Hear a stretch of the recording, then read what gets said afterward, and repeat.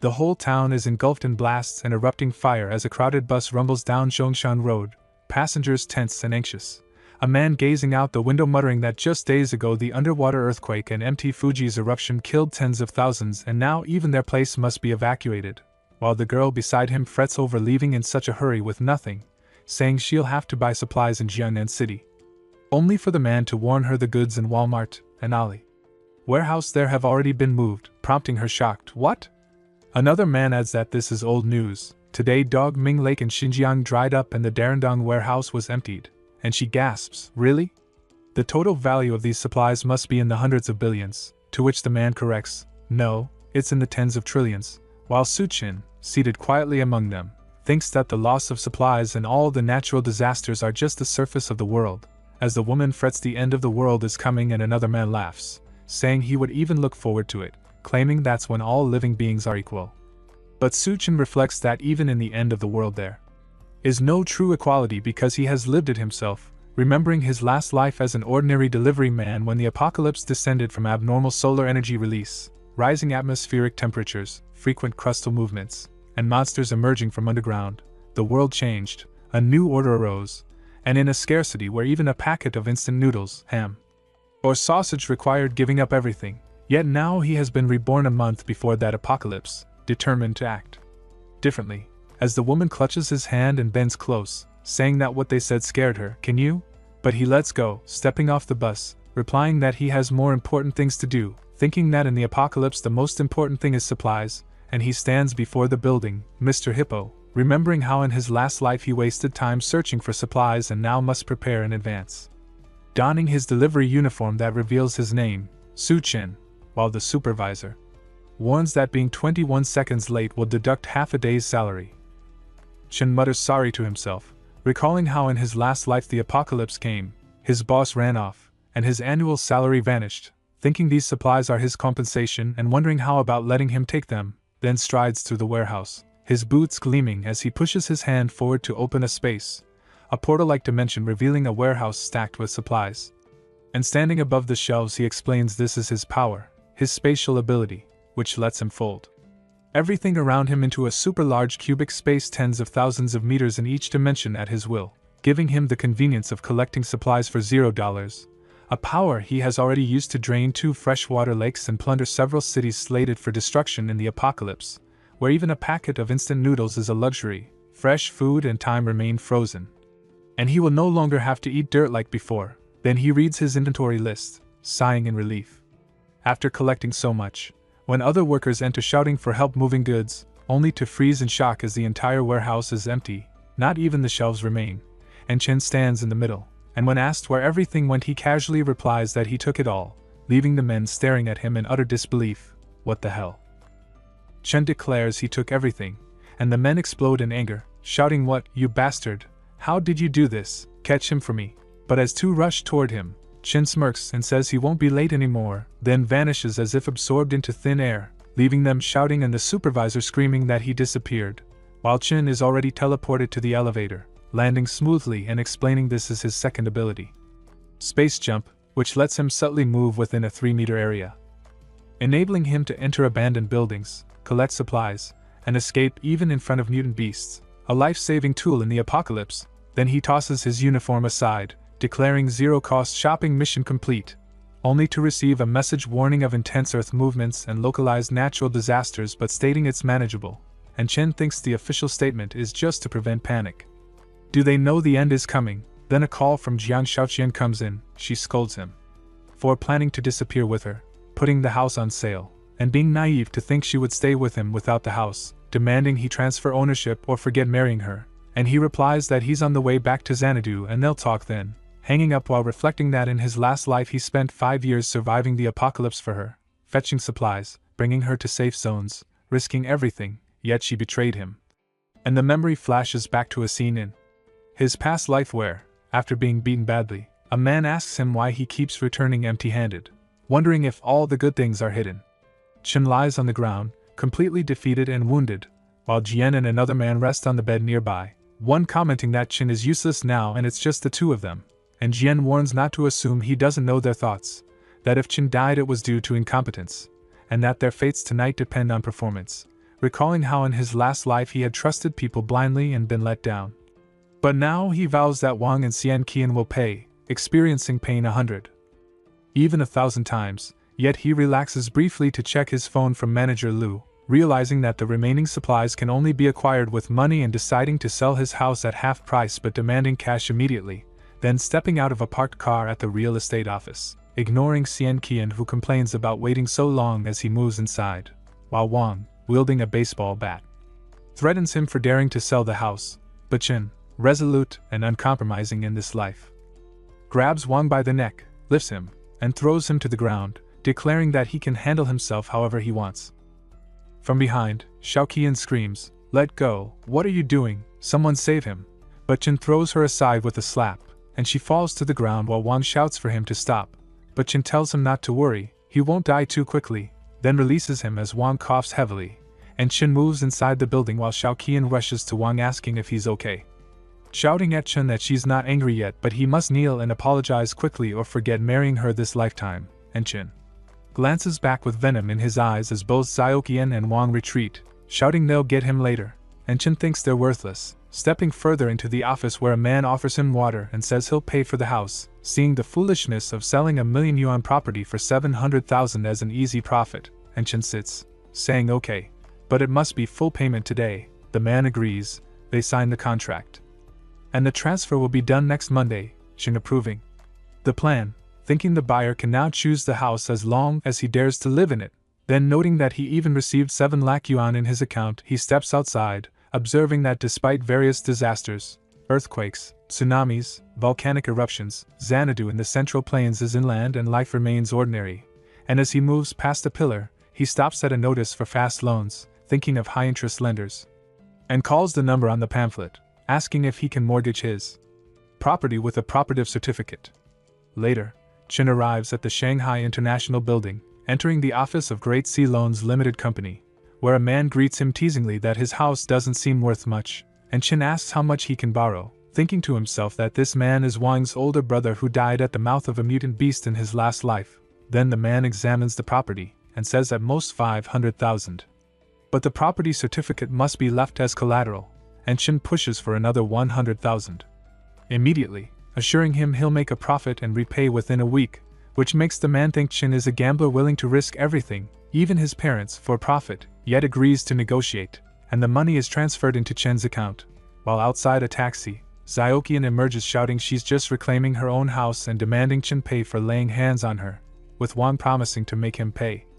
And spotting Chen walking on the street, Xiaoqian urges Wang to follow him to see what he's been up to, as memories flash of commercial buildings collapsing under seawater backflow and rapid freezing, while the Green City Hotel survives every disaster, and Chen heads inside the hotel thinking that the president's suite is well equipped with a swimming pool and it might be a good idea to use this place as a base. Living here for a long time would not be bad.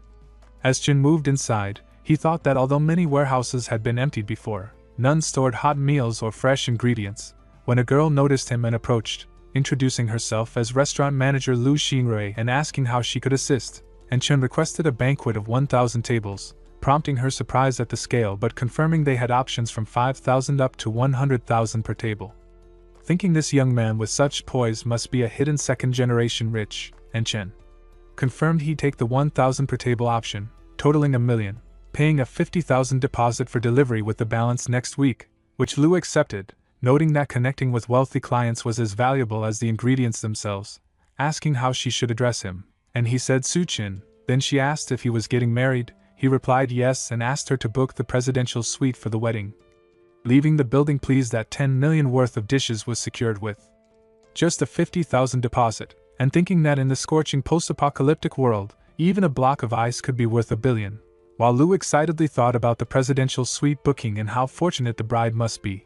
When Xiaoqian approached and asked what he had been doing, Lu explained that Su Chin, her boyfriend, had just ordered a 1,000-table banquet with a 50,000 deposit, and that having a boyfriend like him was truly fortunate, noting that though Xiaoqian seemed young, her temperament surpassed even hers and wondering why wealthy people are drawn to such partners, which made Xiaoqian exclaim in disbelief, questioning whether he really had the money. And Lu explained that the wealthy often hide their true identity until the wedding to protect themselves from opportunistic partners, prompting Ziokian to worry about sudden disappearances or cold treatment before marriage, while Wang, also present, questioned if Suchin was really rich, and Lu showed the phone with the deposit transfer, confirming it, and later, Wang and Ziokian sat in the park outside the hotel. Wang asking who Suchin had invited to the 1,000-table banquet. Ziokian explained that he wanted to introduce her into his wealthy circle and reveal her identity, and Wang asked what they should do, and Ziokian decided she needed to take initiative and create opportunities for this. Bootlicker, imagining herself in beautiful clothes and jewelry, never expecting such a scenario in her life, yet it had to happen with Suchin, that bootlicker.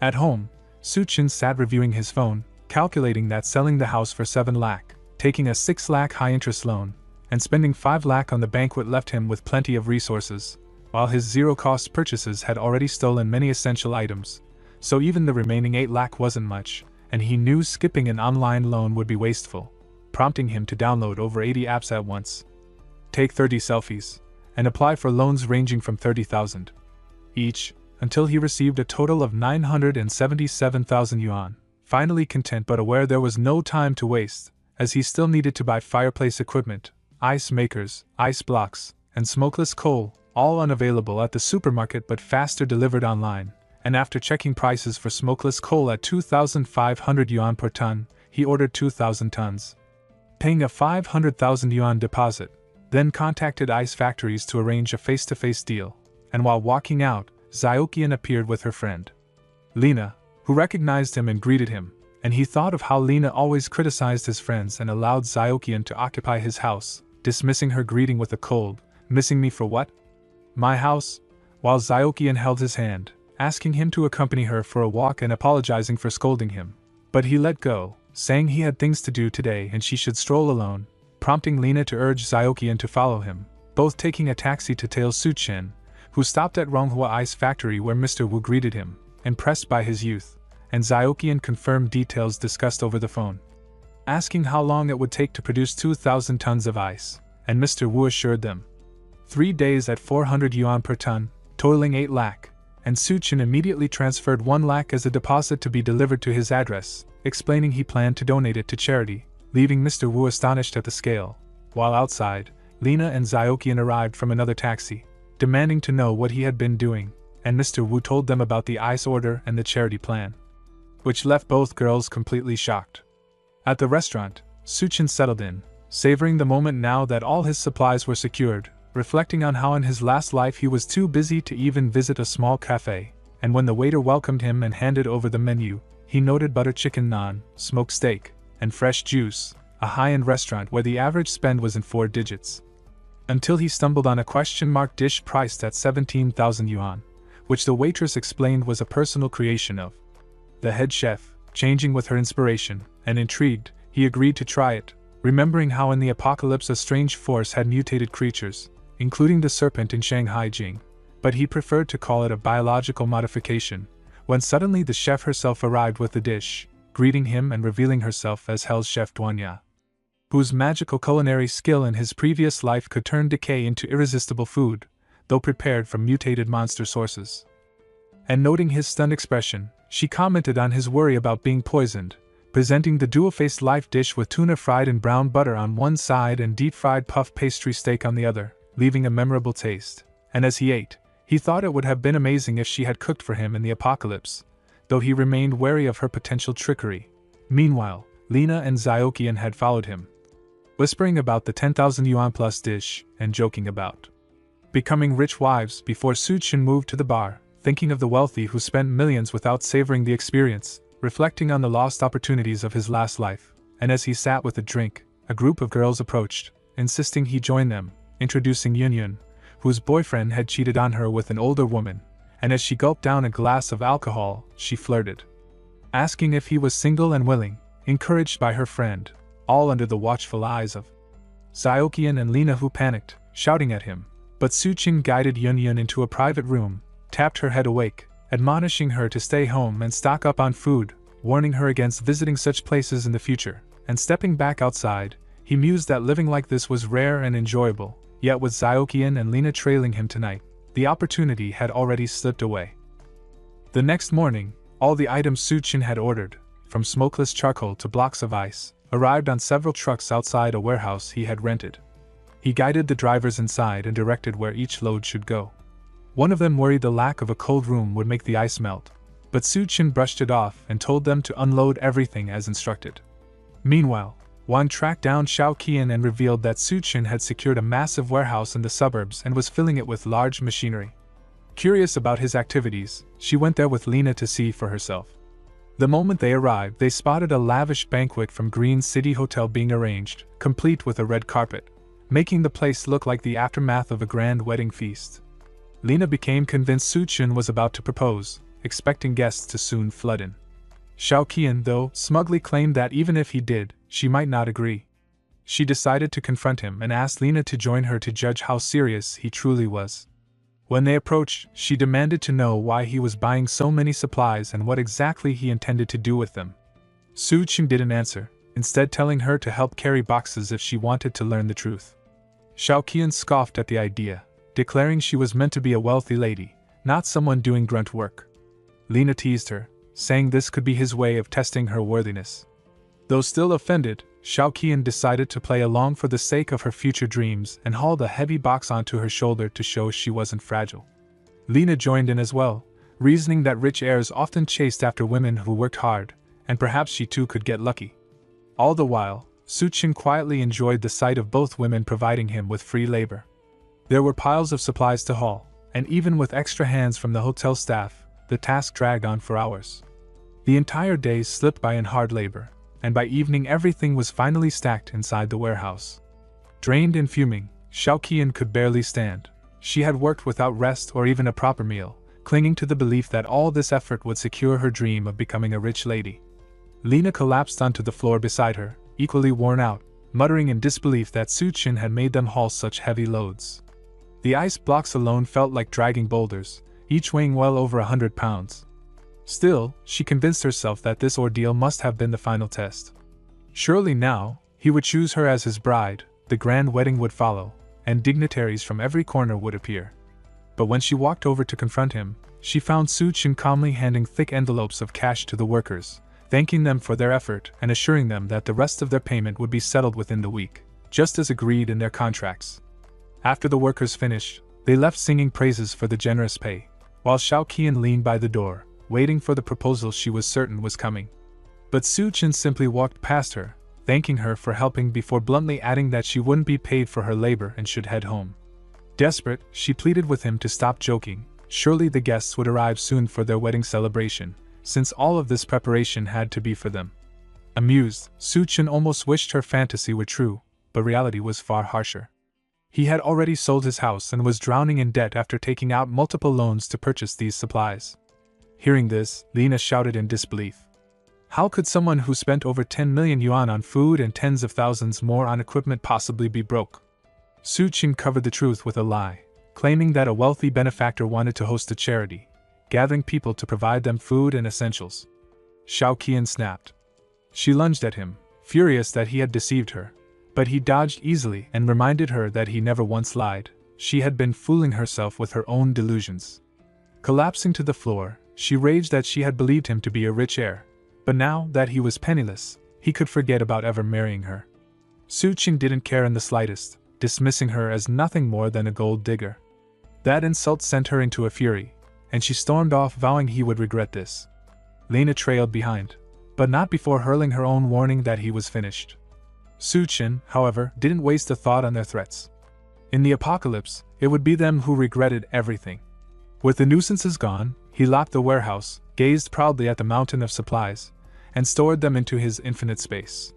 His preparations complete, he returned to Green City Hotel to enjoy another quiet meal while waiting for civilization to crumble. As he relaxed in the lobby, a noisy group barged in, faces he recognized instantly. Day was reassuring Xiao Qian that her good life would begin if she stayed by Wang's side, reminding her that in Xanadu his influence still held weight. The younger man eagerly promised to treat her better than Su-chin ever had, urging her to abandon the abuser for someone worthy. Xiao Qian quickly gave in, clinging to him as they walked deeper inside. Wang swore his older brother would see to it that Su-chin paid for what he had done. To Xiao Qian, Wang didn't seem too bad, and his brother's wealth was even more tempting, far better than sticking to a bootlicker like Su-chin. Their noise finally drew Su-chen's voice, mocking how easily she jumped from one man to another. Shocked by his sudden presence, Xiao Qian froze, while Wang pointed him out as the man who dared to lay hands on him. Dehai's expression shifted in recognition. This was the same person he had given a massive loan to not long ago. Man had already been planning to track Su-chin down, but realizing his debtor was also the one who clashed with his younger brother gave him even more reason to act. Wang was startled to learn his brother knew Su-chin, only for the man to reveal that this was the same person who had mortgaged his house and borrowed over 500,000 yuan. Worse still, repayment was due the very next day. Now both brothers had their own grudges to settle. Xiaoqian, disgusted, sneered that he actually dared to owe Dehai money. With a debt that size, he'd never crawl out from under it. Thankfully, she thought, she had dodged a disaster by not tying herself to him. Su-chin, however, remained unbothered, calmly wiping his mouth after finishing his meal. Dehai leaned down and warned him that he had no business enjoying himself in a hotel while owing such a massive sum. Wan shouted that Su-chin could never repay it, so they might as well end him now. The thugs lurking behind them grinned darkly, eager for violence. Just then, manager Louis stepped in, attempting to calm things down. Dehai said he would reconsider if Su-chin knelt and apologized to him and his brother, promising that would settle things peacefully. Louis turned to Su-chin for an explanation, but he only brushed it off, calling them pests not worth his attention. The insult pushed Dehai over the edge, and he slammed a heavy hand onto the table, declaring that whatever small respect he'd shown ended here. Nothing could save Su-chin now. Or so he believed, until new figures entered the hotel. The man leading them demanded to know what was happening, and both Dehai and Su-chin immediately recognized him. His name was Gao Chang, a ruthless figure Su-chin remembered from his previous life as the infamous Skull Crusher. Together with Hell Chef, Gao had once ruled the post-apocalyptic world of Xanadu.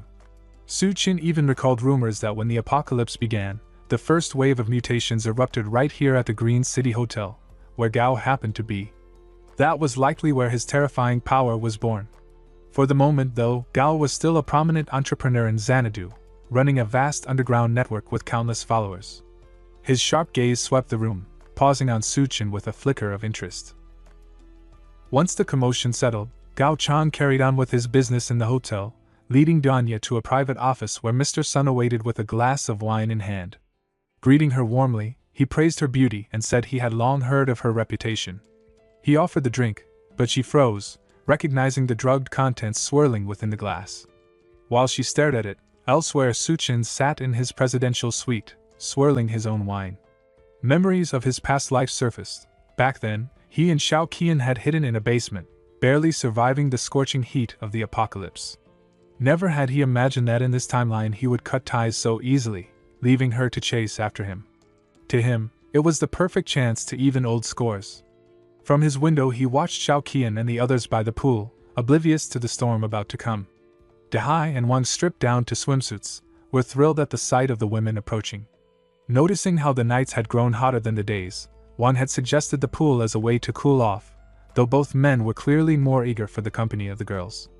Laughing and embracing their luck, they waited eagerly as Xiaoqian and Lina walked over in swimwear, pausing only to remark that the moon seemed unusually bright. Wang seized the moment to clasp Xiaoqian's hand, declaring that his love outshone the moon itself. She brushed him off, uninterested in his hollow affection, and moved toward the pool. Watching from above, Su-chin chuckled to himself. The crimson glow of the moon signaled the beginning of the apocalypse, and he raised his glass in a toast to the end of the world. In the next instant, the moon erupted in searing light. A wave of burning heat swept over the poolside. The group bolted for the lobby, but Dehai lagged behind. The moonlight scorched their skin raw, forcing them inside in a panic. To those in the lobby, the outside now blazed as bright as midday, leaving them stunned.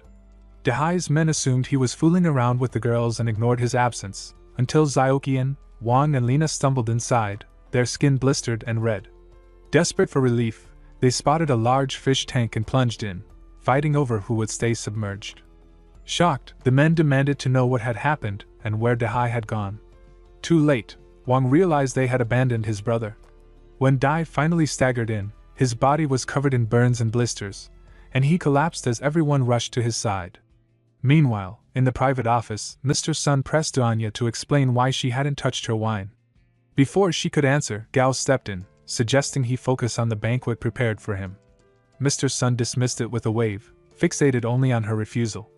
No one in Xanadu, he said coldly, dared reject a drink he poured.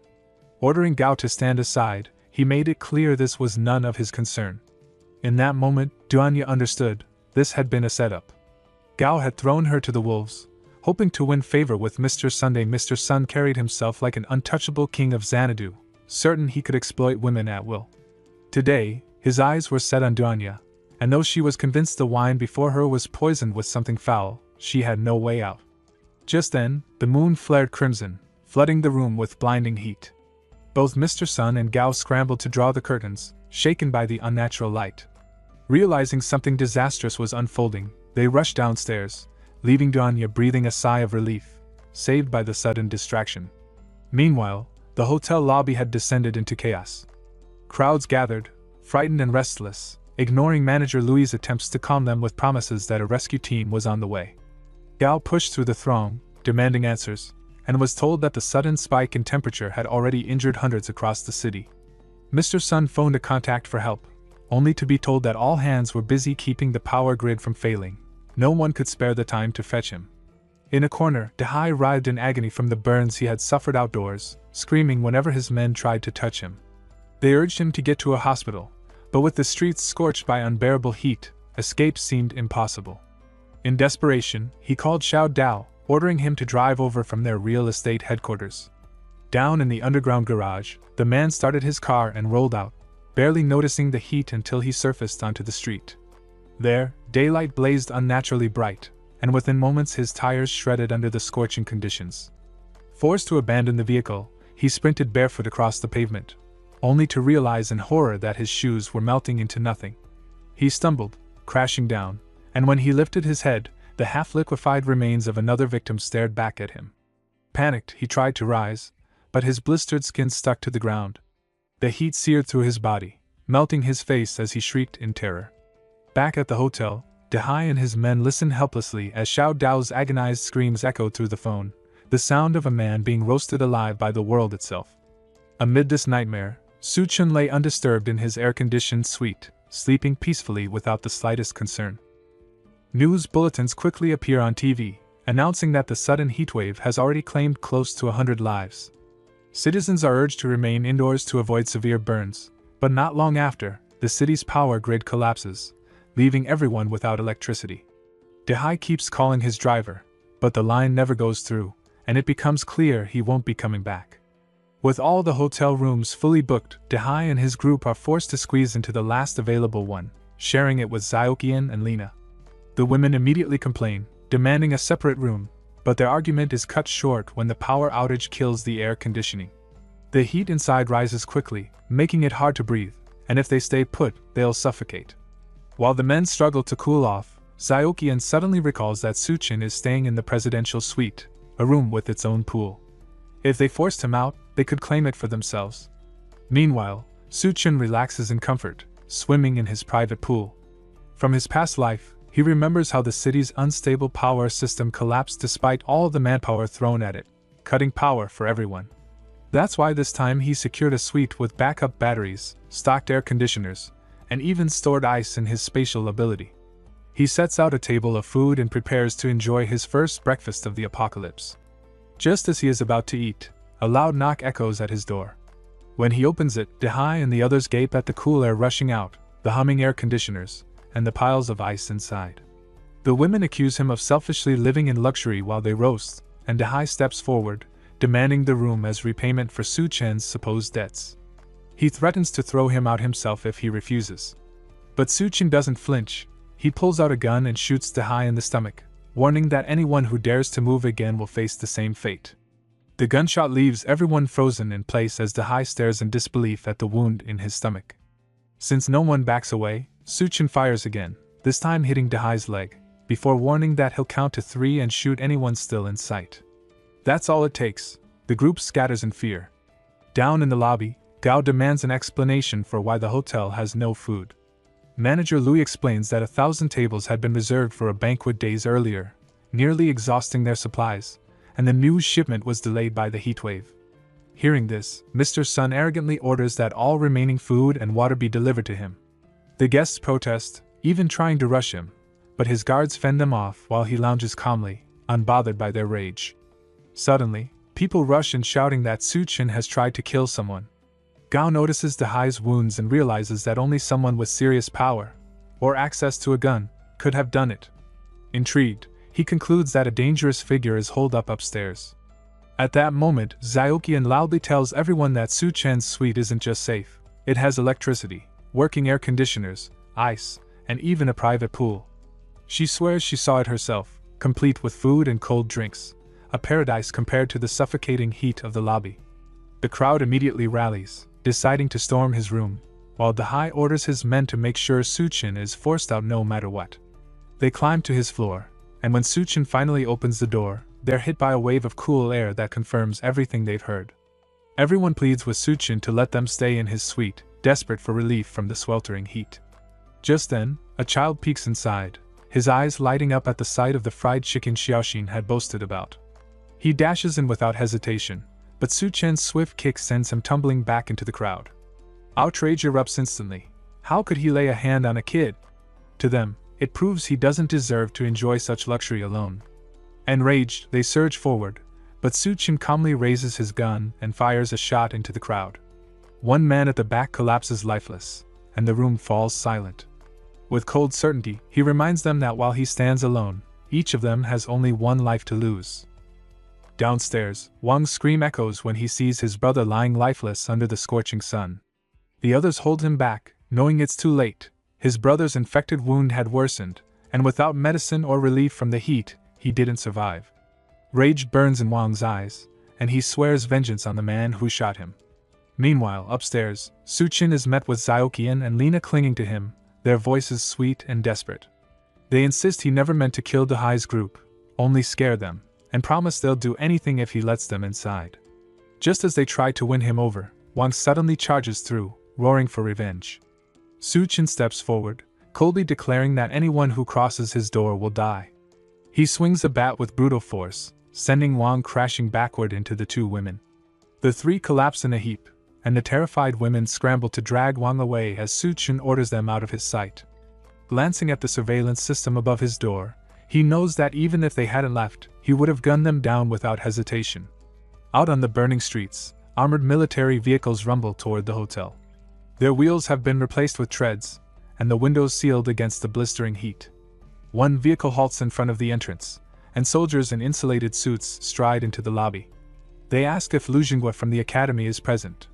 A man steps forward, and the team explains they've come specifically for him. He's fitted with insulated gear before leaving with them, as Professor Lu's geological expertise will be crucial in dealing with the unfolding catastrophe. The lobby erupts in protest when the soldiers announce they've only come for one man, leaving everyone else behind. The rescue team explains that another operation will take place at midnight, the coldest hour, and survivors should head to Silicon Valley Plaza where a rescue point has been set up. Relief spreads through the crowd, though not everyone is satisfied. Mr. Sun charges at a guard, demanding an insulated suit for himself, but he's restrained with ease.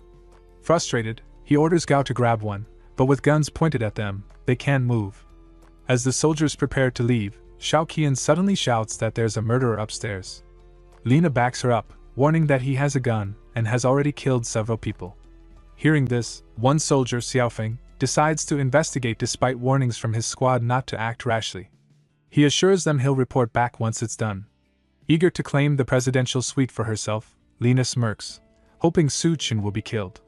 Xiaofeng sneaks up to the room but notices a hidden camera aimed at him. Before he reacts, the door bursts open. First a flashbang blinds him, then tear gas chokes him. Staggering, he doesn't see Suchin until the bat cracks against his head.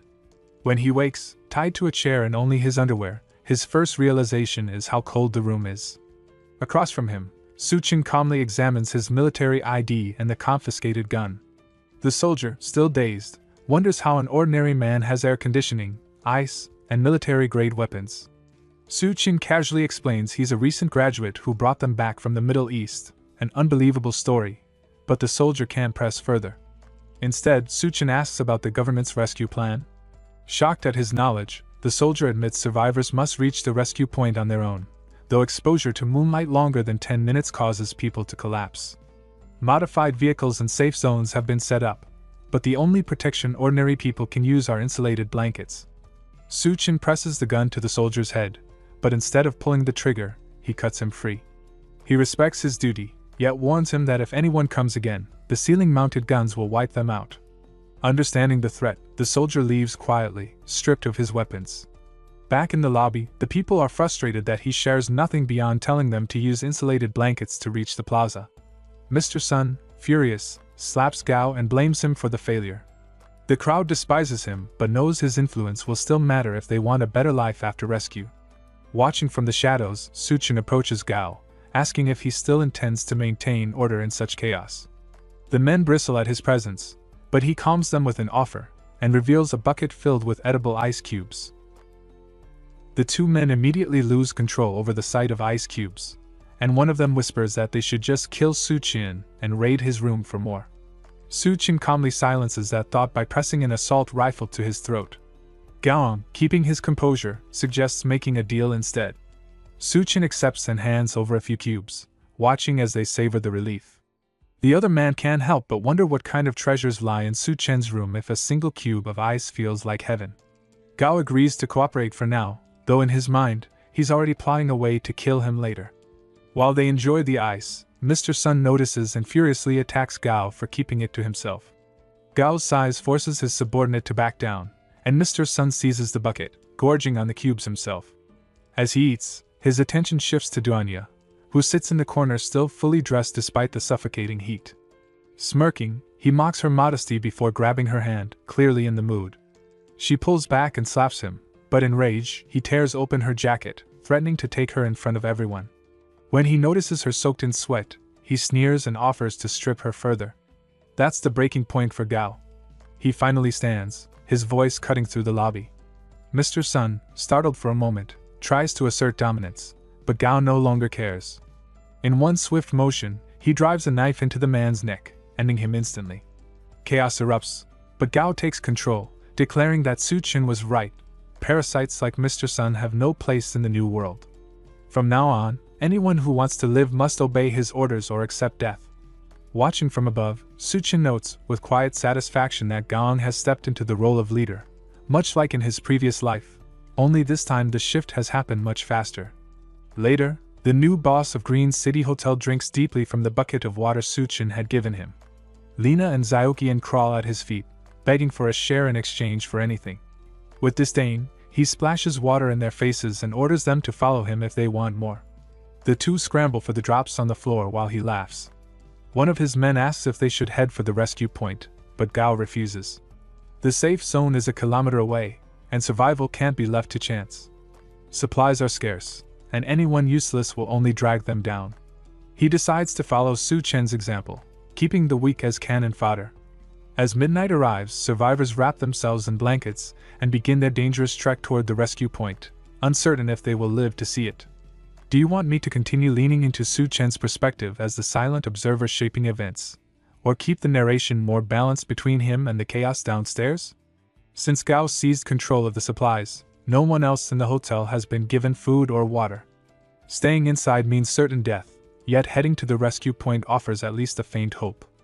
A large crowd sets off down the empty roads, planks strapped to their feet to shield against the blistering ground. Even so, the heat is unbearable. When one survivor stumbles and crashes onto the asphalt, her body melts instantly. The others keep moving without pause. No one dares risk their own life to help, not even for family.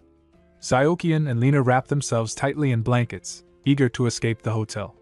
With only 2 days' worth of snacks left, the rescue point is their only chance at real food. But before they can leave, a man snatches Zhaoqian's towel, sneering that since Gao gave them rations, there's no reason to go. He tears at her clothes, demanding they stay behind for his amusement. Desperate, the girls beg him to at least take them into a room, pretending to comply to buy time. From the top floor, Suchin watches quietly. In his last life, he too had gone to the rescue point, but without a blanket, the journey killed many, including himself. At least this time, thanks to his warning, more people should survive the trek. Downstairs, the man laughs off the girls' pleas, mocking their fear. He claims there's nothing to be afraid of, certainly not ghosts. At that exact moment, glass shatters and two monstrous figures stagger into the lobby. Screams erupt as the creatures advance, their touch burning the man alive when Gao throws him forward as bait. Horrified, Xiaoqian wonders aloud if they will also turn into zombies if bitten. Su Chen finally moves. Katana strapped to his back, he descends the stairs and orders everyone to step aside. The crowd gapes in disbelief at his boldness, but Gao waves them down, muttering that they should let him fight, then finish him once he's weakened. Su Chen sizes up the monsters as they snarl at him. In his past life, he learned the truth. Corpses exposed to the blazing sun mutated into these things, but they weren't real zombies and carried no infection. He calls them drought demons, creatures out of ancient Chinese myths now reborn in the apocalypse. These drought demons aren't mindless. They cling to fragments of memory and grudges from when they were alive. In his past life, Mr. Sun was killed by Gao and now, twisted into a demon, his hatred drives him straight toward his old murderer, ignoring Su Chen entirely. Sun, on the other hand, had died from the gunshot wounds Su Chen gave him, so his wrath is focused solely on the Su Chen. The hulking creature swipes at him with clawed hands, but Su Chen slips aside with ease. He counters by rushing Mr. Sun instead, his katana slicing clean through the demon's head. The body splits apart, and from within rises a glowing purple crystal. Su Chen recognizes it instantly. Back in the last apocalypse, Gao must have obtained his strength by killing Mr. Sun and claiming this very crystal. It is a crystal nucleus, a rare source of power that grants ordinary people superhuman abilities. Su Chen snatches it just as the high charges again. Rather than fight, he vaults over the raging demon and lands safely on the stairs, leaving Gao and his men to deal with the threat. Desperate, Gao hurls one at the beast, knocking both brothers into the hotel's water supply. He then orders everyone to grab weapons and strike. Upstairs, Su Chen calmly dissolves the crystal nucleus in a drink. He remembers from his past life that such crystals only appear once in 100 demons or beasts, and to gain their power, they must be cleaned and swallowed directly. As soon as he downs the liquid, a violent surge tears through his body. His clothes shred apart, his eyes blaze red, and pain racks his frame until he collapses, naked and trembling on the floor. Downstairs, Dehai is finally motionless, his head crushed under Gao's boot. But in killing him, they also lost their last reserve of water. Panic spreads. Lena, seeing no future without supplies, tries to flee for the rescue point, but one of the men seizes her and threatens to cut off her legs if she runs again. Desperate, she bargains for her life, promising a way to deal with Su Chen. When they press her, she reveals that Xiaoqian is his former fiancé. If they drag her to his door, he will surely come out to protect her, giving them a chance to ambush him. The men nod in agreement, while Xiaoqian reels in shock at her sister's betrayal. But when the crowd grabs her, she forces a calm face and claims she will go along with their plan. Before putting their plan into action, they decide Xiaoqian needs food first, specifically meat. The problem is that everything in the electric fridge has already spoiled. Gao, however, has a cruel idea. He hands her a knife while the others pin Lena down, telling Xiaoqian that if she craves meat, she'll have to carve it out herself. Realizing their intent, Xiaoqian understands they want her to eat her own sister. For a moment she hesitates, then her expression hardens. Lena screams in panic, begging for mercy and reminding her that they are family.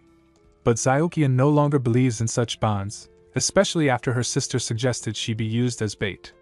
Without remorse, she grabs Lena by the neck and plunges the knife into her again and again. Even Gao and his men are stunned as she coldly tells her dying sister that this is her own fault. Laughing over the blood-soaked body, she declares that once she's done eating, she will head upstairs and drink Su Chen's blood. Gao orders Danya to prepare the meat, insisting that without water, this is their only way to keep strength for the coming fight. Though reluctant, one of the men calls for her. Meanwhile, Su Chen wakes and feels the results of the crystal nucleus coursing through him. His body is stronger, tougher, and resistant to heat, with muscle and raw strength increased to the point that he crushes a block of ice in one hand. As he admires the transformation, a knock sounds at his suite door. Checking the security camera, he sees Duanya, known as Hell's Chef, nervously waiting outside. She knows the downstairs floor has descended into madness under Gao's rule, and her only chance of survival lies in joining forces with Su Chen. When he opens the door, still completely naked, she lets out a scream. Realizing his mistake, he quickly apologizes and invites her inside. Though he considers keeping her subdued, the awkward tension makes him pause. In his past life, he He remembers she was strong-willed and worked alongside Gao, so if he can win her over, it will prove useful. He starts cautiously, reminding her that resources are limited and they barely know each other, so he can't simply let her stay just because she's attractive. Duanya notices the electricity and ice in the suite and understands she'll need to prove her value. She reveals that aside from being a chef, she graduated from Southwest Medical University, carrying both a medical qualification certificate and 3 years of surgical experience. The fact that she's a doctor excites him, though he still warns that their survival beyond tomorrow isn't guaranteed.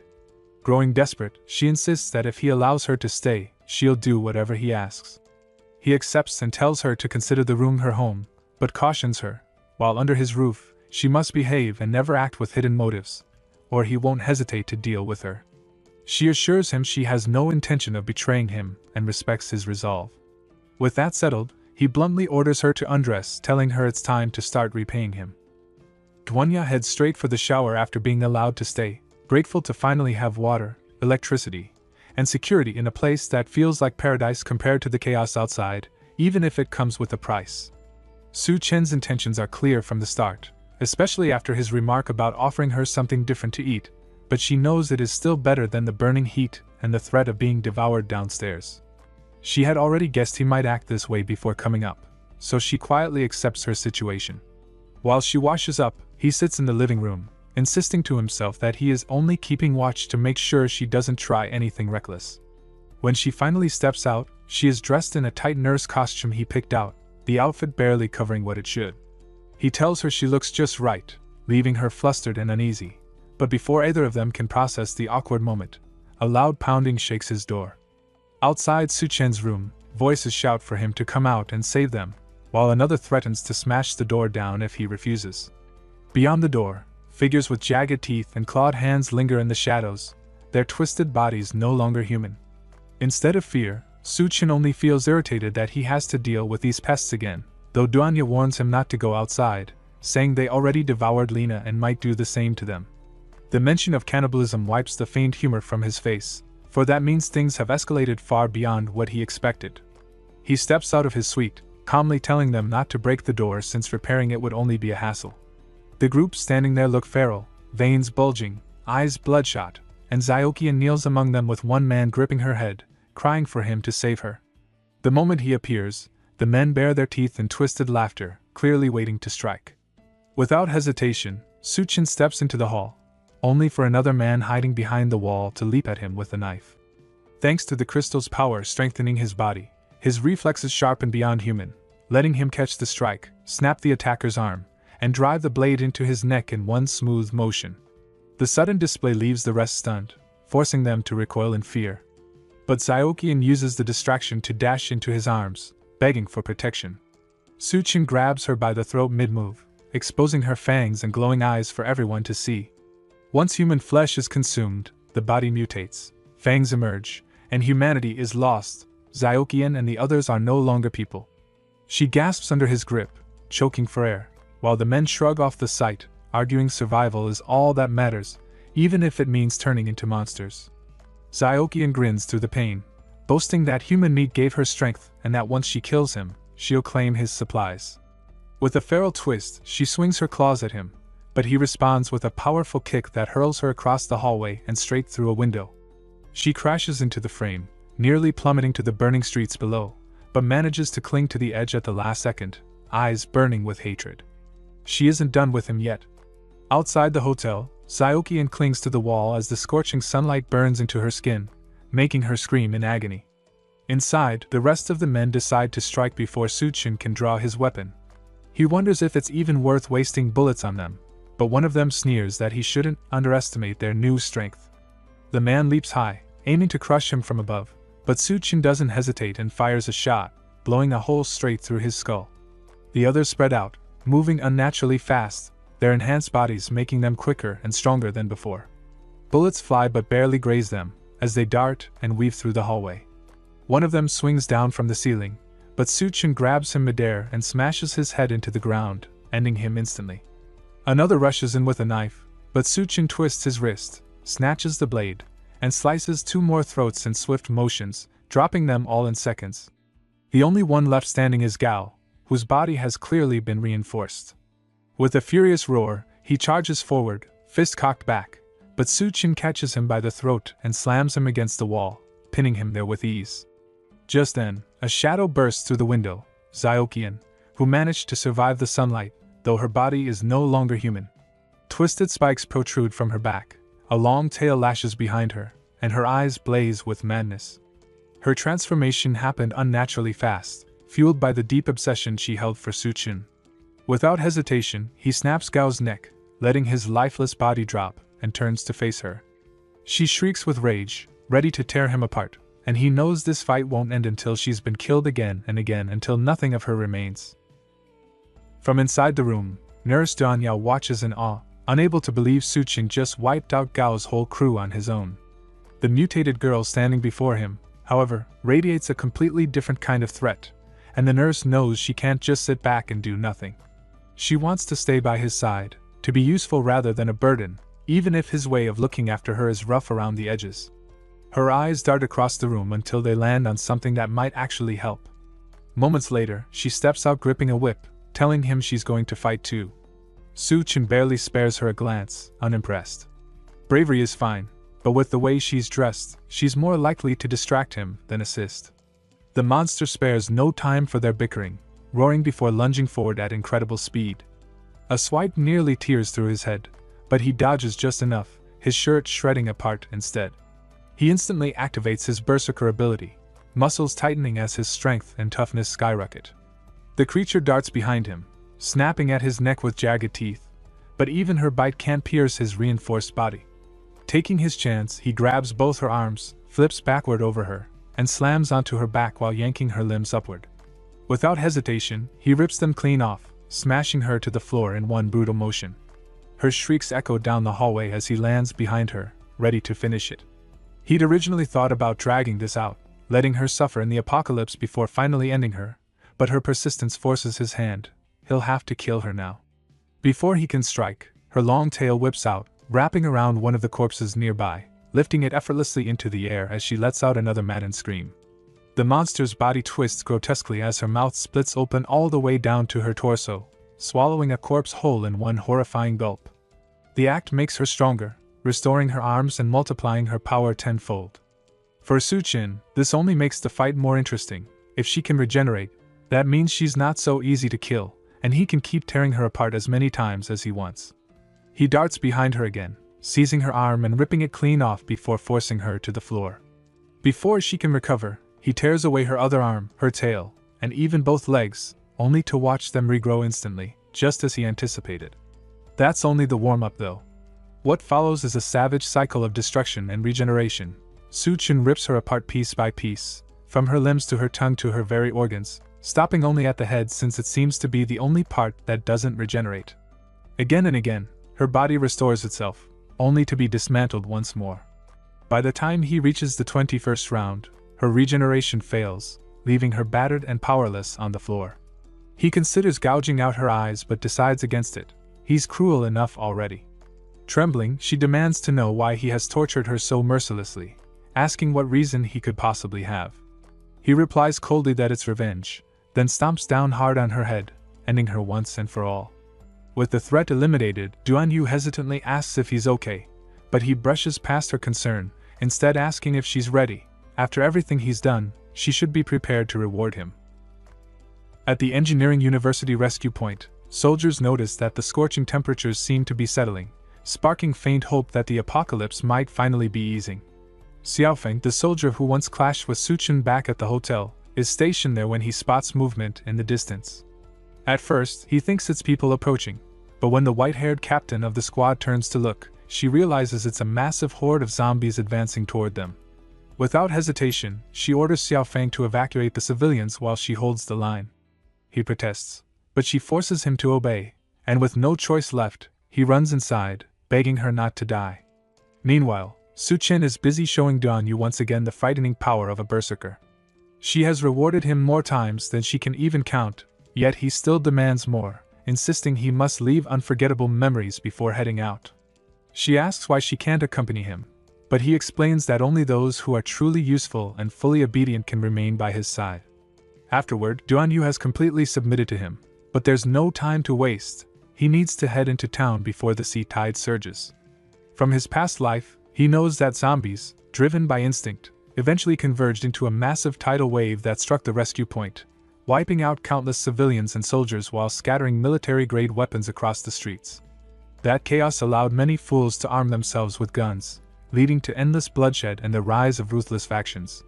Some used power wisely, but many others wasted it recklessly, like the idiots who thought blocking Su Chen's car with a single gun would stop him. He doesn't even slow down, plowing through them without mercy as he drives on. Passing through the city, he notices familiar cracks spreading across the walls from the relentless sun. In his previous life, the heat combined with the zombie onslaught caused the subway station to collapse, killing thousands trapped underground, and this time, he knows it's about to happen again. Su Chen halts his car briefly when he notices a massive hole in the ground, dozens of zombie eyes gleaming up at him from the darkness below. The noise of the engine has drawn them, but despite the possible abundance of crystals hidden in their skulls, he knows not all zombies carry them, and cracking each one open would waste too much time. Deciding it isn't worth the effort, he drives off toward the engineering university to see the situation firsthand. It's his first time back since graduating, but instead of memories, he's greeted with a campus swarming with delinquents and the undead. As he steps through the front entrance, a group of rough-looking survivors confront him, their chained-up zombies snarling against the walls like pets. They warn him that this is their territory and demand his backpack if he wants to leave in one piece. Playing along, Su Chen pretends to be weak and casually pulls a roasted chicken leg from his pack, offering it up as though it's a trade for safe passage. The men, clearly starved of real food for days, go wild at the sight of it. With a sly smile, he tosses the meat onto the floor, and they scramble desperately over each other to claim it. But just as one manages to reach it, Su Chen yanks the food back with a hidden string and coldly tells them they don't deserve it. Furious at being mocked, they draw their weapons, but he ends their little game instantly by pulling out his gun and gunning them down without hesitation. He can't recall encountering so many idiots in his previous life, and the thought crosses his mind that his past warnings may have allowed more people to survive this time, which has now led to this chaos. Moving on, he climbs the stairs and reaches the Department of Reptiles and Snakes, where a heavy lock on the door shows it hasn't been opened in a long time. Inside, the room reeks of decay, countless dead snakes rotting away. He begins searching carefully, and soon, he finally comes across the item he's been looking for. Inside the reptile lab, Su Chen finally spots the Golden King snake, a predator that has survived by devouring all the other snakes in the room. In his past life, this creature was among the first to mutate, becoming the fearsome water rattlesnake army leader. It had consumed countless people and nearly swallowed him whole back then. With the flood just a week away, Su Chen knows this snake will soon begin its mutation, and once that happens, even he may struggle to defeat it. Watching the serpent closely, he notices hints of intelligence already forming in its gaze, a sign that it's far more dangerous than it appears. Before he can dwell on it, movement outside the room catches his attention. A group of thugs has gathered and calls out, demanding he come out, insisting there's no point in hiding. Su Chen, unfazed, steps out with his hands casually tucked in his pocket, deciding it's best to eliminate these distractions quickly. But before he can act, a woman suddenly springs from the shadows. She locks her thighs around the first thug, snaps another's neck under her arm, then leaps at a third and crushes his face before he can even react. 3 bodies drop in seconds. Amused, Su Chen joins the fray by pressing a gun against the back of her head, mocking her skill while threatening her life. She doesn't hesitate to counter, slamming his arm with her elbow to deflect the gun and flipping onto her hands before launching herself at his neck in an attempt to snap it. Unfortunately for her, his body is far tougher than she expected, and the move leaves her awkwardly straddling his shoulders with her crotch pressed against his face. He pauses just long enough to take a deep breath before asking her what exactly she's trying to do. After a brief struggle, he easily restrains her in a compromising position with red ropes, the barrel of his gun once again aimed at her head. Out of options, the woman finally gives in and introduces herself as Bai Tsung, captain of the Azure Tiger Special Operations Team. Even while tied up, Bai keeps her composure, warning Su Chen to behave and let her go, but he brushes aside her words and instead asks if she knows Xiaofeng from the Special Forces. The mention catches her off guard, and he casually explains that he once saved the soldier's life, something that isn't entirely false but not quite true either. With her suspicion eased, she decides to share what she knows. A group of fugitives had taken over the school, holding students hostage while seizing weapons. When the zombie horde hit the rescue point, Xiaofeng led the civilians to evacuate, not realizing that some of the escaped prisoners had blended in with the crowd.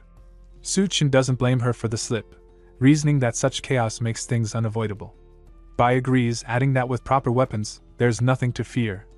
As she speaks, he spawns a grill and begins roasting meat, chewing leisurely while she squirms in discomfort, finally asking how long he intends to keep her bound like this.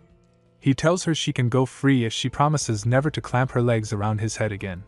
She reluctantly agrees, on the condition that he shares some steak with her. After he unties her, she reclaims her guns and makes it clear she has her own mission to handle. She can't fully assist him, though she might lend power support when possible.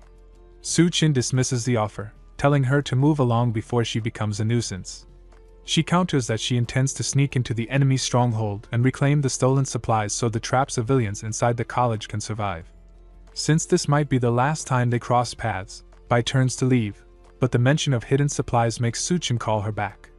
He lies that Xiaofeng is his brother, and claims that's why he'll help, though his real aim is the stash she mentioned. The supplies are hidden in a room inside the administrative block, where armed thugs hold students hostage while guarding their loot. Inside, the gang boss asks his men for updates, and a subordinate explains that most of their people are stationed outside, ready to raid the dorms. Pleased, the boss orders the least cooperative prisoners to lead the charge while the rest cover the rear. Just then, the door bursts open and Su Chen walks in, calmly apologizing for interrupting. Shocked, the thugs demand to know who he is and how he bypassed over 20 guards. He shrugs and says it was simple, then lifts a finger toward the man who asked. With a casual bang, the thug's head bursts apart, and the room falls silent. The others freeze as Su Chen warns that any movement will mean death.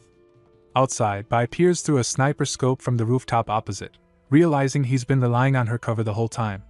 Despite her support, the number of enemies makes his solo plan reckless in her eyes.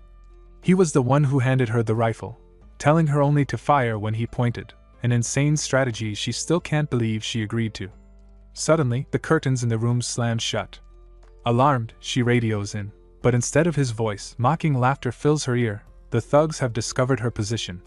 Realizing she's been spotted, she bolts from her perch and races toward the administrative block, praying he can stall long enough. Orders ring out to execute Su Chen, and fear grips her that she may already be too late. But when she bursts into the room, ready to avenge him, she finds every thug already lying dead.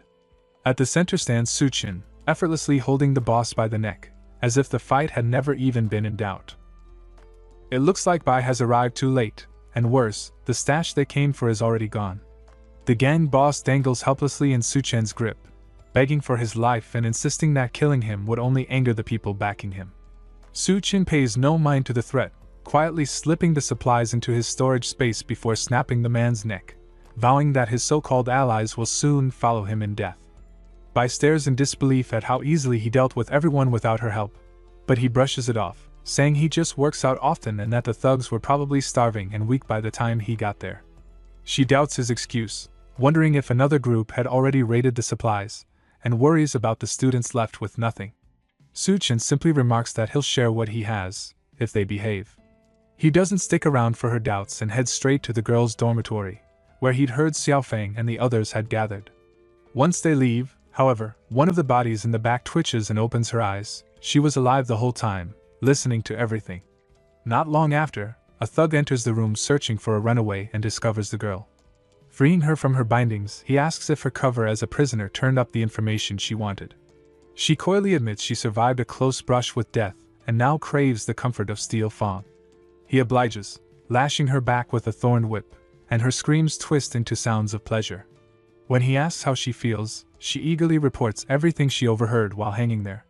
At last, he asks who stole the supplies, and she names the devil responsible, Su Chen. Su Chen and Bai return to Xiaofeng, who sits bandaged and clearly injured, though he insists he's fine. His eyes linger on the unfamiliar man beside her, but Su Chen ignores that and asks to see the wound. What started as a scratch now looks far worse. After examining it, Su Chen explains the truth. It came from cannibals, creatures that feed on humans, their nails crawling with deadly bacteria and viruses. Left untreated, the wound could easily kill him. Medicine in these times is rare, almost impossible to come by, and yet Su Chen pulls out a supply without hesitation. Both Bai and Xiao Fang are stunned by how much he produces, but Su Chen brushes it off, saying it's only because Xiao Fang is his brother. In truth, he remembers a man from his past life, a soldier whose combat power rivaled a walking nuclear bomb, revered as the god of war. If that man is Xiao Fang, then keeping him alive could prove invaluable. Xiao Fang gratefully promises to repay the debt, though he quickly points out that Su Chen didn't risk himself just to play doctor. Su Chen doesn't deny it. He warns them that a massive flood is coming soon, and if they want to live, they'll need to evacuate fast. The unbearable heat is already melting glaciers at record speed, sending seawater surging inland and threatening to drown the entire mainland. Su Chen warns that if they don't evacuate soon, they'll all be swallowed by the coming flood. His words leave the group shaken, though not everyone believes him. Fan Qing, a classmate of his and a spoiled second-generation rich girl known on campus for both her boxing skills and her constant gender-based provocations, accuses him of trying to scare them away so he can claim the school's resources for himself. Marching up to him, she demands food from his bag and even dares to grab it, but Su Chen stops her with one solid slap that sends a tooth flying and leaves her cheek swollen. The crowd immediately cheers, not out of cruelty, but relief, since they've long been tired of her antics. She's hoarded an entire dorm just for herself, flaunted her money, and made herself hated by everyone. The calls for her to be thrown out of the dorms grow louder until she finally snaps, threatening to run to her father before storming off in rage. Su Chen simply remarks to Bai that someone should keep an eye on her, though he knows that clinging to family influence won't matter in the apocalypse. Outside, Fan Qing stomps across the school grounds, loudly insulting the men of her country and boasting about how only foreign gentlemen measure up. But the moment she spits Su Chen's name, she draws the attention of a thug lying in wait, who grabs her from behind and demands to know where he is. At that same moment, Su Chen walks calmly toward the campus exit, leaving evacuation matters in Bai's hands while he pursues his true goal, waiting for the Golden King snake to mutate so he can claim its crystal and maybe even its power over water. Just as he steps through the courtyard, he hears Fan Qing's voice screaming for help. He turns to see her suspended in the air, tied and dangling while a man laughs atop the truck holding her captive. Su Chen mocks her, asking if she managed to find her father, but she only pleads desperately for him to save her. The man on the truck finally introduces himself, declaring that he's from the Federal Bureau of Evolution and has come to punish Su Chen for stealing his supplies. With a smirk, he swings open the truck's rear doors to reveal his surprise, a swarm of drought demons, pouring out in a frenzy and surrounding their target. The cries of the drought demons echo across the area, reaching both soldiers and civilians, who immediately realize the noise comes from the direction Su Chen went. That can only mean their new ally is in danger. Bai quickly orders Xiao Fang to remain behind and protect the civilians while she checks the situation, but he refuses to let her run off alone again. Back on the battlefield, the thug grins and points at the swollen-faced girl dangling in the air, asking if she's Su Chen's classmate. If that's the case, then this is his chance to play the hero. He just has to kneel and beg, and the girl will be freed. Su Chen pauses to consider the mock offer, but before he can respond, Fan Qing screams at him to stop hesitating and kneel down already. It's not like it's impossible, she insists, since he just said he'd save her. Why go back on his word when he's supposed to be a man? Su Chen calmly tells her that yes, he's a man, but not one obligated to save someone like her.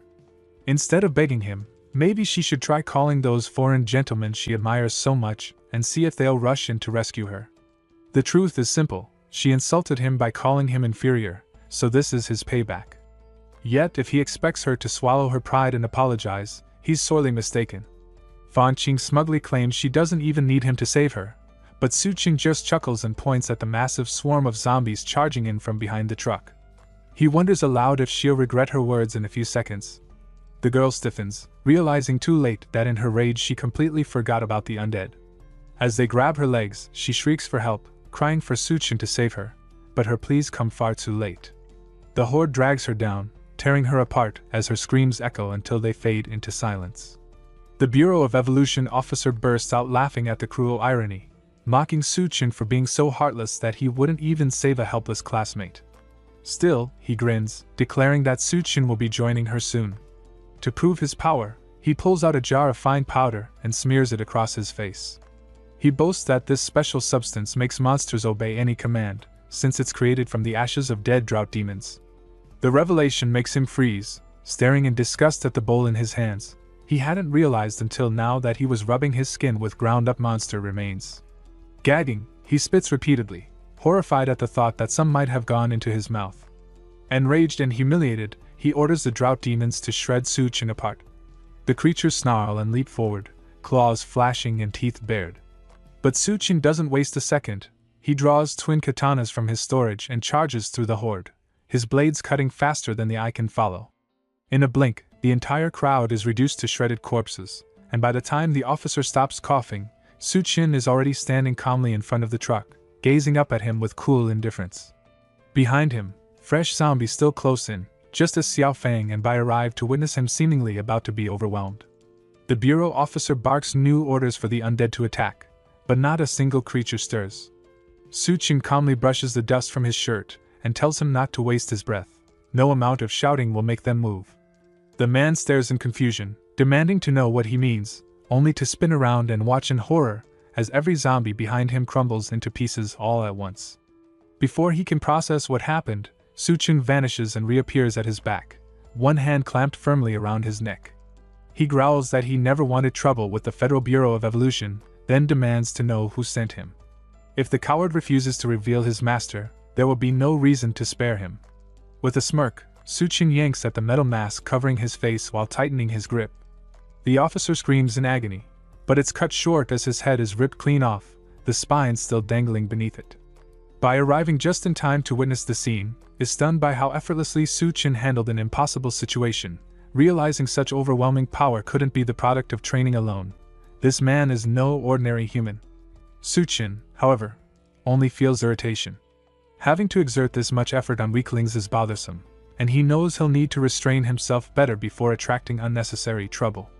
If only he had a capable partner at his side, things would run far smoother.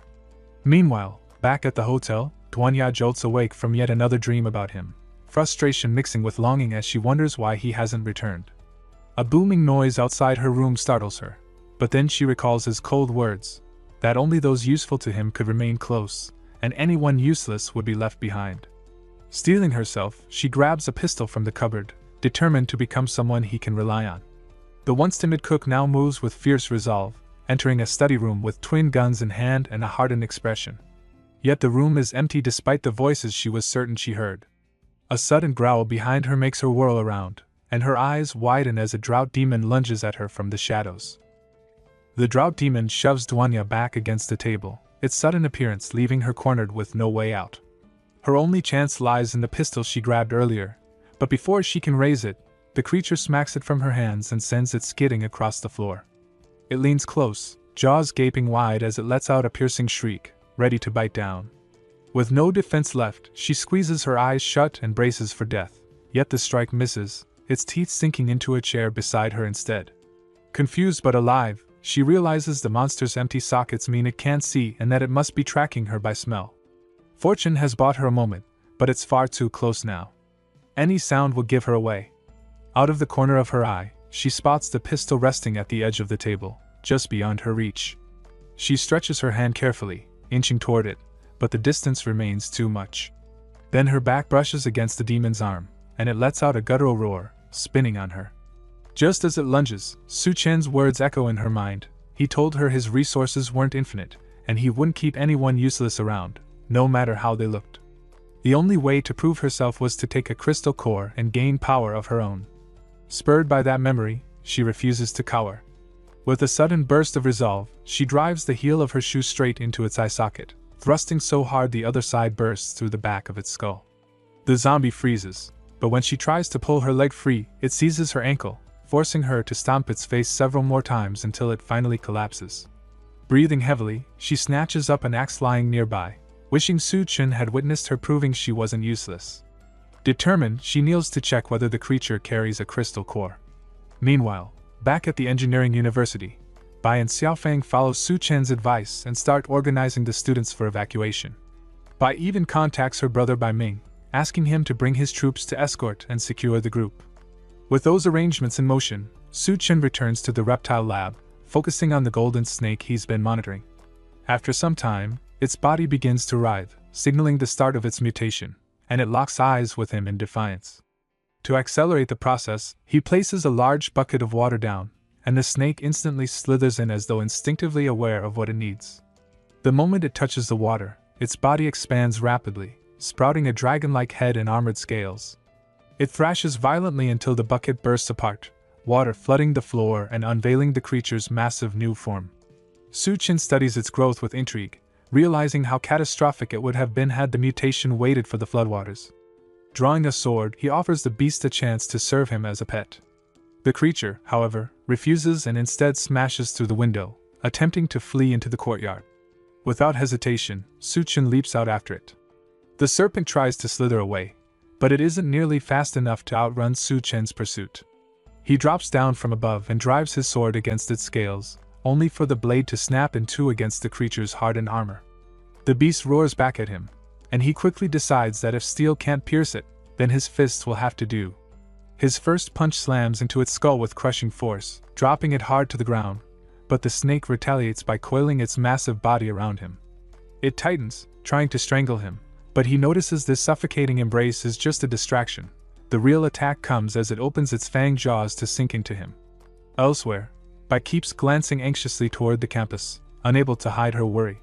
Her brother catches on and teases her about not wanting to part with that so-called handsome man, only to be sharply told to shut his mouth. His surprise grows when he realizes his sister might actually like this mysterious stranger. Even so, he insists anyone staying behind is doomed. She disagrees, convinced that Su-chin won't die. From the moment she first met him, she sensed an overwhelming strength in him, an aura so fierce it reminded her of a monster. That's why she believes they'll meet again. Back on the battlefield, Su-chin effortlessly snaps free of the serpent's coils, gripping its throat with one hand while planting his foot on its body. With his current strength, there's no way such a simple tactic could hold him. Remembering that snake's nerves remain active even after decapitation, he avoids tearing off its head. Instead, he rips the beast in half at the midsection, leaving no chance of a counterattack. Among the remains, he retrieves the crystal core, eager to discover what power this one will grant him. Soon the heavy rains arrive, and just as Su-chin predicted, the city begins to drown. The brutal heat had already crushed people's spirits, but the great flood now sweeping across the globe threatens to erase human civilization entirely. Even inland cities like Xanadu are swallowed by the rising waters, leaving only the tallest structures jutting above the surface. At the engineering university, the low terrain is completely submerged, with just the administrative buildings still visible above the flood. Su-chin isn't spared either, and the rushing waters engulf him, but he adapts with ease. The crystal from the Golden King snake has granted him the ability to move and breathe freely beneath the surface. His body undergoes striking changes the moment it touches the water. Tiny scales form across his skin, his physical strength surges, and a translucent membrane covers his eyes, sharpening his vision while protecting them. Strangely, he breathes without using his nose or mouth, as if his entire body itself is drawing in oxygen. All of it mirrors the traits of the Golden King snake, and while it isn't the coveted power to control water, the gift of surviving and fighting underwater proves to be a priceless advantage. The floodwaters surge from the Green City Hotel district, making it impossible to swim upstream. The current is relentless, filled with dangerous debris drifting beneath the surface, and every obstacle blocks Su-chin's path back to the hotel suite. At the same time, the distant volcano erupts with full force, yet Xanadu's skies remain deceptively clear because of its distance. He knows once the volcanic ash spreads to block out the sun, the dreaded doomsday winter will follow. With disasters piling one after another, it feels like human civilization has already collapsed. To survive, the only path is to keep evolving and gaining power, or risk becoming prey for the newly transformed creatures. Su-chin recalls how, in his previous life, Xanadu fell into chaos after the Great Flood, divided among terrifying rulers, the northern zone dominated by the Golden King snake and the female Corpse King, the south controlled by the cannibalistic Devourer clan, the west claimed by the Rat King and his swarm, and the east ruled by Gao the Skull Crusher alongside Duanya, Hell's chef. He had nearly lost his life countless times under their reigns. But this time, things are different. He has already slain Gao and the Golden King snake early. To secure his strength, his best move now is to claim the remaining crystal cores. Yet challenges remain. The Devourer clan is too vast, the Corpse Queen too elusive. That leaves the Rat King, whose presence at the University of Technology had sparked a rat plague in his last life. If he tracks it down early, he might seize its core before the swarm grows too dangerous. Just then, strange noises stir him from his thoughts, and he finds himself encircled by aquatic beasts drawn to his presence. Elsewhere in the submerged city, two men cling to a tower, struggling against the raging waters. They curse the sudden flood and their rotten luck when they spot someone cutting through the current with impossible speed. Anyone else would already be dead in such conditions, yet this swimmer moves with ease, and they soon recognize him. It's Suchin, the very man they had been ordered by the Federal Bureau of Evolution to monitor. Without him, they wouldn't be stuck in this nightmare. Bitter and angry, they vow to kick him back into the water if he dares climb up. But what shocks them most is his pace. He glides like a creature born of the sea, and trailing behind him are packs of sea zombies chasing with terrifying speed. Still, Suchin swims even faster, pushing forward against the current and drawing closer to their tower. They shout at him to stay away, but he recognizes them instantly as Bureau agents. If the Bureau already has him on their radar, then this is the perfect chance to squeeze information from them. With a sudden burst, he launches from the water, stepping on one of the men as if he were a foothold, and vaults his way to the top of the tower. One of the men loses his grip and slips off the tower, plunging toward the zombie-filled waters. At the last second, his companion grabs his arm, saving him from certain death. But with the added weight, both are left hanging with little chance of holding on for long. The first man insists he'll pull his friend up, but it's useless. If he doesn't let go, they'll both drown. Suchin seizes the moment, demanding they share everything they know about the Federal Bureau of Evolution. They grit their teeth and refuse, warning him that even if they die, others will come for him. If that's their choice, he has no reason to show mercy. As the struggle continues, a zombie latches onto the larger man's leg and drags him into the water. His companion screams and dives in after him, willing to die together. It's a hopeless gesture. Within seconds, they're surrounded by dozens of snapping jaws. Just as they're about to be torn apart, Suchin dives down and cuts through the swarm with his sword, killing every zombie in a single flurry. The men are left stunned, questioning whether he's even human, but one thing is clear: they owe him their lives. Acknowledging that debt, they finally revealed the truth. They admit they were sent by the Federal Bureau of Evolution to keep watch over him. The Bureau is stationed at the Science and Technology University, led by Chief Liu and his research team.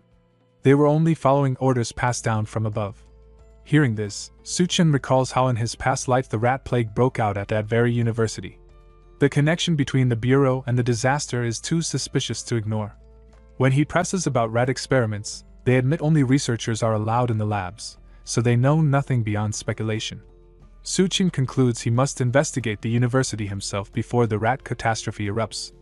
Meanwhile, at the Green City Hotel, Duanya manages to carve out a crystal core from a zombie's skull. Swallowing it, she's hit by the same searing pain Suchin once felt when evolving. She wonders if she succeeded and what power she'll gain, but her thoughts are cut short as she notices the floodwaters rising, now reaching even the top floors of the hotel. Duanya feels the cold floodwater swirl around her feet, small tentacles wriggling and circling, ready to strike. Before she can react, the monstrous mass wraps around her body, lifting and binding her in its slimy grip. It coils tighter, leaving almost no room to move. Suddenly, it lunges toward her face, revealing a gaping mouth lined with hundreds of razor-sharp teeth. She barely manages to block it with her hands, but the creature twists around them, pinning her further. More tentacles erupt from the water, and in an instant she's completely entangled, surrounded by dozens of them. The attack comes so fast she barely has time to react with her newly acquired powers. Her thoughts flash to Suchin and the day he first demonstrated his space manipulation ability, explaining that consuming a crystal core lets one gain a monster's power. Yet, she knows appearances can be deceiving. The only way to truly understand her new ability is to sense it within her body and the environment. She focuses, feeling the energy shift inside her.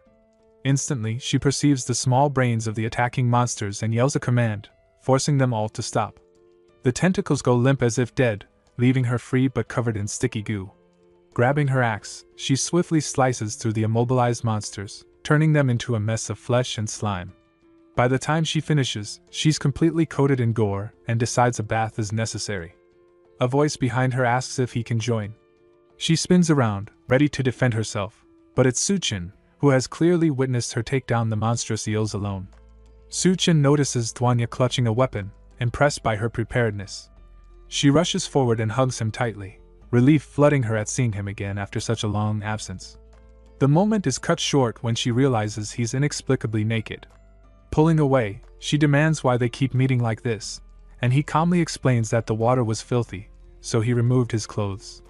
They decide to bathe together, and for the first time in days, Suchin finally relaxes, appreciating how home feels after being away. Duanya rises behind him, giving him a soothing massage as they unwind. The calm mood allows him to ask if she succeeded in awakening an ability. He didn't witness her power directly but sensed something different from the temperature of her mouth. She questions how he could possibly know that, but he ignores her and presses again, asking if she managed to awaken an ability. Duanya explains that her ability seems to involve some form of mind control, and Suchin already suspects what it might be. He asks if it can affect food, but she admits she hasn't had time to practice yet. Eager to test it, she tries using it on him, making him believe she's wearing a revealing gown, only to realize his mental strength is overwhelming. Without his consent, she might have collapsed immediately. Despite that, he's impressed with her power and decides to make her practice until her legs grow weak, and they laugh together late into the night. The next morning, Suchin teaches her how to hold and shoot a gun, combining her new ability with precise control to eliminate the remaining tentacle monsters. He advises her to focus her mind, control her powers with thought, aim carefully, and fire. Duanya appreciates the lesson but wonders why he's teaching her shooting when they still plan to go to the University of Technology. He explains she has half a day to get accustomed to her abilities and shooting since she's from the medical university, and for the next adventure, she will accompany him to prove her usefulness. The couple navigates the floodwaters in a speedboat, and for some reason, Suchin asks Duanya to wear a bunny outfit. She hesitates, wondering if it's appropriate outside, but he reassures her that in the apocalypse, no one can do anything even if she wears nothing. She asks if he's ever been to the Science and Technology University, and he recalls visiting once to see a friend, wondering if that friend survived. She comforts him, saying good people usually have good fortune, so he shouldn't worry. After more travel, they reach the university, which has been fortified for the apocalypse. Suddenly, he senses danger and pulls Duanya close as bullets start raining on their boat. The shooter pauses briefly to ask their purpose, and since he can't reveal he's investigating the mutant rat king, Suchin lies that he came to join the Federal Bureau of Evolution. The man seems unconcerned about him and instead fixates on the Duanyu, offering to open the gate if she spends the night with him. Suchin heads home while the two of them pull out their trump card, offering braised pork to get the gate opened. The sight of the food instantly changes the guard's attitude, and he orders the others to open the gate quickly, claiming he hasn't seen meat in ages. They dock the boat, and the guard demands the pork as soon as they step off, sending his partner to escort them inside while he keeps the food for himself. Unaware of the smirk on Suchin and Duanya's faces, he greedily eats what he thinks is meat, not realizing it's an entire monster's hand charmed by Duanya's power. Satisfied, he allows them in and promises to send Suchin to the lab later. Another, friendlier guard leads them to the main base, where tired and hungry people are scattered. The lower levels house the elderly, children, and low-tier residents, so he offers to take them upstairs to a clean room. While they walk, a young girl appears, wobbling as she apologizes for feeling dizzy. Duanya notices her weakness from hunger and asks about her parents. She explains they went out to find food and haven't returned. Duanya offers her a piece of bread, but the girl hesitates, worried the Duanyu will go hungry. Duanya reassures her that one piece won't make a difference, yet the girl remains unconvinced. Suchin then shows off a banquet table and promises she will never go hungry if she becomes his woman. The girl eagerly agrees, but Duanya quickly shoves bread into her mouth to silence her. The smell of food draws thugs who push the low-tier residents aside to reach the feast, ignoring rules that require all food to be contributed in exchange for points in this makeshift society. The frightened girl clings to Duanya, trembling as she reassures her not to be afraid and promises to try talking to the men. She glances at Suchin for approval, then summons another banquet table with her eyes glowing ominously. She tells the men to eat to their heart's content, and though something is clearly wrong with the food, it looks so tempting that they can't resist. They shove each other to get the first bite, almost moved to tears by how delicious it tastes, and praise Duanya, promising to reward her later. Suchin, however, can't escape punishment so easily. As a newcomer who broke the rules, the men decide to make him fight in a life-or-death duel against two feral-looking individuals, recognizing them as the brothers he encountered on the tower during his city swim. The girl realizes they are her brothers who went searching for food and never returned, bursting into tears and angrily shouting at the men to let her go, but Duanya holds her back. The thugs explain that the brothers had failed their last mission due to Suchen's interference, leaving them short on contribution points, so they were sentenced to death. Rather than killing them outright, the men drugged them and kept them for entertainment. Since both Suchen and the girl know the brothers, the thugs impose a cruel new rule. If Suchen loses, they will throw the brothers and their little sister into the river. The two brothers appear to be in a wild, uncontrollable state, likely the result of some kind of drug. Heavy chains and collars bind their necks, and they seem not to recognize Suchen at all.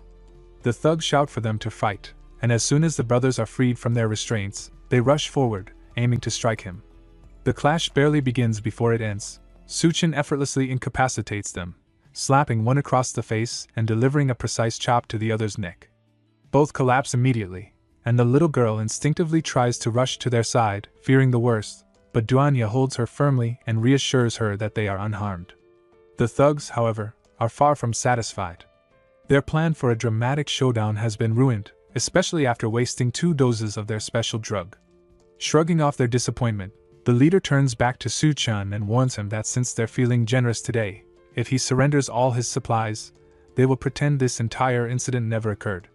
Puzzled, Suchen asks why he should give up his resources, and the thug explains that he must be new to their territory. Anyone entering the Science and Technology University must obey the boss's rules to maintain order and prevent freeloaders from taking advantage. Freeloader behavior is not tolerated here, and if he wants to remain, he will need to earn contribution points by giving up supplies or locating new resources. In this camp, contribution points function much like currency used to in the past. Just like in the real world, only those who set the rules benefit. Suchen reluctantly agrees to their terms and explains that the last of his food has already been eaten, so there's nothing left to hand over. At that moment, a large, imposing man arrives and offers him contribution points in exchange for working under him. The sheer presence of this man instantly makes the previously arrogant thugs tremble with fear.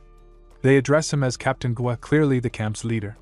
He is carried on a massive chair by several slaves, while a frightened-looking woman rests against him.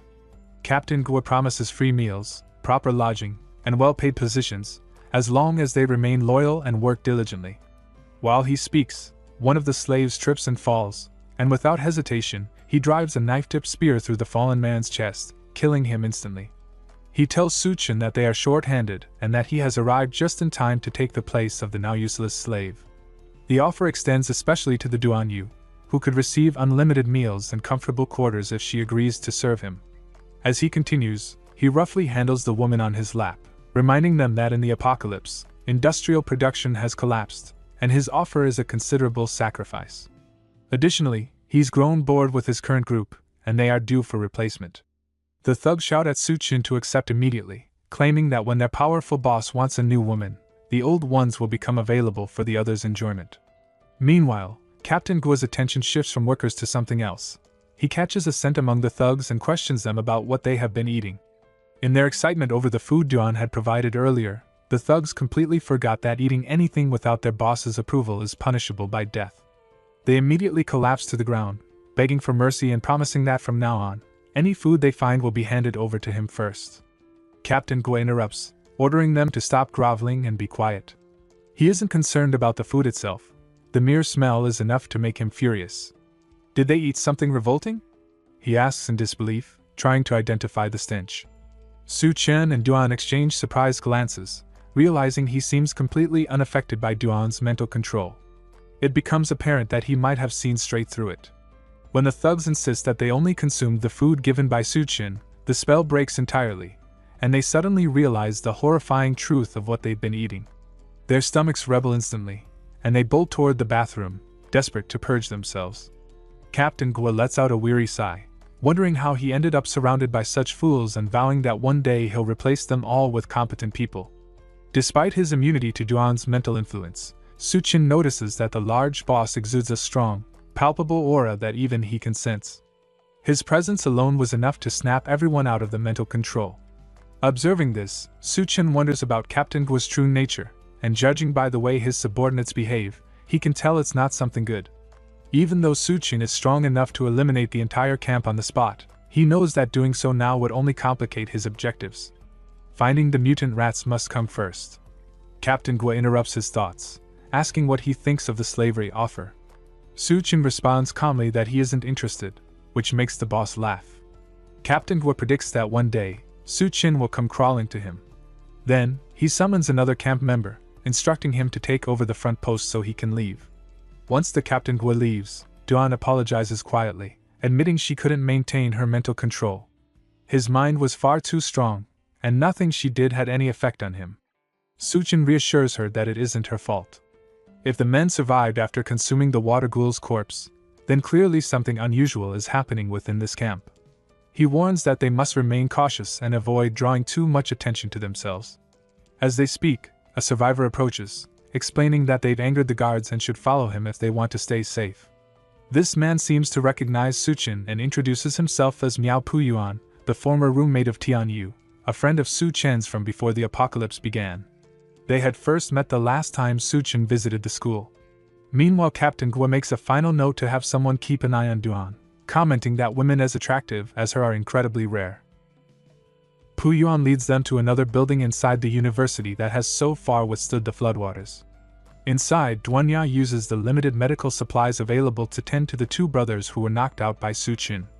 Although their resources are scarce, what they have is enough to stabilize the brothers for the moment, keeping them out of immediate danger. The little girl expresses her gratitude and stays close to her siblings, helping care for them. Su-chin asks Puyuan if all the students are now staying in this building, and he confirms that every surviving student, regardless of gender, has sought refuge here. Since Tian Yu frequently assists everyone in this area, the building has come to be known as the territory of the field team, a strong faction capable of even challenging the Devourer clan that had previously threatened Su-chin. While they talk, another man enters and asks Su-chin if he wants to join their group. It's Tianu, who initially doesn't recognize Su-chin, but Puyuan makes the introduction. The field team leader lights up at the sight of his old friend, and the two embrace, with Tian Yu nearly moved to tears as he holds on tightly to Su-chin. Tiana clings a moment longer, almost believing they might never see each other again. Reunions like this are rare, and he suggests that the two of them go have a drink together. Having just returned from a mission not long ago, he can spare a few days to stay with Su-chin. As they chat, his gaze lands on the beautiful Duanya in her bunny suit, and recognition hits him immediately. He remembers her as the legendary beauty of their university, once called the cold goddess Duanya. She blushes, still flustered by the memory, and nervously insists that such things belong to the past and no longer matter. The faction leader then turns to Puyuan, asking how this famous goddess ended up in their settlement, and why she's dressed as a bunny maid. Now that he points it out, Puyuan also realizes that the woman before him is Senior Duanya from the medical school. All the attention and comments make Duanya cling to Su-chin, requesting a change of clothes. She can't bear to stay dressed like this in front of her juniors. Su-chin smiles and agrees, letting her find something appropriate, while the two men nearby watch enviously as their friend hugs the goddess Duanya. Tiana then offers her a private room to change, a little cluttered but comfortable enough for her to sit and dress in peace. Su-chin notices it's a luxury room, clearly bought with a hefty amount of contribution points, and Tiana realizes they arrived without any bags, wondering where her clothes came from. Su-chin quickly shifts the topic to Tiana's usual missions, noting that if they take several days, they must be dangerous. In reality, danger exists everywhere now, and seeing that both Su-chan and Duanya still look clean, Tianu assumes they haven't yet faced the apocalypse. He offers them the chance to join the field team so he can look after them, suggesting that someone as capable as Duanya could stay safe and use her medical skills to tend to the wounded without risking herself for food. However, he first warns Su-chin to stop showing off everywhere and above all, to stop making beautiful women wear bunny outfits. Su-chin tries to defend himself, saying he was protecting her, but his brother smacks him on the head, reminding him of a time when he had far less power back in high school and Tiana had stepped in to fight off bullies. He emphasizes that Captain Gua is dangerous. Once he sets his sights on a woman, nothing usually ends well, and Duanya is no exception. Meanwhile, in the private room, as Duanya tries to remove her bunny outfit quickly, a knife suddenly presses against her throat from a shadowy figure. She nervously asks who she is and what she wants, but the woman ignores the question, saying she was sent by her boss to help arrange her accommodations, insisting that as a woman, Duanya shouldn't be sleeping near those men. Duanya may not recognize her, but the reader knows this is the unsettling, eerie woman of their acquaintance. The woman is the same one who had observed Su Chen's entire fight in the school administrative building, witnessing firsthand the extent of his power. Right now, though, she is merely a messenger, sent specifically to capture the senior beauty, Duanya. The chef tries to insist that there is already enough space in the settlement, and that Duanya doesn't need assistance, but the woman is adamant. She explains that her boss specifically ordered her to come, and nobody refuses the boss. Duanya, however, is ready to take initiative. She uses her mind control ability to seize command over the woman, halting her in place and freezing her movements. Then she instructs her to release her hold, and the woman steps back, letting go. Forcing someone's body with mental power is always a struggle, but Duanya can maintain it briefly. Her task completed, she leaves the rest for Su Chen. As she moves toward the door to alert the others, the woman forces her own body to act, stabbing her hand in the process. The sudden pain snaps her senses back, and she uses the fleeting clarity to launch an attack on Duanya. They crash into the wall, and the noise quickly draws attention from outside. Someone bangs on the door, demanding to know what's happening. There's no way such a commotion would happen over simply changing clothes. The attacker tries to silence Duanya by covering her mouth, but she produces no response, and the outsiders assume the worst, breaking into the room. The first person to enter is shrouded in shadows, initially unrecognized by the attacker. She rushes at him with blinding speed, aiming to strike. Tiana tries to shield his friend, but it's unnecessary. The woman immediately realizes who she's facing. She has seen his actions at the University of Science and Technology, and knows his reputation well. The man called Su Chen had taken on multiple zombies alone with little effort. Despite her own experience killing many, her instincts screamed that any misstep against him would be fatal.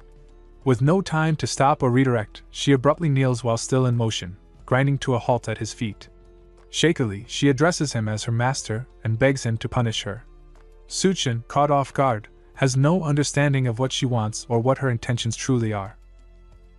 The woman asks if her sincerity isn't enough to satisfy him, and to prove she is truly giving herself, she strips and asks again if that will please him. Tiana comments on how much his taste in women must have changed, while Xiaomi nervously looks away. But the disrobing was merely a distraction to draw their attention. With everyone momentarily flustered, she detonates a smoke bomb, filling the area with thick fog, and tries to make her escape. Before she gets far, Su Chen grabs her by the neck, lifting her off the ground and halting any chance of fleeing. He asks if she really thought she could escape so easily, clearly prepared to deal with her decisively. The assassin pleads for her life, warning him that he can't kill her. She reveals that the girl he saved, along with her two brothers, have been taken to the settlement's arena, and killing her would endanger all three. Su Chen shows no concern, tossing her into the floodwaters outside the building, but the others grow alarmed at her warning. The girl she mentioned is Xiaoma, and the guards must have captured her and her brothers while they weren't paying attention. Shura asks what they should do next. If they fail to act, the big mutant rats in the arena will surely kill them. The mention of rats catches Su Chen's attention, as that was the very reason he came to the settlement. He decides to check it out himself, and Tianu urges him to stay calm and avoid unnecessary conflicts. Meanwhile, in the arena, Xiaoma stands nervously in the center, ready to fight for her brothers. Captain Gua sits on the stage before her, clearly orchestrating the scene. He tells her that because her two brothers failed their tasks, they have been sentenced to death. However, since she is willing to enter the arena and fight, he will grant them one final chance at life. The two brothers hang by their necks behind him, mere inches from death, shakily urging Xiaoma not to trust him and to run for her life. Captain Gua tells them it's already too late to run. Xiaoma, however, refuses to leave. If there's even the slightest chance her brothers can be saved, she will fight with everything she has to get them out. She asks the imposing captain once more if he truly intends to let them go, and he responds that he will honor his word only if she survives. Behind her, a cage swings open, and a massive rat lumbers toward her. She barely has a second to react before it sinks its teeth into her arm, causing her to scream in pain. The beast lifts her off the ground and hurls her around, preparing to devour her. As she struggles for her life, memories of her brothers flood her mind. Times when they were starving and one of them found a pile of mushrooms. She warned them the mushrooms were dangerous, but her other brother ate some to protect her, passing out immediately from the poison. They barely saved him, and that incident had set them on the path to the city to complete the task of tracking down Su Chen. Success would earn them contribution points and finally end their hunger. Now, those two brothers, who risked their lives for her, shout for her to run, insisting she survive without them. They cannot bear to watch her being eaten. Captain Guo orders his guards to silence them, and they kick the logs holding the men, causing them to fall and choke on their ropes. Xiaoma screams for her brothers and fights back against the rat, driving a large stick into its eye. The creature howls in pain and releases her. She dashes toward her brothers, urging them to hold on, though her words are clumsy. Her heart is in it. The rat quickly recovers, lunges, and pins her beneath its paw. Captain Guo laughs at the spectacle of her desperate attempt to save them as she cries out for her brothers. Escape seems impossible, the rat looming over her, until she screams for help.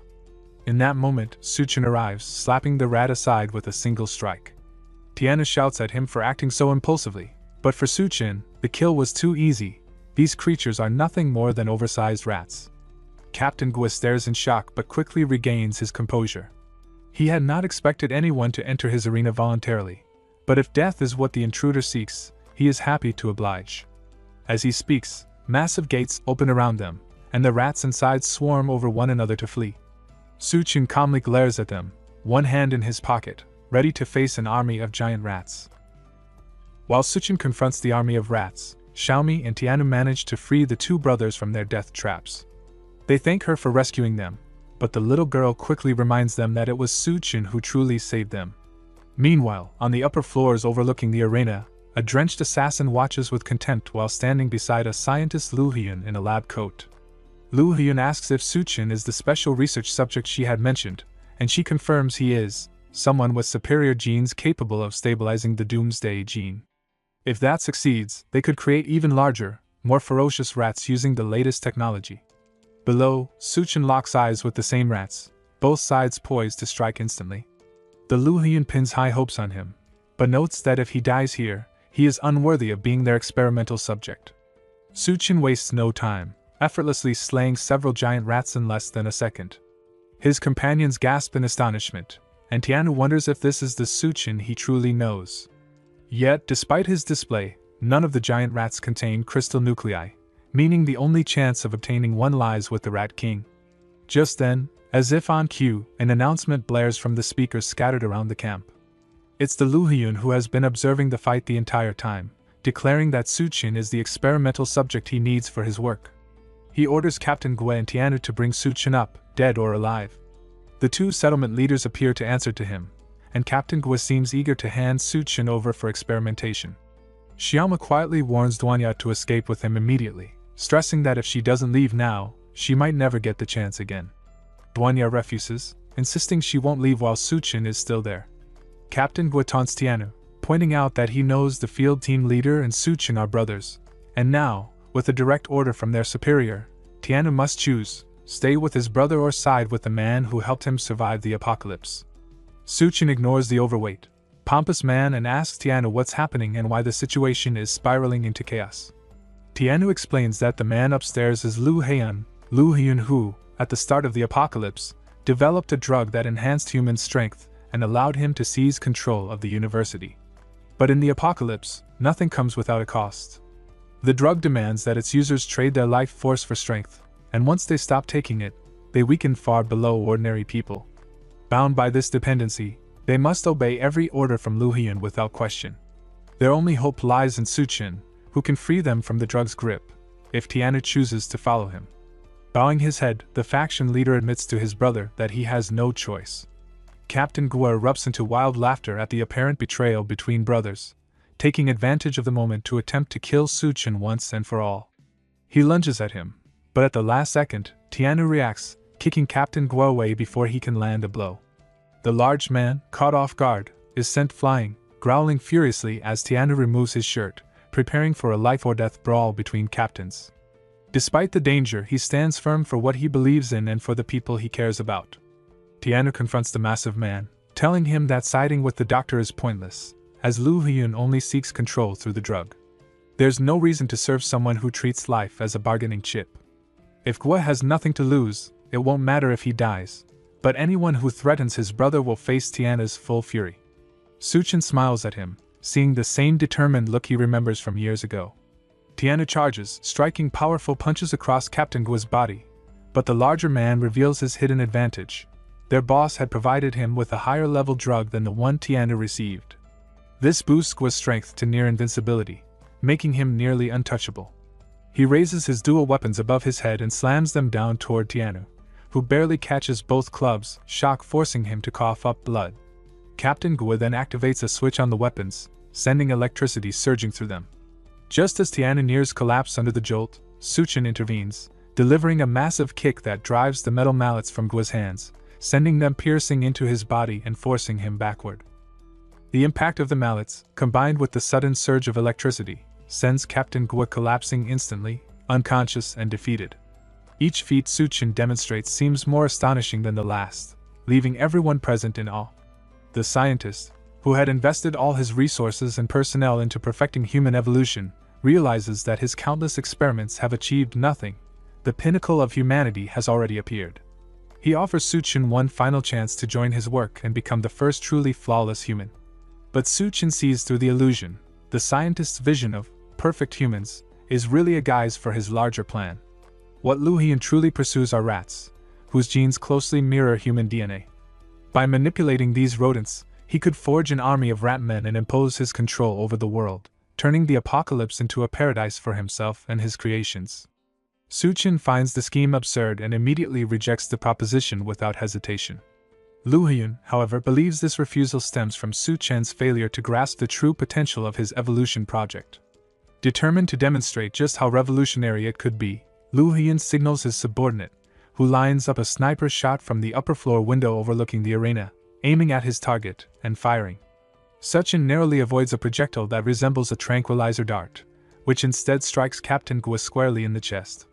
Almost instantly, the large man begins transforming into a monstrous new form, his body absorbing the electrified mallets as if they were part of him.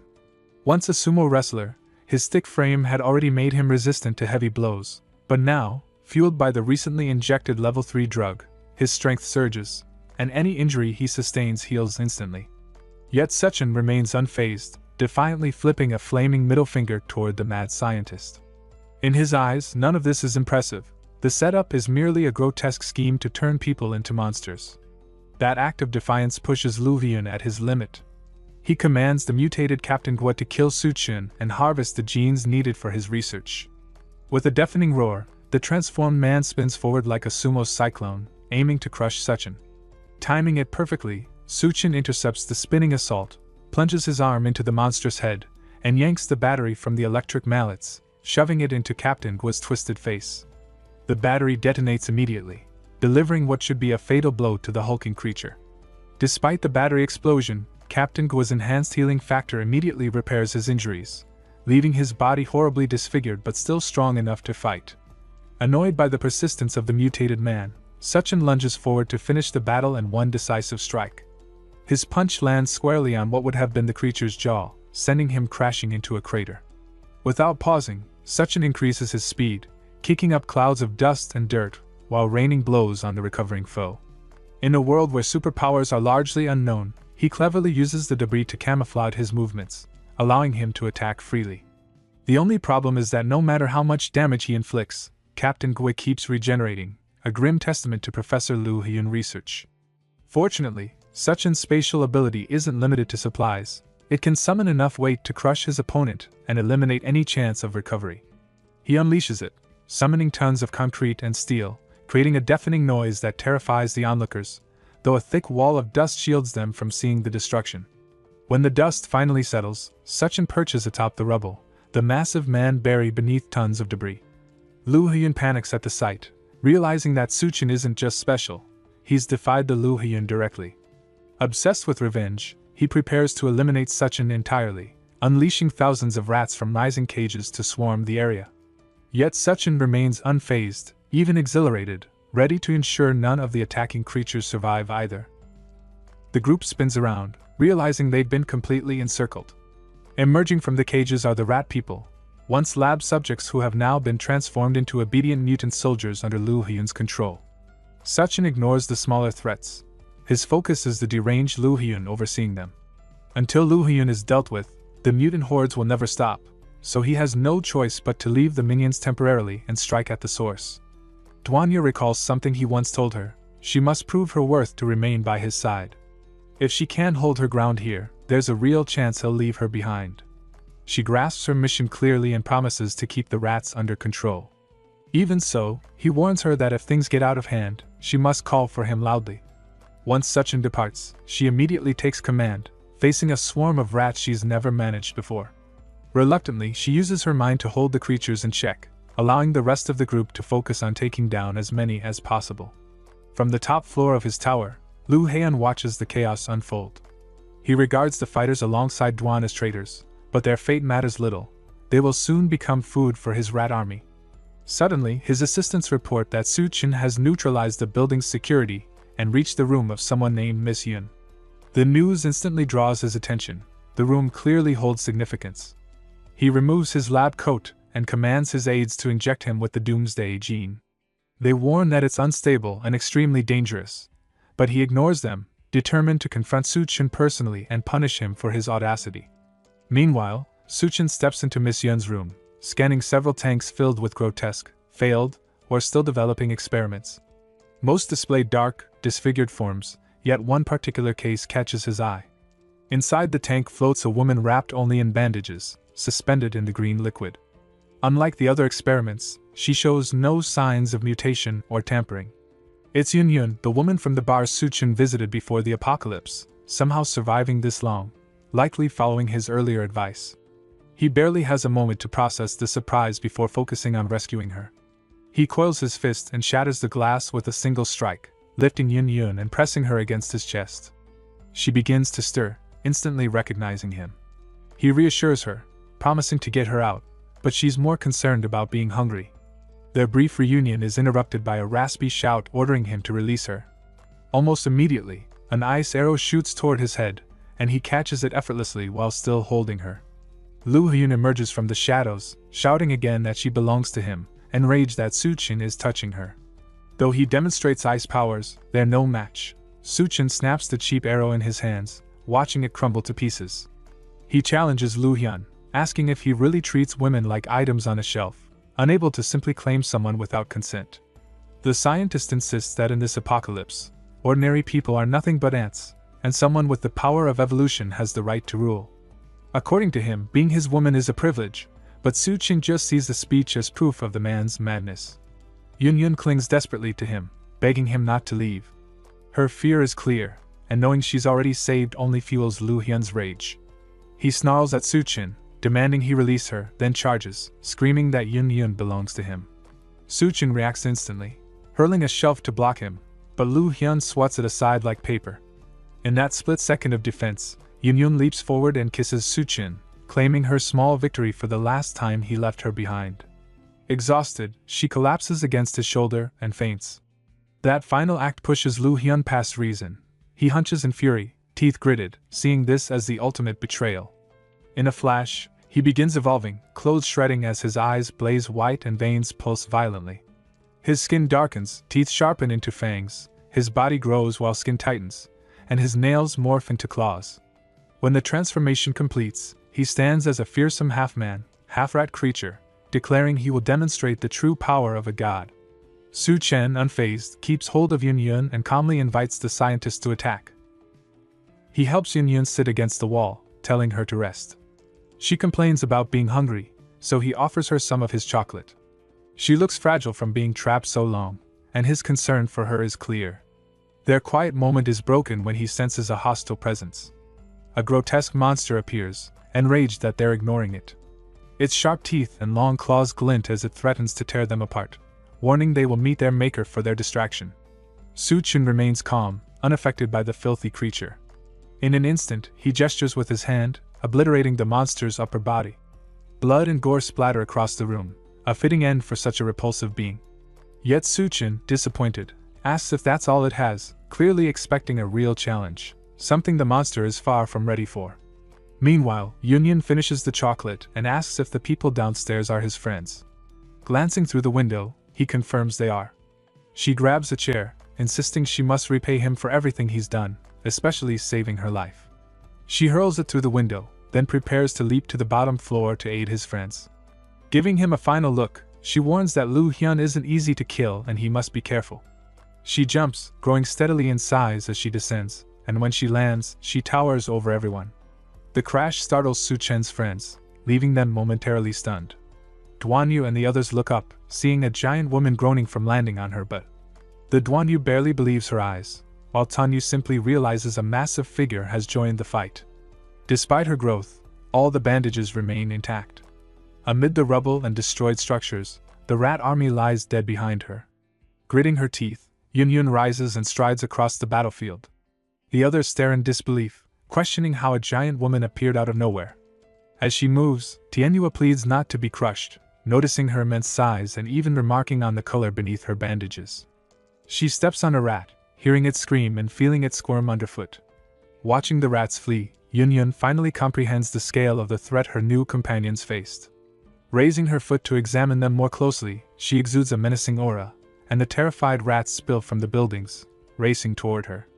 Fueled by vengeance for their fallen comrade, the rats surge across the empty battlefield, grabbing anyone in their path. A few manage to escape, but most are caught and torn apart before they can flee. Yun, realizing she's facing giant rats, panics and cries out for help, overwhelmed by the creatures. Her stomps shake the ground, sending shockwaves that force both humans and rats to scatter for their lives. She screams at the monsters to get away while the other humans attempt to calm her, fearing she might accidentally crush them. Many give up, retreating as she continues rampaging. From the safety of the window, Su Chen watches the chaos, amazed at the raw power Yun wields. Suddenly, the rats in the room begin mutating and reviving. He turns sharply to see them rushing toward him but remains composed, knowing he can handle them.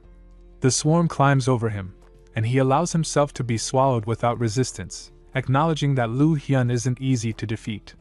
The rats merge around him, forming a monstrous shape resembling the legendary Rat King. Seconds later, he is completely engulfed, yet makes no move to escape.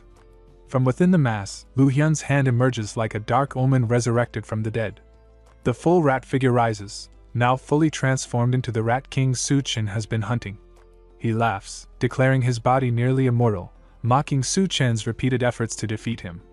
With his main obstacle finally dealt with, Lu Huyen sets his sights on world domination. Below, the remaining fighters freeze in shock as the rats abruptly halt their attack, standing motionless like a single hive mind awaiting commands. Duanyu and her companions exchange confused glances, unsure why the swarm has paused. All the rats turn their attention upward, eyes fixed on the top of the building where their leader stands, exuding the smug arrogance of a cartoon villain plotting conquest. Lu Hyun basks in his victory, his grotesque figure looming over the battlefield, eyes glinting with overconfidence. The humans recognize him as the Rat King and panic spreads among them.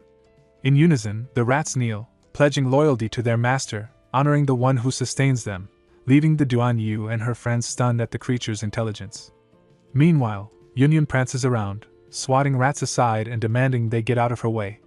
Irritated by the foul creatures and their obnoxious king, she marches straight up to Lu Huyen and demands to know where Su Chen is, ready to confront him if he refuses. She also isn't done enjoying the chocolate he owes her. Lu Huyen, unfazed by her bold stance, coldly tells her man is gone, offended by her dismissive tone. He warns her she's asking for trouble, his unsettling smile signaling he's ready to strike. Distracted too late, Yun feels the rats climbing her body, scratching at her skin, and lashes out at them for interfering with her mission. She isn't the only one struggling against the relentless onslaught, but she refuses to be deterred from confronting their king. Duanyu and the rest of their unlucky companions struggle to keep up as the rats suddenly go berserk, attacking with relentless ferocity. They fight to maintain their ground, but Yun is pushed to the floor, the swarm threatening to rip her apart. She shields her face with her hands, leaving the rest of her body exposed. Lu Heian laughs, boasting about using his rat army to execute his global scheme, but his words are cut short by Su Chen's voice. From the heart of the swarm, he stretches out his hand and apologizes for taking time to retrieve the crystal core. The mad scientist's face twists in disbelief, unable to comprehend what's happening. He had assumed Su Chen would have been devoured long ago, underestimating his strength. With unstoppable force, Su Chen tears open the Rat King's chest with both hands, emerging from the chaos with a fierce glare and a red glow in his eyes. Red streaks mark his body as he splits the Rat King in two. Lu Hyun, still in shock despite being split apart, can hardly believe it. Looking down at him, Su Chen reveals he has finally found what he was searching for, the Rat King's crystal core clutched firmly in his hands. With the Rat King's crystal core gone, the mutated rats grow even more vicious, squeezing through barricades as if they barely exist, and new creatures emerge from every crack and corner, searching for their next victim. They pop out of holes in the walls and floor, clutching the bones of those they've already devoured. The fighters caught in the chaos grow irritated and terrified. One man shouts as the rats slip through the tiniest spaces, urging his companion to watch the ditch nearby. A little girl's bald brother freezes as a rat rises from the sewers, sniffing for prey. Suddenly, it seizes his leg, dragging him into the depths. He screams and claws at the ground, helpless, while more rats converge. His sibling cries out as the girl clings to him, tears streaking her face. Even as he's pulled away, he tries to comfort them, telling his little brother to take care of the girl, his voice fading as the swarm swallows him. The rats retreat to their hidden lair to continue feasting, leaving only grief in their wake. Meanwhile, Tanya is utterly exhausted, barely holding back the relentless tide. Blood streams from his mouth, cuts mar his face, and his eyes sag under heavy bags. He's on the verge of collapse, realizing the fight has drained him completely. With his last ounce of strength, he slashes at the approaching monsters, but more rats swarm him, sensing weakness. At this point, Tianyu is teetering on the edge of death, barely able to maintain consciousness as the creatures close in. He is beyond exhausted, barely able to keep his eyes open as his arms give out, and it seems like the end has finally come. Once his last bit of energy fades, he accepts his fate. Yun is also being overrun, with the monsters climbing all over her and biting, forcing her to scream in pain as the buildings around shake from her frantic movements. Duanyu struggles too, realizing it's impossible to block or control all the rats at once. Tianyu glances skyward and notices a dark figure atop the building. The figure leaps from the roof and lands in front of them with a menacing aura, instantly killing some of the filthy rats and scattering the rest. Its face is shadowed, with a bright, sinister grin that radiates immense power. Tianyu freezes in fear, convinced it is the Rat King and that all is lost. Duanyu feels tears rising, fearing Su Chen has failed despite his formidable strength. Then the figure speaks, urging them not to be afraid. The former chef recognizes the voice immediately as Su Chen's, and she feels a flicker of relief, able to calm herself slightly. The dark aura around him clears, revealing that it is indeed Su Chen. Despite the fear and chaos, he has taken down the Rat King and absorbed its power. The consciousness remaining in the crystal core tries to devour him, but his sharp mental strength holds it at bay. He won't lose in a battle of minds, and a wicked smile spreads across his face as the shadow fades from his body. Tianyu finally sees his brother again and breathes a sigh of relief. Su Chen thanks the faction leader for holding back the horde until the Rat King was defeated. As the shadow leaves him, the mutated rats fix their eyes on him, eager to attack. Tianyu warns him to be careful, but Su Chen remains unfazed, tilting his head slightly and glaring at them with devilish intent. The rats freeze, then scurry away, terrified, and squeeze through barriers, vents, and underground tunnels to escape. The remaining survivors stare in disbelief, wondering why the rats suddenly fled. Though he isn't the Rat King, the residual power from the crystal core is enough to intimidate them. There's no time to celebrate, however, as Tianyu starts coughing violently, his body reacting to the scientist's drug. Su Chen rushes to support him, realizing the drugs are also a poison. They grant immense strength but deepen their toxic effects the more they are used. Desperate to help, he asks Yun what can be done. She explains that in Luvian's lab, there is a corpse with the answer. If he can obtain a blood sample from it, they can create a serum to neutralize the poison. With a clear mission, Su Chen returns to the lab in search of the monster Yun described. He reaches a door deep within the building, the same area where he faced the Rat King, and wonders if this is the place Yun mentioned. A strong, oppressive aura seeps from behind the door, unnatural and heavy even from outside. With no other choice, he opens it, and a wave of stale, frozen air leaks out. Entering feels like stepping into a black hole, as if a thin barrier of pure mental power blocks the lab's entrance. Breaking through, he checks himself but notices no physical changes. Confused, he looks ahead and sees someone sitting at a computer, far from the corpses Yun warned him about. The woman greets him casually, calling him her classmate Le. Su Chen is stunned and confused. She must be mistaken. He glances at his reflection in a lab machine and freezes. He truly looks like Lu Hyun. He immediately realizes this must be some kind of illusion, and that he needs to wake up quickly. For now, though, he decides to play along. He greets her as Professor Xiao, and she invites him to take a seat. Suchin assumes he has somehow entered Lu Hyun's memories, reliving the past. Xiao removes her jacket, and when he asks why, she explains the lab is stuffy and she needs to cool off. On the table beside them, a crab is under experiment. Lu notes that a common parasite is found in these crabs, and she confirms, explaining it's a strange organism that coexists with its host while using it for protection, a parasitic succulina, which they are both studying. At least, that was the plan until Professor Xiao got a new idea. Leaning closer, she asks if he finds the creature interesting as she rests against his back and brushes his chest. Lu struggles to maintain his composure, but her revealing clothes and the way she presses against him make it increasingly difficult. The moment grows intense as she leans closer, impressed that he is both knowledgeable and physically capable. Lu smiles wryly, ready to handle the situation carefully. He turns his seat around to face her, and she moves close, their focus shifting to working together rather than the experiments on the table. The chair creaks under the movement, and they almost stumble as they navigate the cramped lab space. Looking out the window, she notices the moon glowing strangely, signaling the start of the apocalypse, and a sudden burst of blinding heat fills the room. They scramble to block the light, realizing the lab has become a dangerous shelter.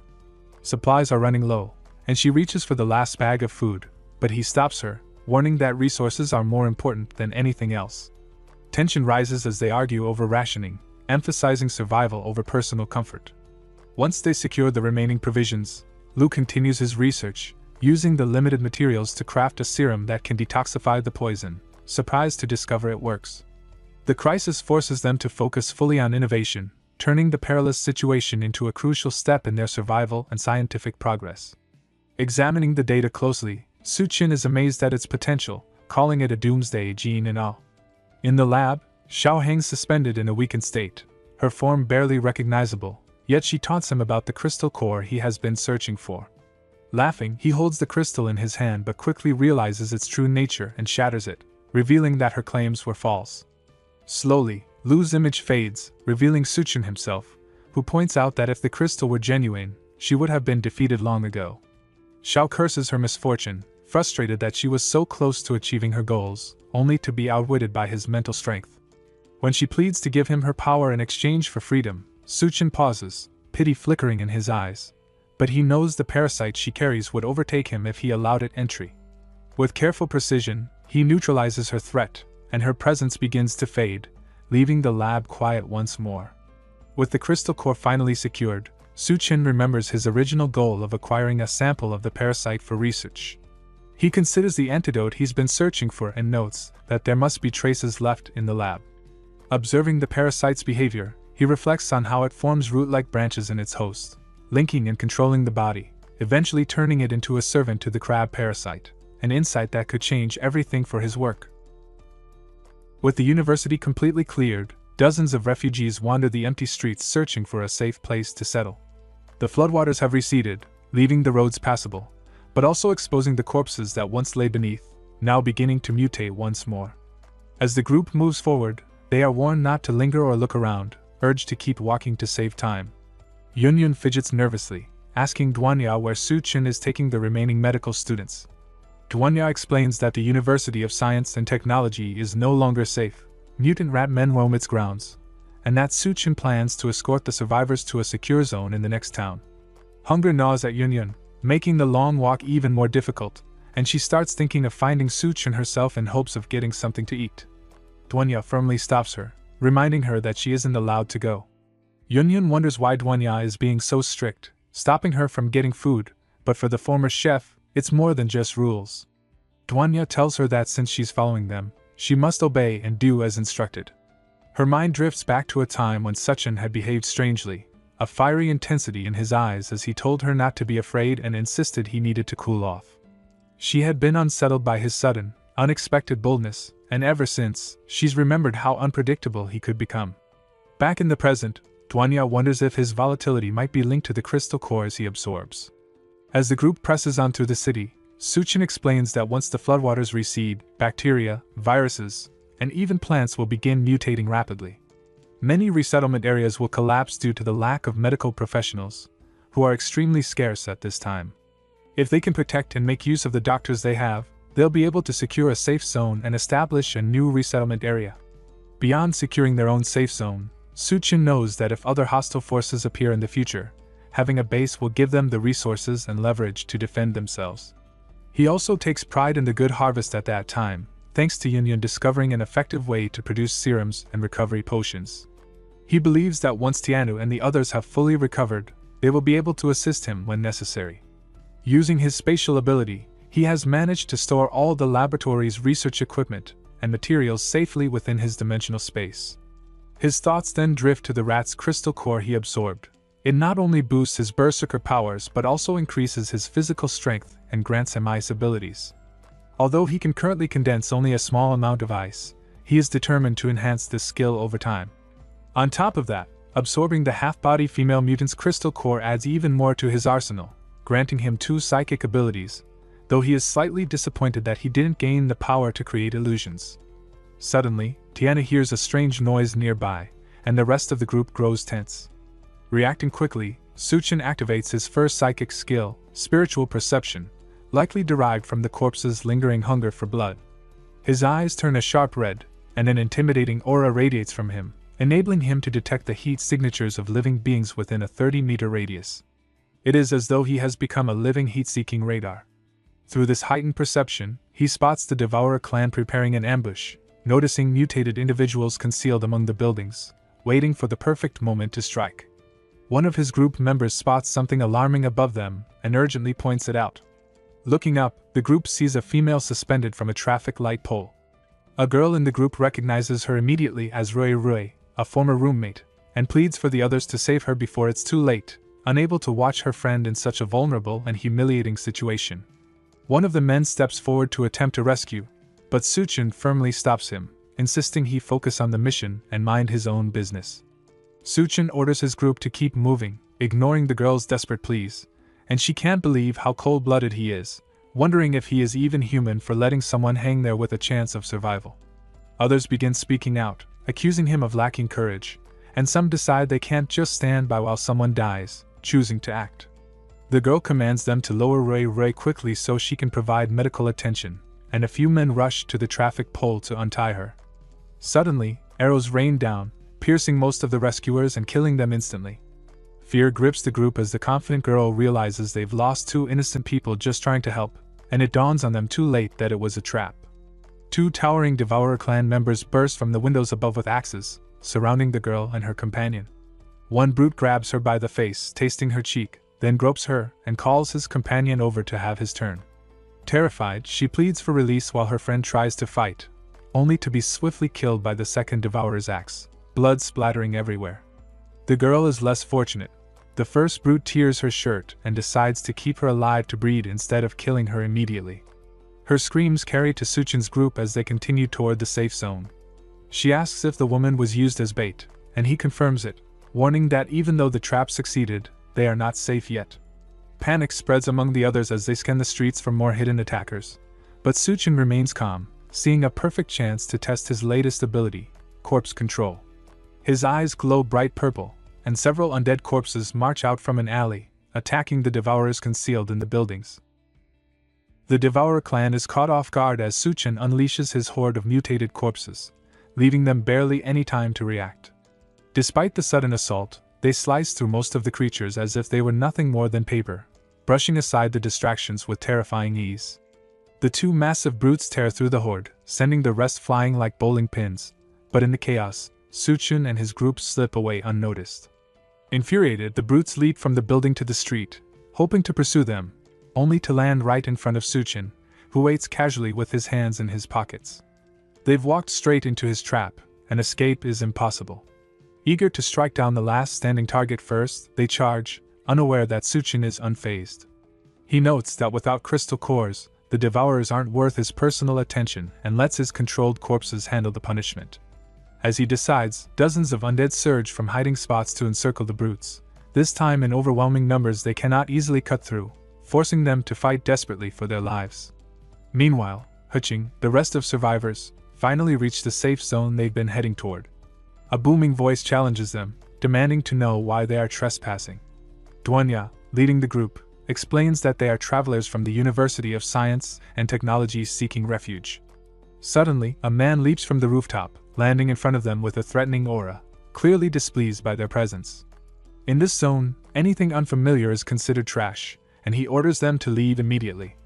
Dwana tries to use her mind control powers, questioning what gives him the right to block their entry, but her abilities have no effect. For a moment, it seems he's under her control, but with a few taps to his head, he snaps free. Dwana realizes too late that he must be an able user like them.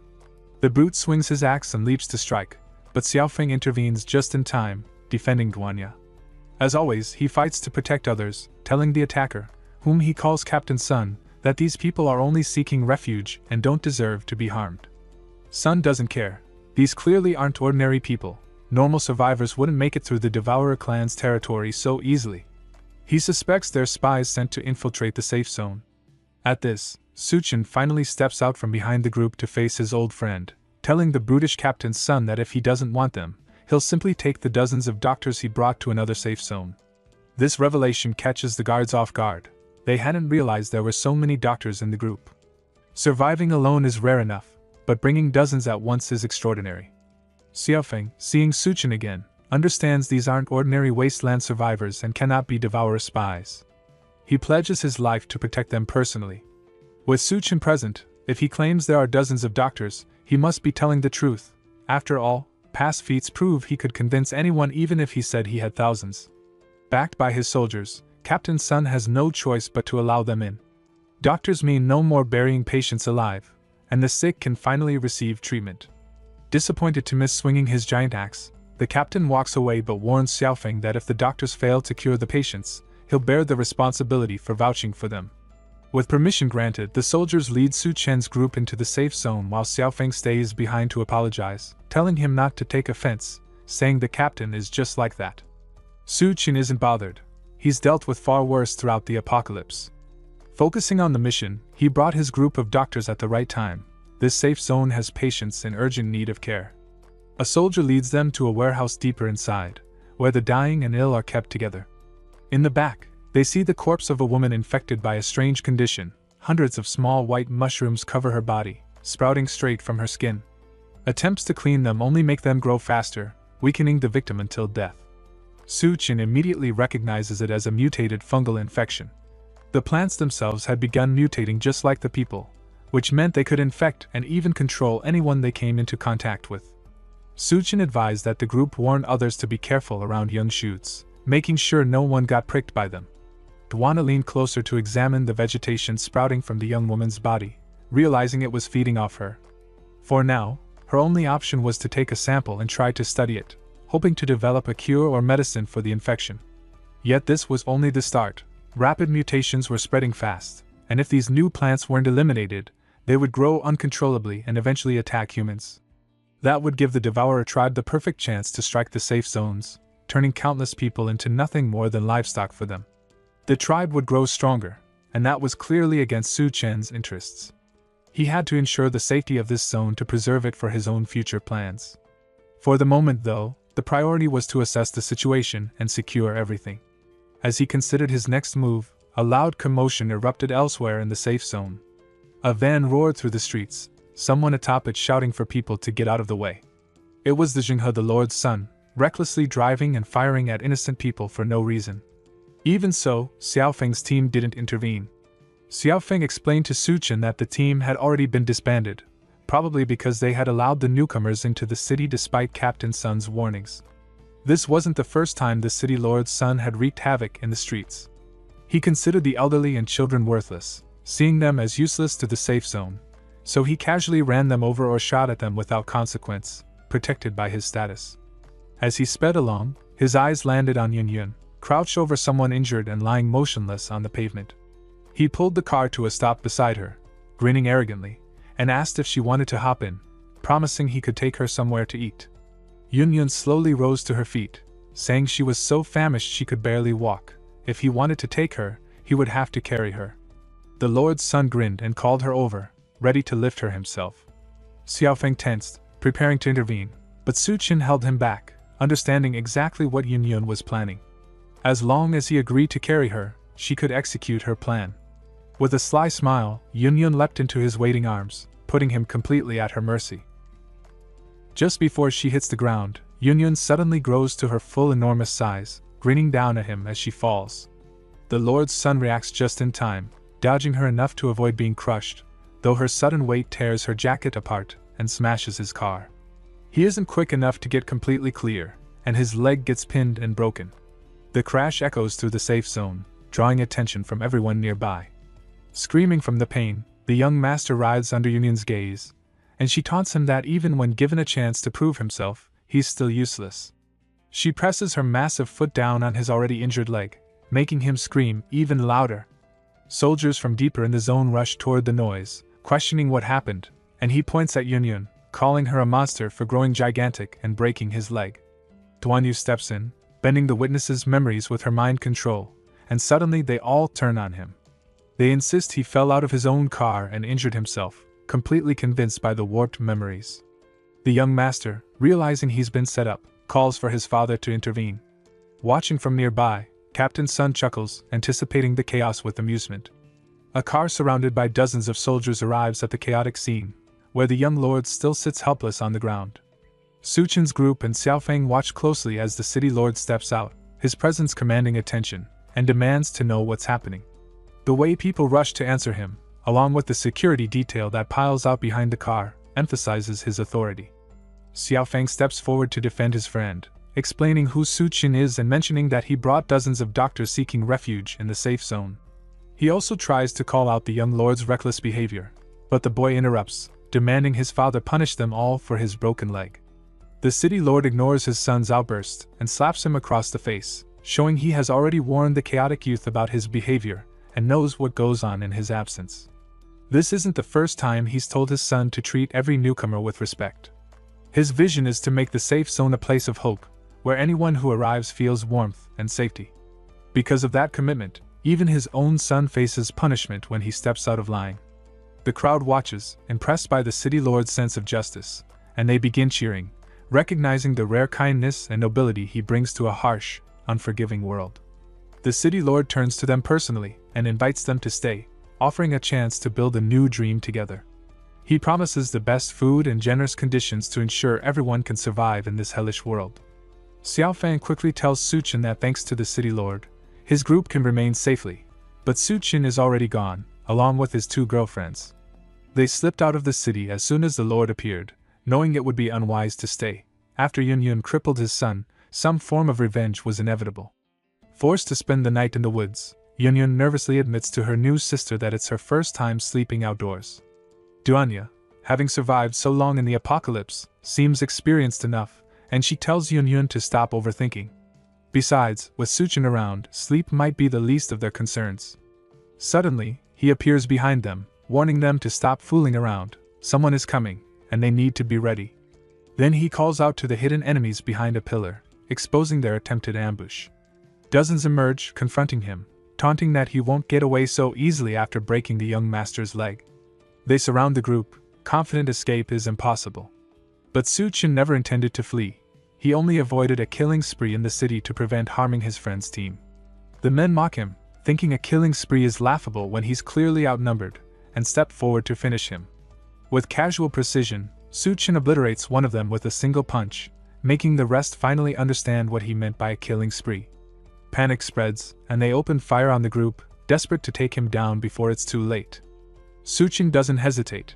He draws his dual katanas and in less than a second, cuts through all the men surrounding them. Only one remains, trembling and begging for his life, promising to reveal a secret about the city lord if spared. Suchin pauses just before the sword would strike, telling him to speak. The man confesses that the city lord maintains close ties with the nearby Devourer clan, trading behind everyone's back every week. The city gives up refugees in exchange for food. Yun, furious at the revelation, smacks him on the back of the head. All this time, young people have been handed over for supplies. The man leads them to the city gate, where the deal usually takes place. Several people are trapped in a cage while a massive Devourer clan brute oversees them. He tells the guard delivering the captives that the food will arrive by dawn, then grabs the man by the neck, lifting him effortlessly. The guard struggles briefly, but the brute bites down and tears his head off in one swift motion. The guards, just temporary refugee hires, never survive these transactions. The city lord leaves no witnesses. The man asks if he can leave now, having told everything he knows, but Suchin isn't finished with him yet. He has one more task in mind. They tie the man over an empty street, using him as bait to draw the devourers in. The screams work perfectly, attracting nearby brutes who see a lone person hanging in the dark as easy prey. One asks why someone is dangling in the middle of nowhere, but his companion doesn't care, rushing to claim the free food. They hit the guard in the stomach, making him cough up blood and pass out, but the commotion triggers Suchin's plan. From above, Yunyun's voice rings out. She's been holding the man over the alley the whole time. She grabs one of the brutes, who struggles to escape, while the other notices the glint of a sniper scope from a window overhead. Only now do they realize they've walked into a trap. Upstairs, Duanyu steadies a sniper rifle, recalling Suchin's warning that the devourer's mutated skulls are too tough for a single bullet. She aims carefully and fires 3 precise shots at one brute's forehead, hitting each shot in the same spot. Meanwhile, the other brute continues struggling against Yunyun's enormous hand, unaware of Suchin quietly approaching from behind. A sudden touch of his hand on the brute's head crushes it instantly. They quickly take out the rest of the group. With the Devourer clan's main force eliminated, Suchin and the girls seize all the food that was meant for the city lord and head toward a surprisingly intact house, a rare sanctuary in the harsh apocalypse. Suchin summons a bed from his inventory along with enough food to make a proper feast for himself and the 2 girls. Duanyu remarks that if he wants a settlement base, he could just take over a different place. There's no need to get tangled in the conflict between the city lord and the Devourer clan. While that makes sense, Suchin knows that building a base takes time and effort he isn't skilled at, and managing it properly requires someone experienced. Conveniently, Hachang fits that role perfectly. As they talk, Yunyun appears in an outfit that leaves little to the imagination, spotting both Duanna and Suchin lying on the bed. She questions why they started without her. Suchin relaxes as the 2 girls climb onto the bed, ready to playfully indulge with him. Thanks to his efforts, they've managed to survive as humans since the apocalypse began, and tonight they plan to return the favor. Meanwhile, in the ruined city, the safe zone guards discover the corpse of the man Suchin used as bait. Mistaking this for a failed deal with the Devourers, City Lord Jing rushes to confront them. He asks the Devourer leader what went wrong, only to receive the same question back. The leader reports losing 3 warriors during the deal, clarifying they weren't responsible for the attack, but still demands double the number of people sent over as compensation or he'll cancel the agreement and attack the settlement. City Lord Jing reluctantly agrees. At this moment, Suchin makes his presence known, observing how casually the city lord trades human lives. The Devourers quickly surround him, unaware how he killed 3 of their own already, leaving him no chance of escape on their turf. City Lord Jing quietly withdraws, treating Suchin's intrusion as if he were already doomed, and hurries back to the safe zone to prevent a larger mess. Once there, he announces to everyone that a traitor has infiltrated the base, blaming the outsiders brought in by Suchin and accusing them of posing as doctors to kidnap refugees for trade with the Devourers. Since Suchin ruined his plans, City Lord Jing becomes ruthless, determined to make sure no one ever defies him again. The settlement residents immediately turn their angry eyes towards Suchin and his group, ready to attack, but a loud voice halts them before a riot can start. It's General Gao, flanked by Bai and by Ming stepping in to defend Suchin. From what he knows, the Suchin is trustworthy and has repeatedly proven his capability. Since Suchin brought these outsiders himself, they can't be the problem. The city lord continues his accusations, insisting that words alone won't defend them, they must prove their loyalty. A voice calls out from a building above the settlement. It's Suchin, claiming he can prove his innocence. He brings the beaten Devourer clan leader forward and lets him explain the situation. The clan leader admits that City Lord Jing has been orchestrating the deals all along. The crowd turns on Jing, realizing the man they supported was the real villain. Jing tries once more to claim Suchin is framing him, but General Gao steps up and punches him for his crimes. With the truth revealed, Jing stops pretending and laughs menacingly, admitting he's been trading people with the Devourer clan. In his mind, the apocalypse justifies it, with supplies already seized by the Devourers, sacrificing a few worthless lives is his way of saving others, and everyone should be grateful. Even Captain Gao ate the food he brought back, so nobody can judge him. Suchin sharply disagrees. He lands a right hook to Zheng's face, calling him a coward. In a world where the strong prey on the weak, Trading lives for food is a coward's choice, no better than the devourers themselves. With the former lord knocked out, Suchin turns to General Gao and offers to build a place that truly belongs to humanity, a settlement for civilization itself. In his previous life, Suchin once wandered across the ruins and discovered a safe haven that was slowly becoming a utopian base amid the apocalypse. There were no class divisions, no one went hungry, and everyone lived with peace of mind, all thanks to its creator, Gao Yihui. Now Gao Yihui serves only as a deputy under the current city lord. In his past life, it wasn't until he uncovered the dark truths behind the base that he decided to leave and build his own. All Suchin did was accelerate that process. Yet some soldiers doubted the plan. Building a base from scratch was immensely difficult, and if they wanted independence, they couldn't survive under someone else's roof. They had to create a new base of their own to truly live. The city lord laughs at their ambitions. Beyond his safe zone, beasts run wild and zombies roam freely. There's no guarantee of food or safety, and leaving would likely mean death. The crippled lord's son suggests letting them leave. They'll return once hardship drives them back. Other survivors hesitate, fearing survival outside the city lord's protection. Staying with the coward at least guarantees life. The city lord fuels their fears, warning that anyone who follows such delusions can leave. But if they starve in the wasteland, he won't be responsible. Yet for food, Suchin holds the solution. He brought out the Devourer clan leader effortlessly, and has already earned renown as a powerful ability user. Providing food is no challenge for him. Seeing the survivors begin to rally behind Suchin, the Lord's son angrily demands whether he believes himself some kind of savior. The Lord insists that Suchin is only seeking attention, claiming he couldn't possibly understand how much a base truly needs to survive. Yet Suchin estimates that even with his limited supplies, he could support around 2,000 people for a month, numbers that suspiciously match the stock in the city lord's warehouse. How could he have acquired so much? Meanwhile, at that very warehouse, Duanya and Yunyun take out the guards watching over the supplies. Yunyun uses her immense size to overpower them directly, while Duanya provides precise sniper support. With the warehouse emptied, Suchin tells General Gao to decide quickly, either work with him or stay under the traitorous city lord. The choice is clear. In this settlement, people have suffered constant bullying and lack of proper clothing, and now he realizes they've been treated like livestock, sold to the devourers. General Gao refuses to remain in such a place a second longer, and chooses to join Suchin to build a new base where people can live with dignity. He announces to the crowd that anyone willing to leave should step forward. Bai and her brother rally their troops behind him, once the city lord's army, now loyal only to General Gao. He orders the few remaining soldiers still loyal to the lord to raise their weapons against him and his men.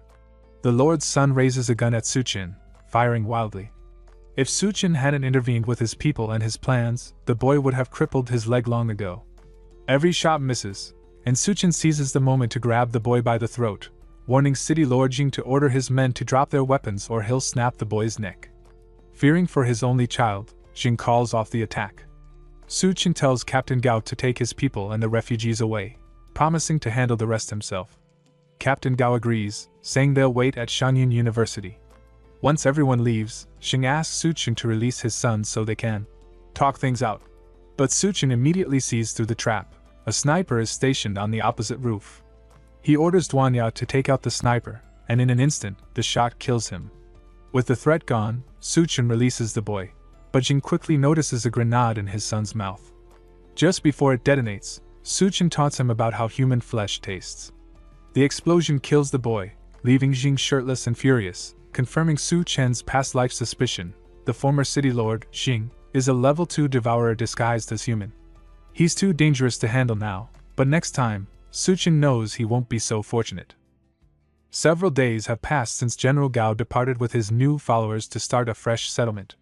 A raid team moves into a warehouse, expecting to find swarms of devourers and a fierce fight, but instead, they're met with a grim scene. Corpses litter the floor, evidence that the devourers have already been eliminated. Approaching the supply truck, they notice it's battered and dusty from desert travel, yet the gas tank is full, more than enough to get everyone safely back to the new base. Suchin had spoken the truth. The warehouse held a truckload of supplies. Captain Sun frowns in disappointment. No epic battle, no glory. The mission feels like a total waste. One of the soldiers mentions that General Gao had been giving Suchin the more critical assignments, tasks that once belonged to him, fueling Sun's irritation. Still, He convinces himself that Suchin is merely a pretty-faced novice, incapable of outshining a trained soldier like him. Back at the new base, Yun wonders why Captain Sun hasn't returned yet, even though Suchin had long ago cleared the warehouse of all devourers. The only task left was to reach the supermarket and bring the truck back, something even the absent-minded Sun should manage. Yun isn't worried about him. Her attention is on caring for the refugees, tending to the medical duties Suchin assigned. While they talk, Dwanya spots the truck approaching the base and tells Yun to shrink down, warning that once it's close, it'll be harder to mask her size with mental powers. Captain Sun reports to General Gao that the supplies are safely delivered, finally providing food for the base. Nearby survivors hear about Suchin's plan and start praising him, realizing his solution to the food problem was real. The more they mention him, the more irritated Captain Sun becomes, convincing himself that the pretty boy is merely brainwashing people and that eventually, his own skills will reclaim the recognition he feels he deserves. Suddenly, a soldier rushes in with alarming news. A devourer tribe has been spotted near a hospital to the south, a few dozen strong and seemingly ready to strike. Captain Sun smirks, seeing this as his chance to prove who the real protector is. Meanwhile, Suchin is still on his mission with Bai and Xiaofeng, planning a raid on a nearby military base. The entrance has long been flooded, turning it into a death trap filled with mutated corpses. Even if they manage to get in, the three of them won't be able to carry all the supplies out. Suchin tells them not to worry about that yet, the goal is just to reach the armory. Bai agrees, deciding to lead them personally since she's been to the base before. First, though, they need a vehicle. Suchin summons his car with his space ability, almost sending the two soldiers into a panic at how random it seems. He tells them to stop talking and get in so they can reach the base on time. They drive through the empty streets, heading toward the military installation. At the base, some of Yang's men are busy draining the massive pool of water blocking the entrance. No matter how much they pump, the water never seems to recede. The team leader orders the men to grab a few useless items from storage and throw them into the water as bait for the water ghouls. With city supplies mysteriously missing, failing to retrieve something could mean death. They toss hostages into the water, successfully luring the ghouls to the surface, allowing someone to dive in and inspect the area. The leader promises whoever opens the submerged door a woman from the city lord's harem as a reward. One man steps forward, remembering his pre-apocalypse poverty and loneliness, seeing this as his chance to get ahead. His boldness inspires the others to dive in after him. Meanwhile, Xiao Fan watches the men struggling to get into the military base. Jing seems to have his sights on the base's supplies and weapons as well. Luckily, Bai knows an alternate route that bypasses the city lord's army, though it requires diving underwater. Suchin agrees, and the three of them plunge into the ghoul-infested pool, aiming for their target. As they navigate the dark water, Bai spots several eyes watching from the depths, the water ghouls. Shock makes her gasp, and she loses her last bit of air. Suchin quickly pulls her close and calms her, then kisses her, transferring some oxygen and saving her from drowning. The water ghouls, sensing vulnerability, surge to attack, but Suchin uses his ability to halt them instantly. They freeze mid-motion, as if hypnotized, and Bai realizes with awe that his glowing red eyes mean he's controlling all the water ghouls with a single power. The ability fades, and a few ghouls start moving again, attempting to attack. Suchin holds them off, telling Bai and Xiao Fan to escape while he handles the rest. They surge to the surface, finally emerging from the floodwaters into the military base. With each display of his powers, they start questioning if he's even human, especially as bodies float up from the water only for Suchin to dispatch them effortlessly. They wonder how many abilities he possesses that remain unseen. Once all the water ghouls are neutralized, one drops a rare white core, a low-drop item for monsters. Getting one so quickly is usually considered a miracle, yet Suchin seems unsatisfied. While it doesn't grant new abilities, a white core can amplify existing ones, making him even stronger. As they discuss, two glowing yellow eyes watch from a distance. The silhouette resembles a cat, fixated on the crystal in Suchin's hand. The moment he's distracted, it leaps, snatching the core before he can react. Why is a cat in a military base? Likely one of the base's cats survived the apocalypse, keeping rats in check. This feline has sleek black fur with glowing stripes and piercing yellow eyes, impressive enough to swipe the core from Suchin unnoticed. Calm yet slightly irritated, he offers it some superfish snacks, hoping to trade for the white core. The cat leaps again, snatching the snacks from Suchin's hand and dashing deeper into the base with both treasures. In just a minute, the formidable Suchin has been outwitted twice by a single feline. Anything that survives the apocalypse isn't ordinary, and this cat is clearly special. They move through the base until they find a lever that restores the electricity. Surprisingly, the systems still function despite the long abandonment. Before the flood, survivors had fled too quickly to take everything with them. At last, they reach the arsenal, finding enough weapons to arm 500 people. Xiao Fang points out that if they can locate a tank, they could potentially equip 1,000. Bai warns him to be careful as he goes off searching. The storage is packed with supplies they'll need, but the real problem is figuring out how to get it all back to their base. The city lord's troops could arrive any moment, and heading back to the safe zone for reinforcements isn't an option. A loud rumble pulls their attention. Xiao Fang has found a tank, but something else found him first, a massive mutated creature resembling a giant dog. It chases him, firing a laser from its snout that strikes the tank directly. Panicking, the soldier begs Suchin to act, warning that if the blast destroys the armory, they'll all go up in flames. Suchin quickly uses his space ability to store all the warehouse supplies in his pocket dimension, emptying it in seconds just as Xiao Fang drives up. Xiao Fang asks if the monster can be stored too, but the ability only works on inorganic objects, so living mutated creatures are immune. Bai volunteers to distract the monster so Suchin and Xiao Fang can retreat, but Suchin thinks it's a bad idea and scoops her up, placing her safely in the tank. Bai protests, insisting he must get back safely since the supplies are in his space. Before they can argue further, the monster fires again. Suchin dodges, but the tank isn't so lucky and takes a direct hit. He tells her to check on Xiao Fang while he handles the monster, warning her not to die on him. Alone with the creature, he studies it carefully, noting he never encountered a mutation like this in the area before, though that doesn't matter. Back in the foul-smelling sewers, a deep, thunderous rumble echoed from the base entrance, startling the city lord's men. Confused, they noticed the water level dropping rapidly and guessed that something underground had cracked. The fat man scowled and shouted that someone must have sneaked in first to direct the attackers, but his words fell on deaf ears. His men were distracted, gazing off into the distance. One spotted a rabbit and complained he hadn't eaten rabbit in ages. Another agreed, but noted something off about it. The rabbit's grin was disturbingly eerie. The creature clearly didn't like the remarks. It let out a horrific scream as tentacles shot from its body. The men froze, eyes wide with terror, as the tentacles struck, twisting the fat man's face into the same grotesque expression. Meanwhile, Suchin remained locked in battle with the giant dog-like mutant. His blows hit hard, but the creature easily parried them and fired deadly laser beams in return.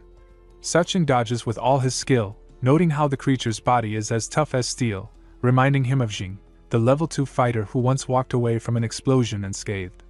He isn't at that level yet, his hand is already bruised. The monster presses the attack relentlessly, but he realizes the real threat is the strange vine inside its head. He needs to remove it. Before he can act, tentacles wrap around him and a blast of pink energy shoots toward him. He teleports just in time to avoid it. Then he hears a familiar sound, the cat again, glowing with a strange power as it approaches, growling. Surprised, Suchin warns it to stay back, but it advances, serious and unyielding. Nearby, Bai digs frantically through rubble, calling out for Xiaofeng. After a tense moment, Xiao Fang's voice answers from beneath the debris, saying she barely dodged being crushed. Bai hastens her rescue, but suddenly, eerie laughter echoes through the area. Bai yells for whoever is there to reveal themselves, and the city lord's men emerge from the shadows, faces twisted into creepy smiles. She realizes they must have opened the gate, but their appearances are disturbingly wrong. The pig-faced soldier stares at her with a grotesque look, confirming they're no longer normal. Meanwhile, the cat roars loudly, its claws elongating and eyes blazing with energy, clearly offended at being called a kitty. Suchin, a bit nervous, wonders if it just grew bigger, but the cat isn't focused on him, it's charging at the dog monster. Watching, he notes the natural animosity between cats and dogs is taken to an extreme here. Realizing the cat probably used the energy core to arrive, he grows serious and signals they should fight together. Sensing his strength, the cat hesitates, but Suchin leaps onto its back without resistance. Now, they prepare to battle as a team. Now riding the giant cat, Suchin feels its displeasure as it thrashes, trying to shake him off, but he clings tight. With determined expressions, they charge at the dog monster. The cat attacks first, claws scraping the monster but barely leaving a mark. Suchin pats it, urging it to move quickly and target the vines while he handles the rest. Reluctantly, the cat obeys, darting around the monster and slicing through the vines. Taking advantage, Suchin leaps off, landing a solid punch to the monster's face that sends it flying. The cat, impressed, sharpens its focus, and together they begin to fight as a proper team. The monster thrashes wildly, swinging and firing in all directions, but the cat's speed is unmatched. In moments, the creature is slashed across its body, deep cuts covering it, until it collapses. The core rolls free, and the cat leaps for it, but Suchin reaches it first, popping it into his mouth without hesitation. The cat lets out an annoyed meow, ignored as the water continues rising around them. Suddenly, panicked meowing echoes. This once fearsome cat is now splashing like a frightened kitten, calling for help. Suchin scoops it up, teasing it about being afraid of water and promising protection if it sticks with him. The cat wriggles to escape, so he tosses it back in, only for it to scramble immediately onto him, meowing as if it's changed its mind. The cat immediately seems on board, clearly unwilling to be left behind, and Suchin reminds it that staying is its choice. Meanwhile, Bai finds herself trapped, encircled by the city lord's men whose twisted, inhuman faces tell her they're no longer human. Xiaofeng shouts that the tank won't start and urges her to retreat, but she doesn't know where to go and has no intention of abandoning the fight. Then her eyes catch a rabbit, but it isn't ordinary.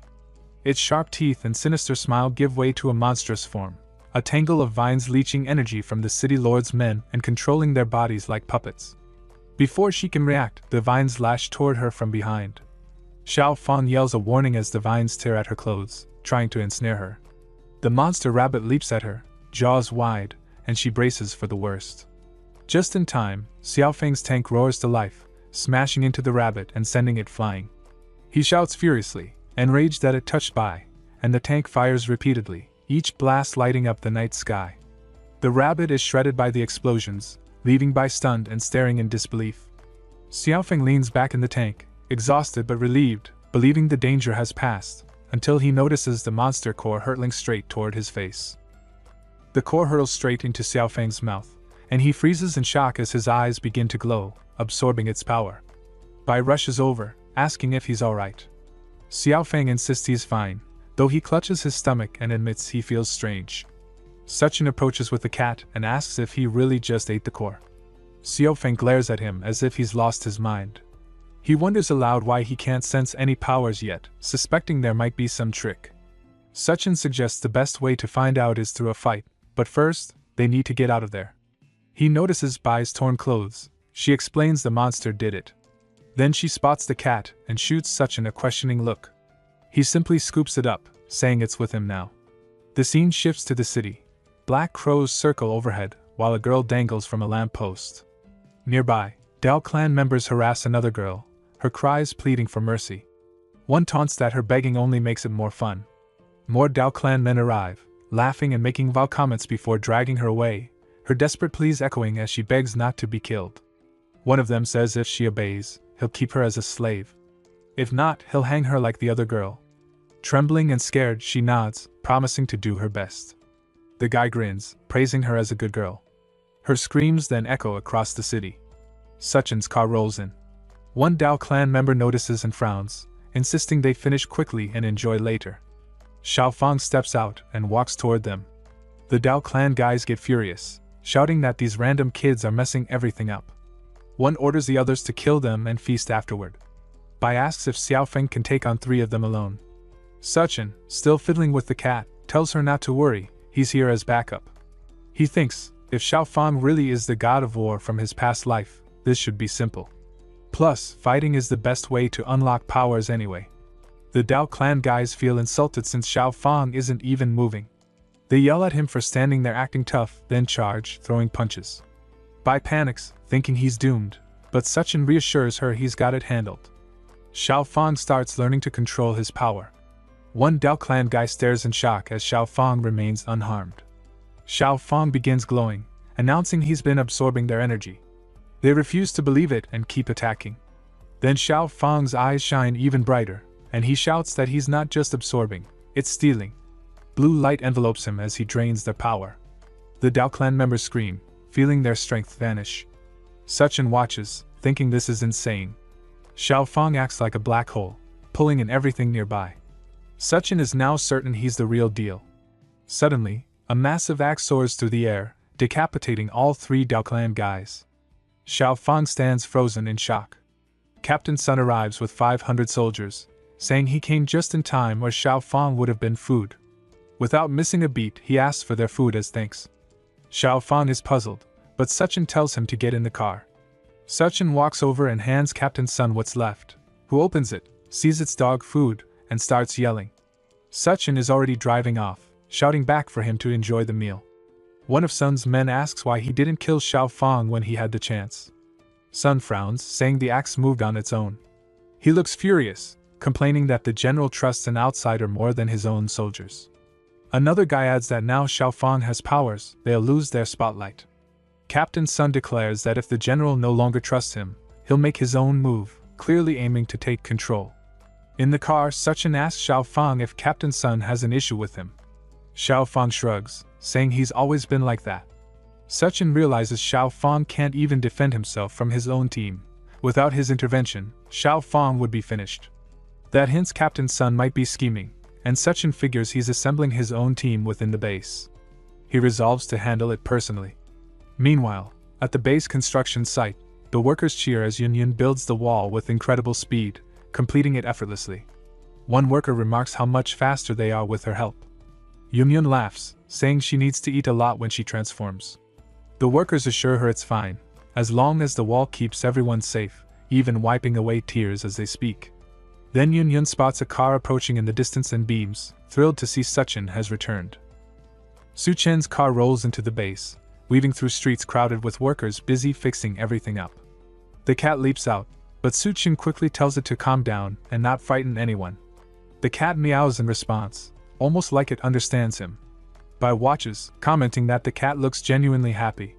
Xiaofang wonders aloud if the cat might bolt since Suchin isn't keeping a strict hold on it. Suchin parks the car in his spot and mentions how much he spent on snacks and ice cream for the cat on the way back, joking that it's practically living like royalty. Where else could it get a life like that?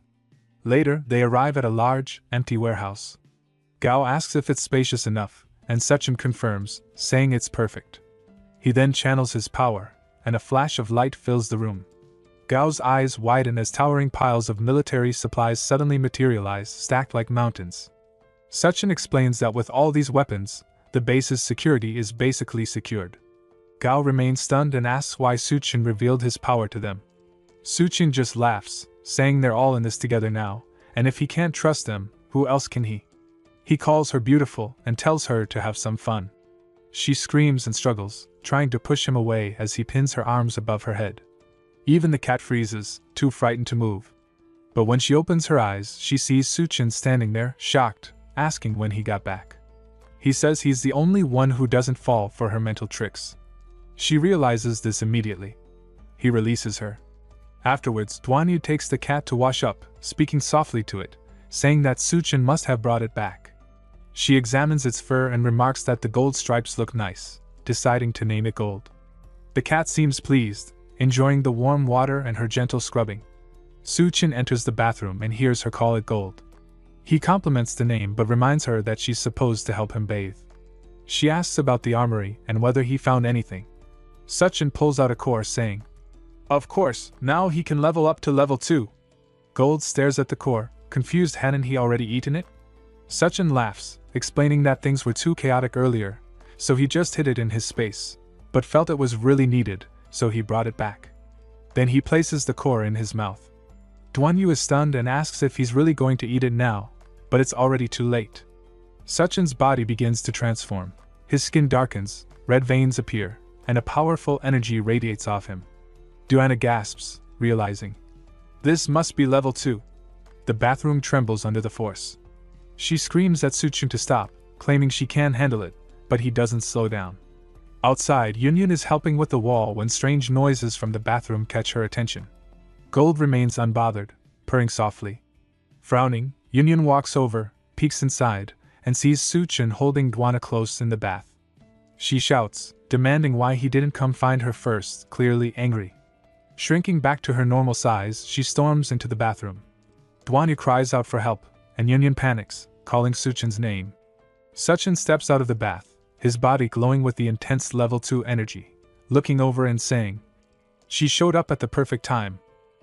Duanya and Yunyan collapse on the bed, their limbs weak and breath uneven, as though they've just finished running for miles.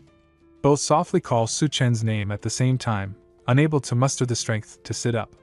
The exhaustion of dealing with someone who has reached level 2 is far more than they anticipated. Duanya murmurs that she feels like she's about to lose consciousness, and Yunyan admits the backlash is overwhelming. Su Chen apologizes, explaining that he may have consumed too many cores. Yunyan sighs and says they'll have to raise their own strength soon, otherwise he'll just keep outmatching them in every way. Duanya nods in agreement, and asks him what's different about his abilities now that he's advanced. Su Chen decides to test it. He begins with his physical skills.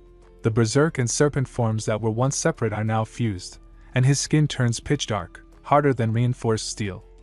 A strange aura spreads across his body, something like a living force field. He wonders if it can be used offensively, and to test it, he extends his hand toward the two women. A sudden wave of energy blasts them across the room, sending blankets tumbling as they hit the ground with a heavy thud.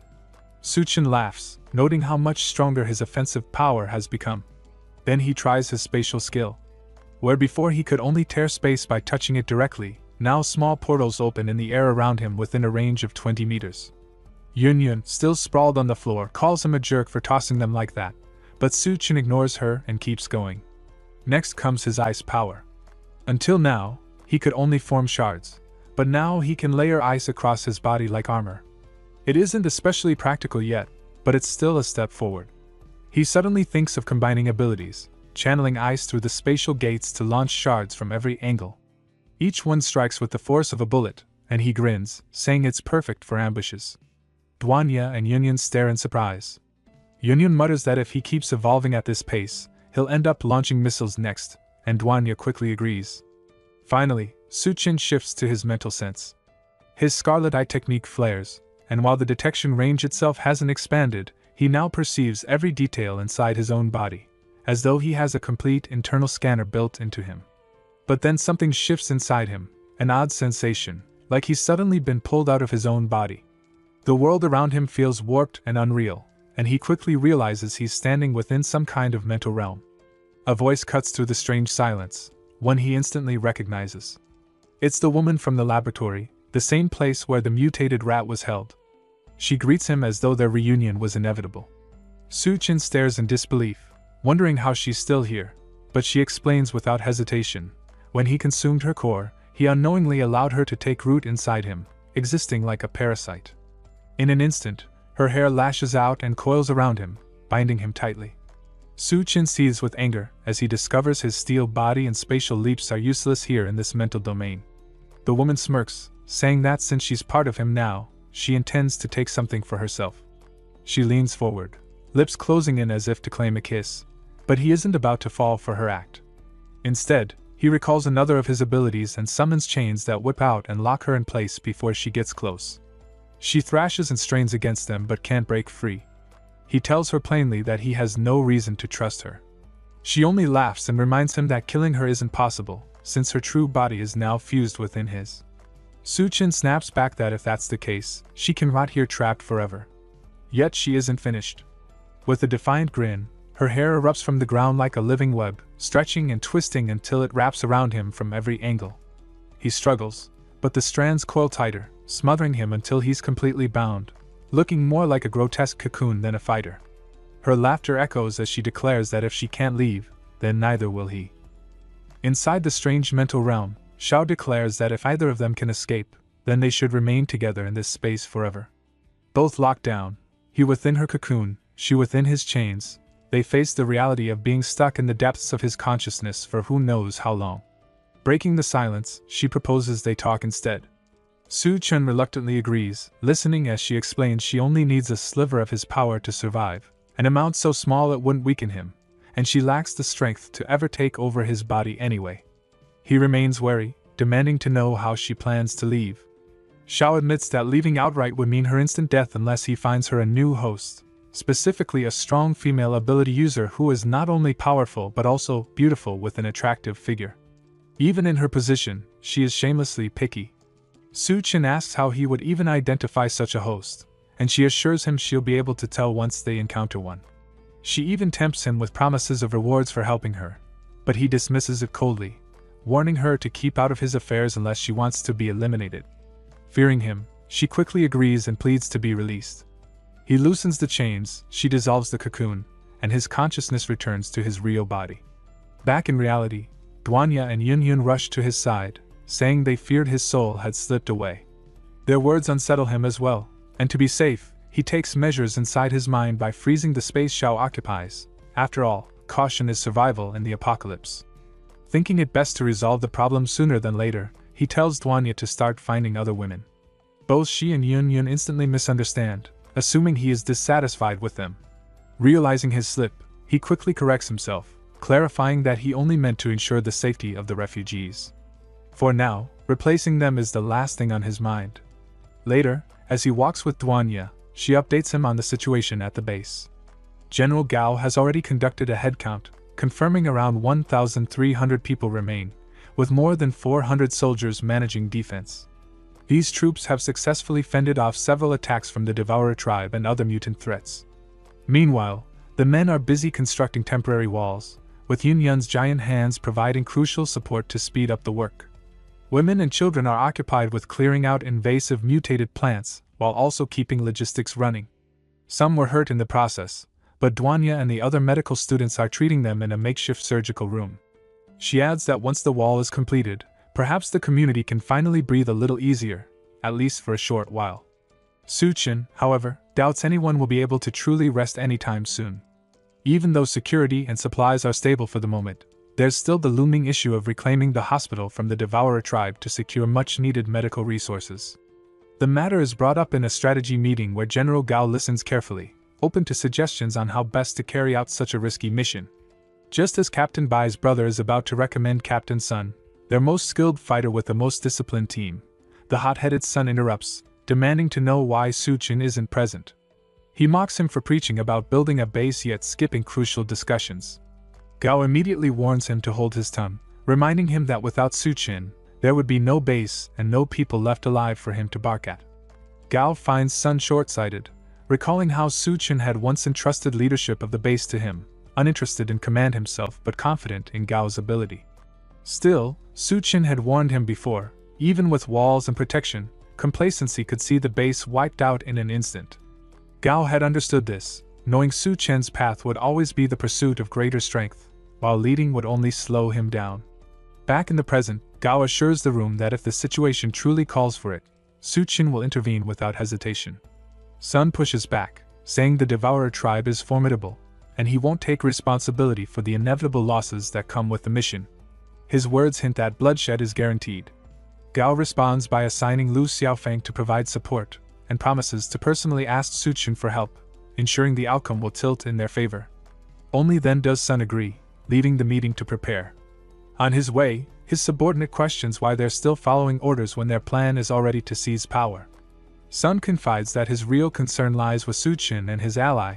This mission, however, is the perfect cover to eliminate them quickly and cleanly, paving the way for their takeover. Back at the meeting, Captain Bai's brother quietly points out to Gao that everything is unfolding exactly as Suchin had predicted. Gao can only pray that Sun doesn't overstep and cause disaster. The discussion shifts toward the city, and Gao is told the field team has already been dispatched for reconnaissance. Suchin had warned earlier about something significant stirring in He City, another refuge zone. The scouts sent there happened to be none other than Suchin's old acquaintances, Miao Puyuan and Tanu, who are now lying low. Miao, bitter at how far Suchin has surged ahead in power, grumbles to his partner, wondering if they should beg him for crystal cores. Tianyu cuts him off sharply, reminding him that they owe Suchin their lives and that true strength must be earned, not begged for. Even so, Miao vents his frustration, pointing out that despite their endless battles against monsters and zombies, luck hasn't favored them at all. As he continues to complain, Tianyu suddenly raises a hand, tense. Someone is coming.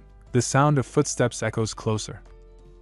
At the city gates, it isn't Miao Puyuan and Tianyu being approached, but rather the guards stationed there. Two dim-witted lackeys arrive, dragging along a group of captive women as tribute for the city lord. Among them sits none other than the twisted, masochistic agent from the Federal Bureau of Evolution. The guards check the captives and escort them inside to present them, The lackeys are practically drooling, convinced this delivery will make them rich. When the women are brought before the city lord, he looks them over with satisfaction and declares that any who can bear him a son will be spared. Terrified, the women beg for mercy, but he dismisses them as nothing more than breeders with no right to plead. To prove his point, he seizes one by the throat and begins violating her in full view of everyone. Even in the middle of this, a report reaches him. Su-chin and his allies are preparing to strike the hospital. His mood darkens instantly, and he bellows that his men must prepare to wipe them out. Su-chin must die at any cost. But the messenger hesitates, explaining that their troops are too weak to fight after being starved for so long. An alternative exists, forcing the civilians into becoming devourers, but the process takes far too much time. The vile city lord keeps abusing the poor woman in his grip as the discussion drags on. It's then that woman who has remained silent among the other slave girls until now, suddenly speaks. Her words catch his attention, and he turns toward her, still continuing his abuse of the maiden while giving her his ear. Meanwhile, the two lackeys who brought the captives are dealt with cruelly. They're buried alive, with only their heads left above the dirt. Panic-stricken, they cry out to their master for help, unable to understand why they're being punished. The city lord answers coldly that the woman before him has offered a way to rapidly build the devourer army. But the price is steep. She needs their heads as ingredients for her potion. The two buried lackeys desperately plead, insisting the strange woman is lying just to get revenge on them for selling her as a slave. The city lord chuckles darkly, admitting that could be true, but he won't know for sure until he puts it to the test. With a single brutal swing of his spike bat, both their heads are sent flying, landing with a sickening splash into a massive pool of blood where other victims are already being thrown in alive. She steps forward, using a second-generation enhancement serum to accelerate the devourer transformation, even though the formula is unstable. She pours it into the bubbling pool while more screaming humans are shoved in, forcefully drowned until nothing remains of them. To the terrified captives awaiting their fate, she declares that they should be honored. Only the chosen ones are granted entry into the blood pool, and only the strongest will rise as warriors to serve the city lord. Her eyes burn with madness as she vows to take revenge on Su-chin for destroying the evolution base, which she blames for her capture and torment. Before long, the first batch of twisted devourers begins crawling out of the bloody vat, grotesque and powerful. Outside the city walls, the hidden scouts watch in horror, realizing the Lord plans to turn all 2,000 residents into mindless soldiers under his control. They know this information must reach the base, or everyone is doomed. But their cover is blown. Devourers ambush them from behind, having already noticed their spying. The situation turns grim immediately. Tianyu grits his teeth, preparing to buy time. He orders his partner to run and deliver the intel, but the monsters laugh, saying it's better they both stay for dinner. Back at the base, Xiaomei greets Su-chin eagerly, and he checks on her, asking if anyone has bullied her. She grins and jokes that no one would dare mess with his woman. Their lighthearted moment is cut short as General Gao arrives, updating Su-chin on the mission. He admits that the task may be too much for Sun and his men alone, and asks Su-chin to lend his strength. Without hesitation, Su-chin agrees. But Gao isn't finished. He has yet another favor to ask of him. Gao explains to Su-chin that the hospital's proximity to their base will eventually become a major problem if left unchecked, not to mention the stockpile of medical supplies inside that they desperately need. He pleads with him to allow some of those resources to be reserved for the base. Su-chin, generous as always, reassures him that he'll only take what he requires, which isn't much to begin with. Gao then introduces him to the other ability users in the base, including Captain B's brother, all of whom are placed under Su-chin's command for the upcoming operation. But Su-chin's very first order leaves everyone stunned. He instructs them to remain at the base and act as sentries while he personally deals with the enemy. Their task is to keep strict watch on H City for any suspicious movements. Though shocked, they don't dare question him, and as always, his instincts are dead on. He suspects that H City may erupt into uncontrollable chaos due to his presence alone. Meanwhile, in H City, the two scouts Miao Puyuan and Tianya are still locked in a desperate struggle against ravenous devourers. They fight fiercely, but the monsters give them no chance to breathe. Tien urges his comrade to remember all the crises and survival tests they endured on past field missions. Naturally, Puyuan remembers. He's the most seasoned among them. But the devourers, growing impatient, decide to finish things. At that moment, Tinya pulls a trick from his sleeve, hurling lime powder into their eyes. The creatures howl in pain, and the two men seize the brief window to flee. Just as they think they've gained the upper hand, disaster strikes. A spear suddenly flies from behind, impaling Miao Pu Yuan straight through the chest. The blow is fatal. Tinya screams in shock, but it's too late. His partner is gone. The attacker reveals himself. It's the city lord, who had appeared silently from the shadows. He toys with the idea of devouring the man himself but scoffs that the body is far too skinny to satisfy his hunger. Instead, he tosses the dying scout into the hands of his beasts as a snack. Tinya, desperate to save him, rushes forward, but another devourer sneaks up and slams into his back, knocking him down before he can do anything.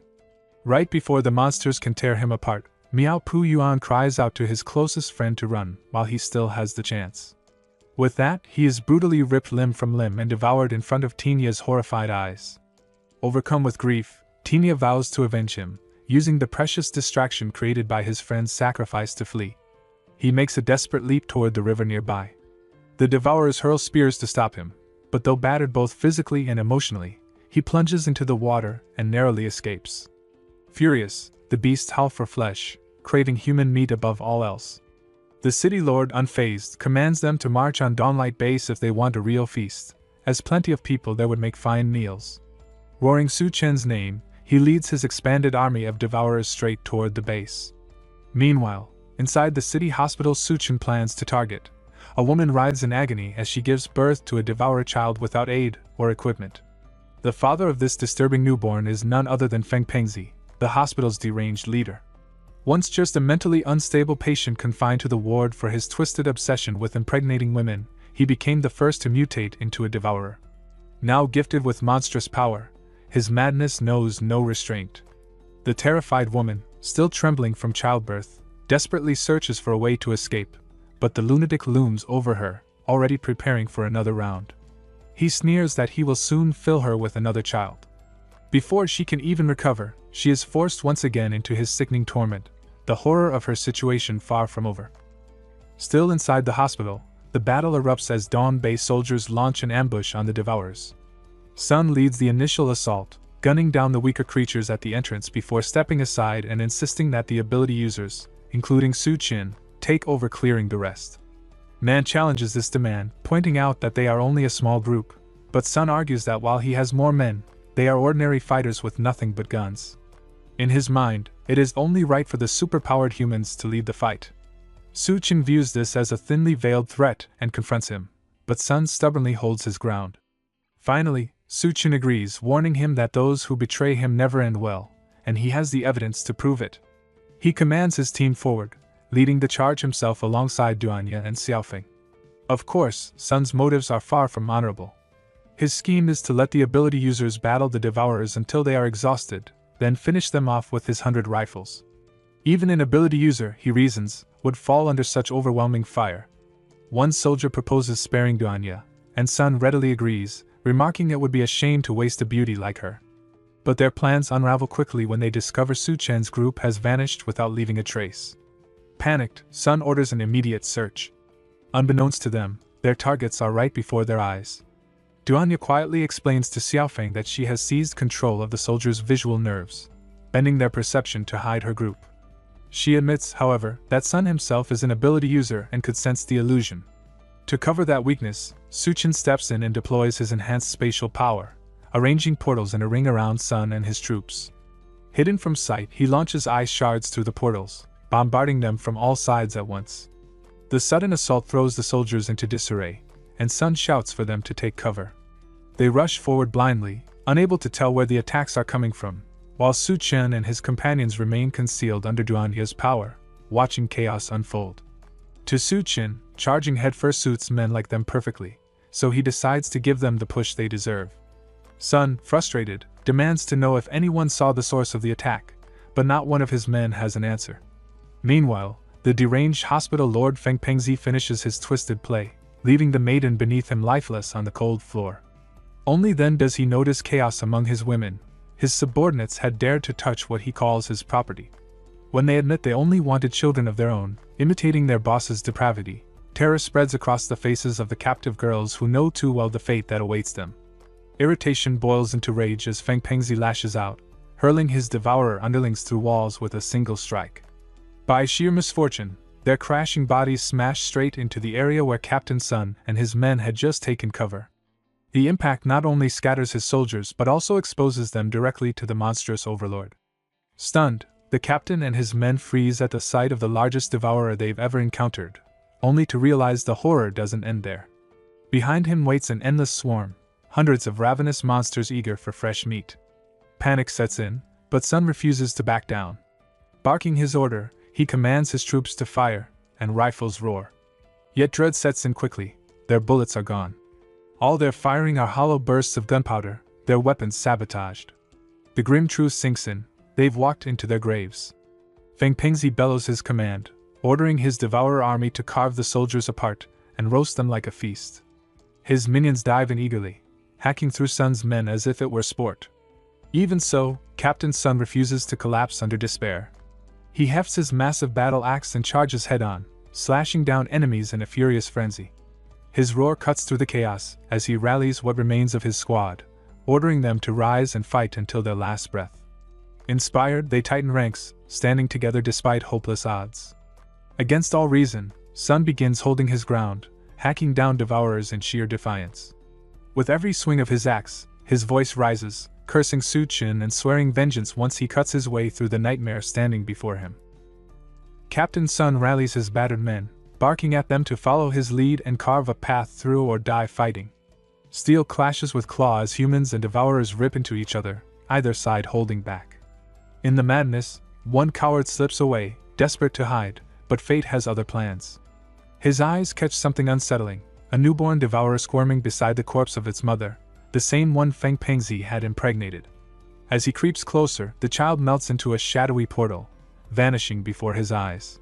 Confused, he scans the room, only for the creature to reappear beneath him, ripping into his flesh with terrifying glee. The man's screams echo as the infant devours him whole, realizing with delight that human meat not only tastes exquisite but also fuels his growth. Back in the fight, Sun's men can't help but marvel at their captain's ferocity. He alone slaughters 10 devourers in sheer defiance. Yet against the endless tide, those victories are dust, and Feng Pingzi mocks his futile resistance. Enraged, Sun hurls his battle axe in a desperate strike, only to watch the boss catch it midair with a single hand, leaving him stunned. That split-second lapse costs him dearly. The mutant child slips behind and, with newly sprouted blade-like arms, hacks off both of Sun's limbs. Agony tears through him as he collapses, helpless, pinned by the twisted spawn ready to finish the job.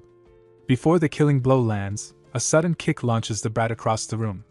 Furious, the child snarls, but his glare meets the calm, unyielding figure of Su Qin, who has arrived with Duanya and Xiaofeng. Our ruthless Su Qin tells the devourer spawn that Sun's death isn't his to claim. The boss lord, intrigued at last, turns his gaze to Duanya, instantly lusting after her beauty and vowing to make her his next breeder. As a twisted courtesy, he offers Su Qin the choice of how he wishes to die. In the blink of an eye, Su Qin is already before him, fist shattering into his monstrous face. He calls the creature a noisy pig and declares his verdict, sending him straight back to the depths of hell. Power erupts from him in waves, his killing intent suffocating the battlefield. The hospital's devourer boss, Feng Pingzi, realizes the time for games is over and shifts into a more serious stance. He eyes Su Qin carefully, recognizing him as an ability user, and sneers that meat like his must be far more delicious as his wounds knit back together and his body regenerates from the earlier strike. Meanwhile, the young devourer brat watches the exchange, puzzled why his father would fancy such a fragile-looking woman. Still, since his father approves, he declares that Duanya will now be his mother. Like father, like son could not be more twisted, his warped logic dripping with filth. He assures her not to worry, saying he won't eat her yet because he's still growing, though after feasting on human flesh, he now demands milk from his new mom. Duanya is left in disbelief, questioning if she really just heard a hideous brat, one grown enough to look like a middle schooler, call her mom and shamelessly beg for breast milk. Her irritation boils over, and she drives an axe kick straight into his skull, smashing his head into the floor. The brat snaps, deranged joy flooding him as he mutters that this must be what having a mother feels like. But before he can rise again, another sharp blow from Duanya launches him upward. She doesn't let up. Her heels whip into his side, sending him skidding left, and with a final fierce spin, she delivers a devastating back kick to his gut that knocks him flat for good. Duan Yu presses the brat into the ground beneath her heel, but instead of suffering, he revels in the pain, proving himself just as twisted as his father.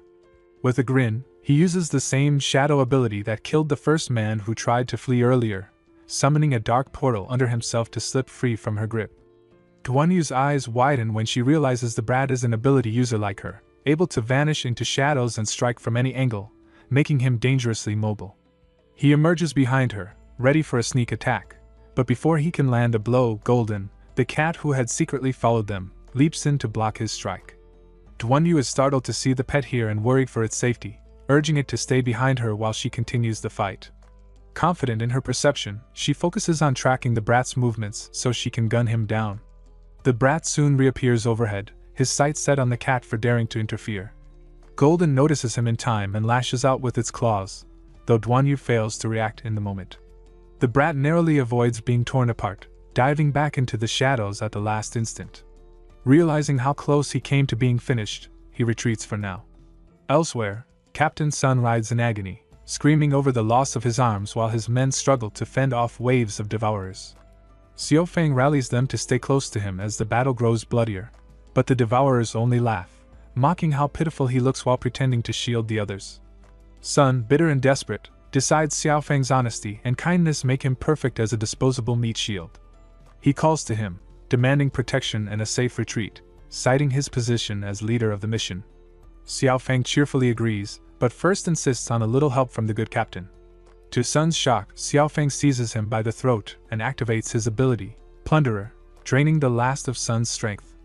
With no arms, Sun is useless anyway, and his power will serve better in Xiao Fang's hands for vengeance against the devourers. With fading breath, Sun weakly protests, reminding him they were supposed to be teammates. Xiao Fang coldly replies that the bond ended the moment Sun aimed his gun at him and his allies. In this apocalypse, enemies get no mercy.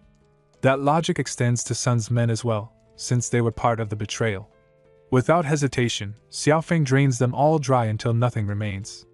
Meanwhile, thanks to Su Chen's foresight and warnings, Dawn Base learns that a massive devourer horde is advancing toward them. At the newly completed wall, Captain Bai orders the soldiers to prepare for battle as planned. She spots Yun Yun lingering nearby and asks why she hasn't left. Yun Yun explains she built this wall at Su Chen's request and doesn't want to see it destroyed by beasts. Bai, blushing and fidgeting with her knees, shyly changes the subject, asking why Yun Yun doesn't mind sharing a man with Duan Yu. Yun Yun calmly admits it was strange at first, but in a collapsing world full of disasters and monsters, normal rules no longer matter. Quietly, she knows she could never handle Su Chen on her own anyway, since he is practically a monster himself. Then she asks if Bai has feelings for him too. Flustered, Bai instantly denies it, but Yun Yun assures her it's normal to be drawn to someone as strong and striking as Su Chen and tells her not to be ashamed of it. Her words make Bai reconsider her denial, cheeks still burning. Their talk ends abruptly when a soldier calls out. He has spotted the Devourer army. The two women turn and freeze in shock at the sheer number of enemies marching toward them. Captain Bai quickly orders the news sent to the general and commands that all civilians be evacuated at once. Yun Yun, meanwhile, calmly digs into her backpack, pulling out a chocolate bar and some other snacks to munch on. Between bites, she casually asks Bai if she intends to abandon the base. Bai explains she has no intention of giving it up, but civilians must be evacuated as a precaution should things turn dire. Yun Yun, however, refuses to let the wall she built for Su Chen fall before he even lays eyes on it. If he returns to find the base gone, she knows better than anyone how furious he can get, and that's something she could never handle. After finishing her snack, which turns out to be more than just a single chocolate bar, she pulls out a vial of green liquid, an enhancement potion, and injects it into her arm without hesitation. With new strength coursing through her, she climbs onto the wall and tells Bai to take charge of rallying the people to fight, because under no circumstances can the monsters be allowed to breach the base. Saying this, she leaps over the wall without a second thought. Bai stands in shock, unable to believe Yun Yun is so willing to risk everything simply for a man. On the battlefield, Yun Yun's body swells with power, her clothes stretching to fit as she grows larger. Spotting a nearby tree, she yanks it from the ground and hefts it like a weapon. With unwavering determination, she braces herself to stop the rapidly advancing devourer horde. Truly, what a woman. Yun quickly realizes the enhancement potion is doing more than expected. Her body keeps growing larger even after she thought she'd hit her limit, and she can only hope her clothes don't rip apart in the process. Still, she decides to make full use of this change and block as many devourers as possible. The city lord, however, doubts that even a giant like her can hold back the entire horde, so he orders his army to charge. The monsters rush forward, but Yun is fully prepared. When they try to slip between her legs, they find out size isn't her only advantage, she's incredibly fast as well. With one swift motion, she swings her massive tree weapon, sweeping dozens of them aside with sheer force. A few devourers attempt a different tactic, leaping onto her arm to claw and distract her, but she reacts instantly, slapping them flat against her skin like bothersome mosquitoes before going right back to mowing down the rest. One can only wonder what exactly they thought would happen trying such a pathetic stunt. From a distance, Captain Bai admits that all of such Chen's women are incredibly strong, yet even with Yin Yun's overwhelming power, there are far too many enemies for her to handle alone. What troubles Bai even more is that the base's original defense system has already been compromised, and she can't just sit back while chaos unfolds, so she rushes off to make something happen. Meanwhile, Yun Yun holds her ground, clearing waves of devourers and preventing them from advancing any closer. The monsters, once confident, now find themselves intimidated and losing morale against the towering woman. Just then, their twisted woman makes her appearance, presenting a solution to deal with the giant. The foolish devourers, forgetting she's on their side, attack her outright, but she had already anticipated their stupidity. She swiftly plants seeds into 3 of them, and before they understand what's happening, mutated plants sprout from their bodies, blooming flowers on their heads. While they stand confused, she calmly executes her plan. In the past, she discovered that fusing mutated plants with her blood could grant a massive temporary boost in strength, though at the cost of the host's life. The result is immediate. Their bodies swell and grow until they stand nearly as large as Yun Yun herself. Now, instead of a helpless horde, she faces 3 opponents almost her equal in size and strength. The Devourer Lord beams at this development and issues new orders: let the giants clash, and while Yun Yun is distracted, the rest should charge the base, slaughter the men, and spare the women for breeding. The horde gladly obeys, but as they surge forward, they are blindsided by devastating firepower. Tanks roll onto the battlefield, their cannons thundering as shells explode among the devourers, tearing their lines apart. None of them expected the humans to possess such destructive weaponry, and panic spreads through their ranks. Yun Yun, still locked in combat, feels a wave of relief seeing the reinforcements arrive, not only to protect her but also to shield the base behind her. As Yun Yun pauses to catch her breath, one of the massive flower-infused devourers lashes out, roots shooting forward to bind her hands. The restraint leaves her vulnerable, and though she manages to block the second giant's strike with her tree weapon, the force sends her crashing back against the wall. Both arms locked, she has no way to defend against the third monster barreling straight at her. Just as the finishing blow closes in, a blast from above intercepts it, the timely strike of a drone. Relentless volleys follow, breaking the devourer's rhythm and giving Yun Yun a chance to breathe. She hadn't expected drones at all, but the support couldn't have come at a better time. From a safe vantage point, Captain Bai pilots the machines with sharp focus, silently thanking such Chen for arming them with such advanced tools. They may not have many, but right now those drones are the thin line keeping the base from falling. Meanwhile, back inside the hospital, the clash between Su Chen and the Devourer Lord Feng Pengzi rages on. Every punch Su Chen lands tears into the monstrous body, but the damage is absorbed and steadily regenerates, the pig-faced boss smirking through the blows. He admits the human is surprisingly strong, but insists his strength isn't nearly enough to bring him down. The time has come for him to strike back, and as he prepares to retaliate, deep within Su Chen's body, the parasitic Xiao stirs uneasily, wondering what is happening in the world outside. Inside Su Chen's mind, Xiao grows restless, furious that being sealed has cut off her awareness of the outside world. Determined to break free, she gathers her hair into a spiraling drill and tears into the icy chamber that had held her captive. The timing couldn't be worse. While she claws her way out, Su Chen struggles in the real world against Feng Pengzi, whose monstrous strength is becoming harder to counter. Just as Su Chen moves to finish the fight, the disruption yanks him back into his mental realm, his clothes torn away in the process. Before he can react, Xiao coils her hair around him, binding him tightly inside a writhing cocoon. She sneers that she won't allow him to freeze her again, and vows to punish him for keeping her sealed for so long. But her words falter when she realizes the closeness of their entanglement, her body pressed against his bare skin. Shocked, she accuses him of being indecent, only for him to snap back that it's her fault for dragging him here without warning, leaving him defenseless. She insists she didn't plan this, but it changes nothing. They are now trapped together in a suffocatingly tight cocoon, while the battle outside rocks the very fabric of the mental space. The vibrations grow more intense with every blow Feng Pengzi lands on Su Chen's real body, shaking them violently inside. Flustered and overwhelmed, Xiao admits she has never experienced anything like this before, clarifying that the memories Su Chen once glimpsed of her with the scientist were illusions, not reality. Their precarious situation grows harder to bear as the cocoon quakes in sync with each strike. Back outside, Feng Pengzi grins, pounding Su Chen's unconscious form into the ground, his attacks so forceful that they ripple straight into the mental dimension. The constant jolts leave Xiao panicked, begging Su Chen to act quickly, certain she won't be able to endure the storm of chaos much longer. The cocoon is tossed up and down with brutal force, its constant shaking leaving no doubt about the indecent chaos happening inside. It's better not to dwell on that and shift attention back to the battlefield. Feng Pengzi, growing tired of toying with an unconscious body, decides it's time to turn the boy into his next meal. Just as he prepares to dig in, gunfire erupts from behind, halting his hunger. To his surprise, the shooter is Duanyu, the very woman he had claimed for himself. She ignores his twisted rambling, her eyes blazing with fury as she demands he release what belongs to her, insisting he let go of her man. The realization hits him hard. His chosen woman has already been touched, tainted by another. The memory drags him back to a time long before the apocalypse, before madness consumed him, when he was nothing more than a patient in a mental ward. Back then, he had once loved a woman who had promised to marry him after he presented her with 100 gifts.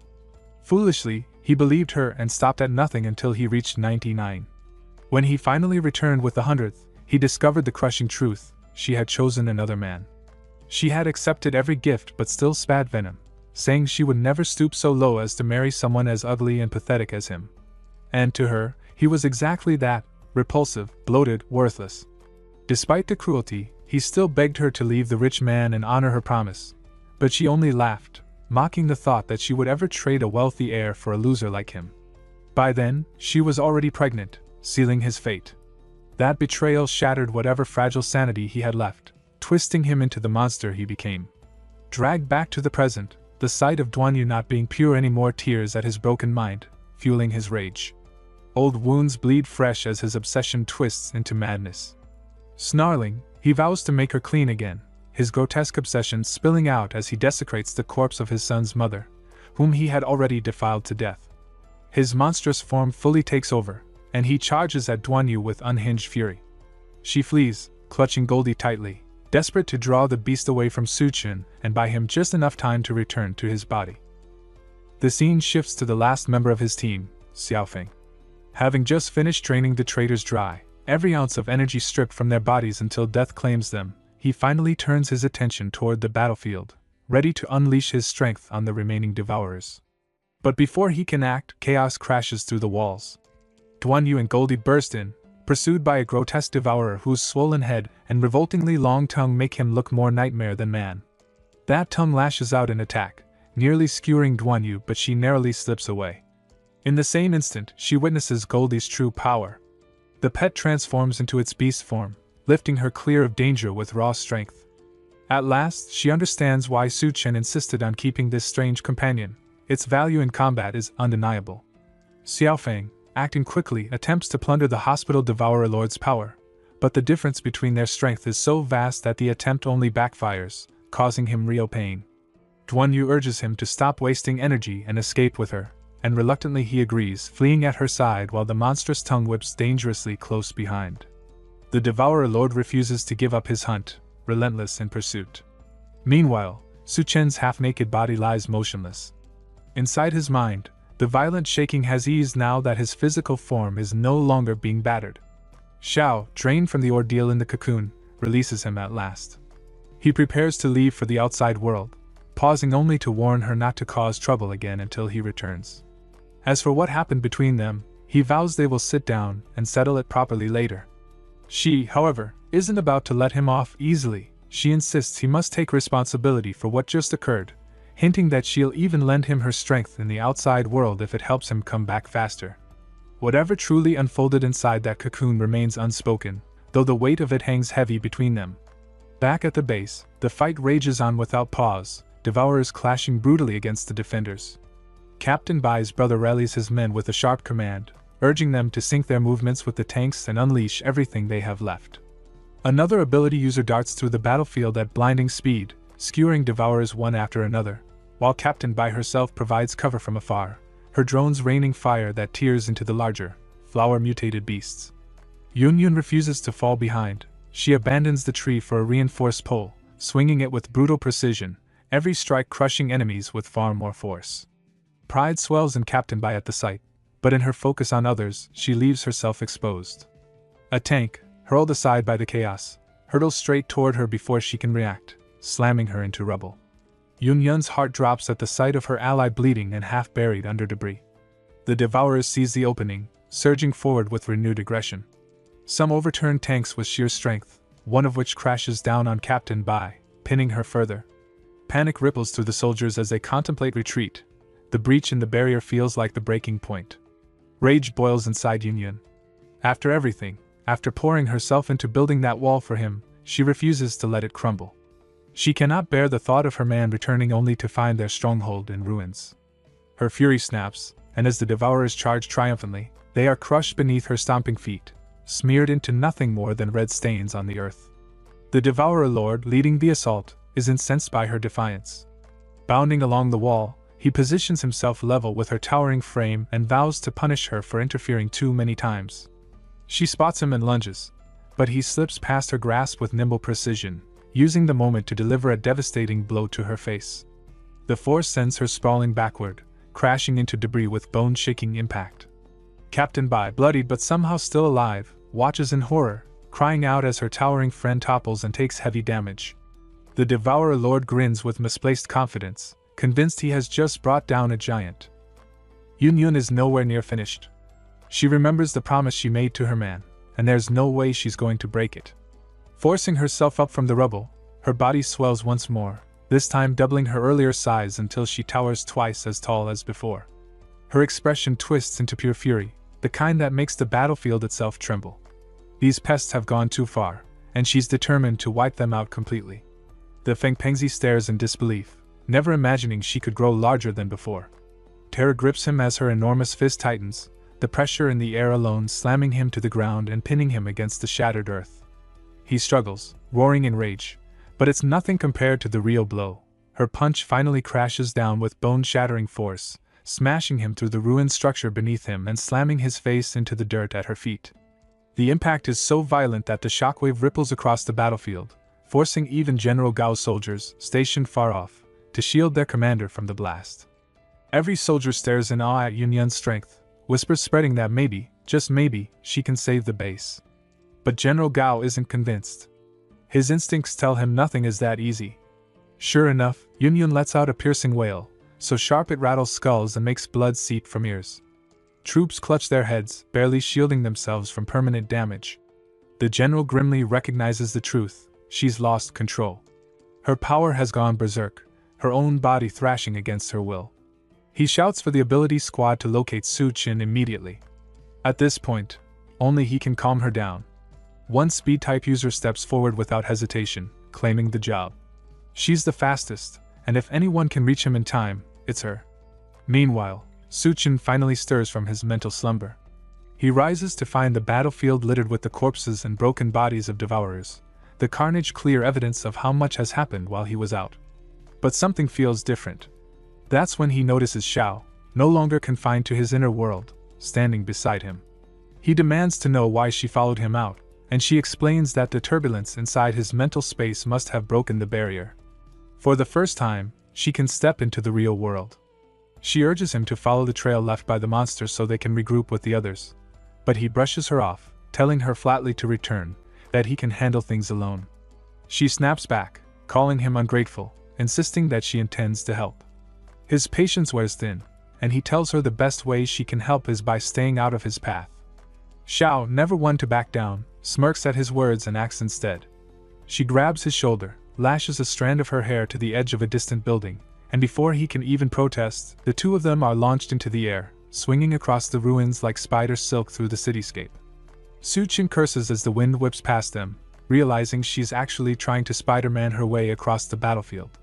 And whether he likes it or not, he's stuck in her wild ride.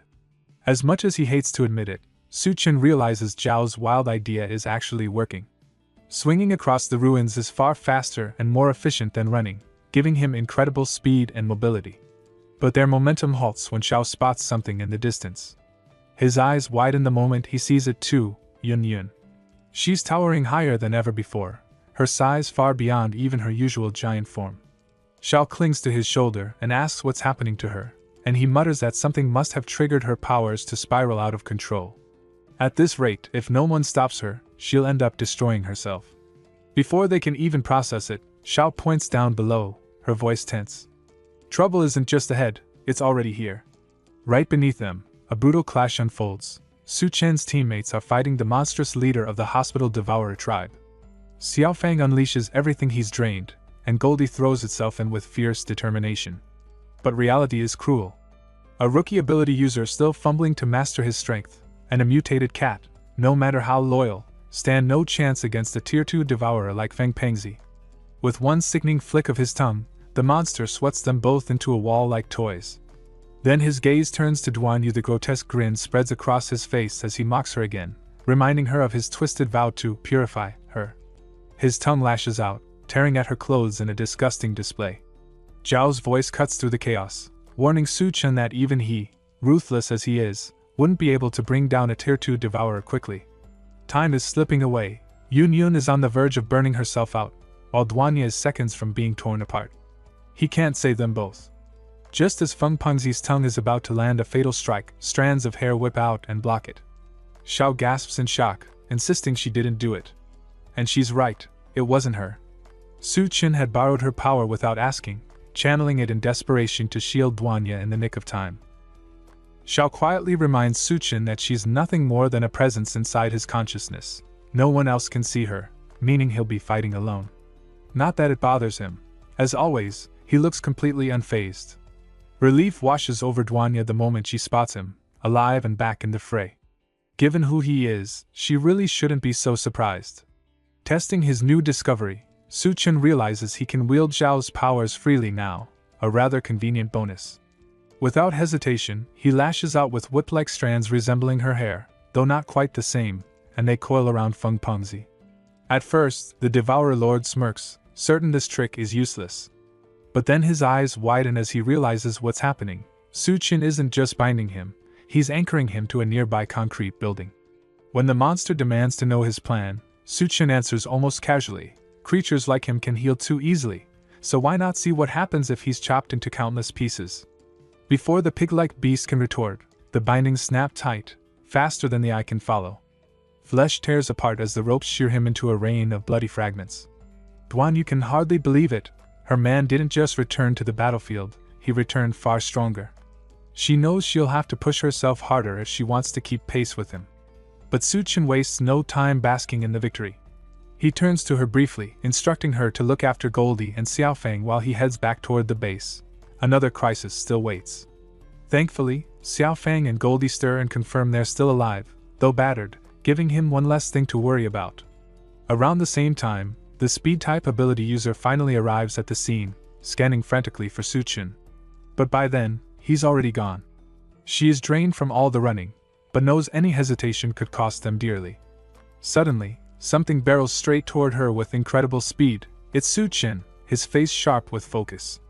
He doesn't even slow down, blasting past so quickly the gust knocks her flat on the ground. Stunned, she realizes he's nearly as fast as she is now. She calls out, but he's already vanished into the distance. Though he hears her, he refuses to stop, his mind locked on his mission. Xiao emerges again, urging caution and warning they might not survive this fight, but he shuts her out. He refuses to abandon his people or the base he fought so hard to build. All he cares about now is saving them. Xiao can only hope Yun Yun lasts until they arrive. Deciding it's time to test a move he has been refining, he activates his space ability, opening two shimmering gates that let him leap instantly between them. He dubs this technique Space Jump, and it works flawlessly. The speedster girl behind him nearly chokes on her disbelief as he vanishes into thin air. No single man should wield power like that. Once, he could only cover 3 meters with this skill, limited to 3 uses a day before his body felt like it might rip apart. But now at level 2, the distance stretches to 8 meters, and he wants to see how far he can push it. Activating Steel Body to reinforce himself, he begins chaining space jumps in rapid succession, moving faster than ever. The girl can only watch in awe as he tests the very limits of his strength. Meanwhile, back at the base, Yun has spiraled completely out of control, lashing out at anything near her. A few devourers still remain, but even they hesitate, debating retreat. One reckless fool suggests climbing her massive form just to see how it feels. Twisted as they are, curiosity overrides sense, and before long, more of them begin to share the same insane idea. One reckless devourer begins climbing Yun's massive leg, and the others quickly shout for him to wait as they scramble after him. Soon, a swarm of them is crawling up her, inching dangerously close to the forbidden zone beneath her skirt. Disgusting as it is, it's hardly surprising. These are mindless beasts driven only by instinct. In their obsession, they completely forget about the soldiers still firing from below, but those men can't make much progress either, since Yun's wild, uncontrolled strikes lash out indiscriminately, hitting friend and foe alike. General Gao starts to panic, but Captain Bai's sharp eyes spot something cutting through the battlefield at incredible speed. It's Su Qin. His arrival radiates overwhelming main character energy, and both she and the general feel an enormous wave of relief. At last, there's hope of stopping this chaos. Xiao cautions him that Yun is still expanding, and if her growth doesn't stop soon, she might literally explode. They must wake her before she destroys herself. Unfortunately, she immediately notices him and swings with massive force, though he dodges by leaping onto her hand. It's clear she isn't in control at all. He races up her arm to her shoulder, then slides down across her chest while narrowly evading her attacks, but decides the devourers clinging to her need to be dealt with first. He dives from her chest down toward her legs, where Xiao can't help remarking on how durable her stockings are. Despite her size, they've only torn a little. He brushes off the observation, insisting her ability must reinforce them, but now isn't the time to talk about it.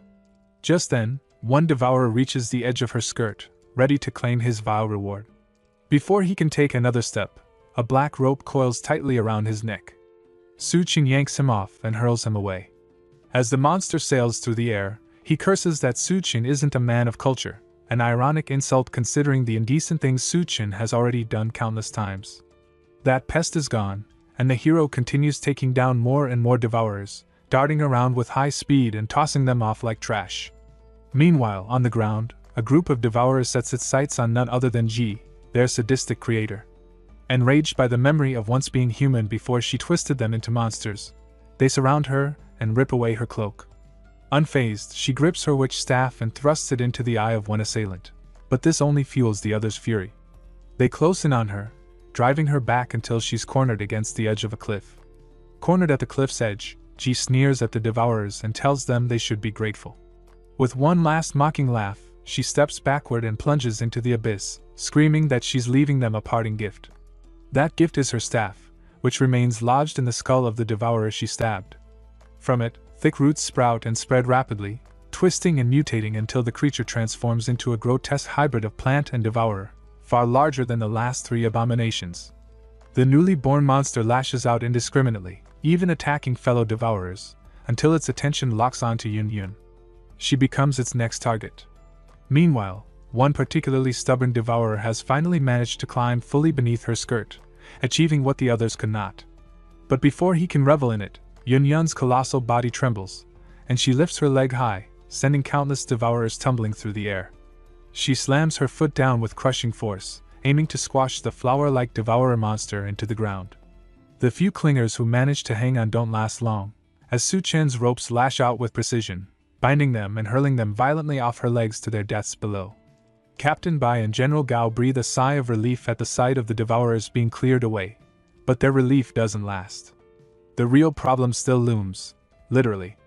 Yun's body has grown to an unimaginable size, towering higher than ever before.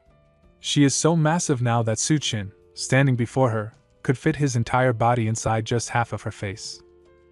Yun towers above, her unstable power threatening to tear everything apart, and Su Qin knows he must stop her before she explodes and destroys everything in her path. She raises her massive hands high over his head, preparing to crush him, while panicked voices from below shout his name, desperate to warn him of the danger. With a deafening crash, her hand slammed down on him, smashing through a building in the process. When the dust clears, she lifts her arms again, but Suchin is nowhere in sight. The onlookers search frantically, wondering where he has gone, while a voice cautions him that facing Yun head-on like this is reckless. Hidden within her enormous chest, he begins to notice something unusual. Her entire body is glowing, and faint cracks are spreading across her skin. It's clear her body can no longer withstand the surge of power inside her. Suchin activates his space jump to get a clearer view, and what he sees is terrifying.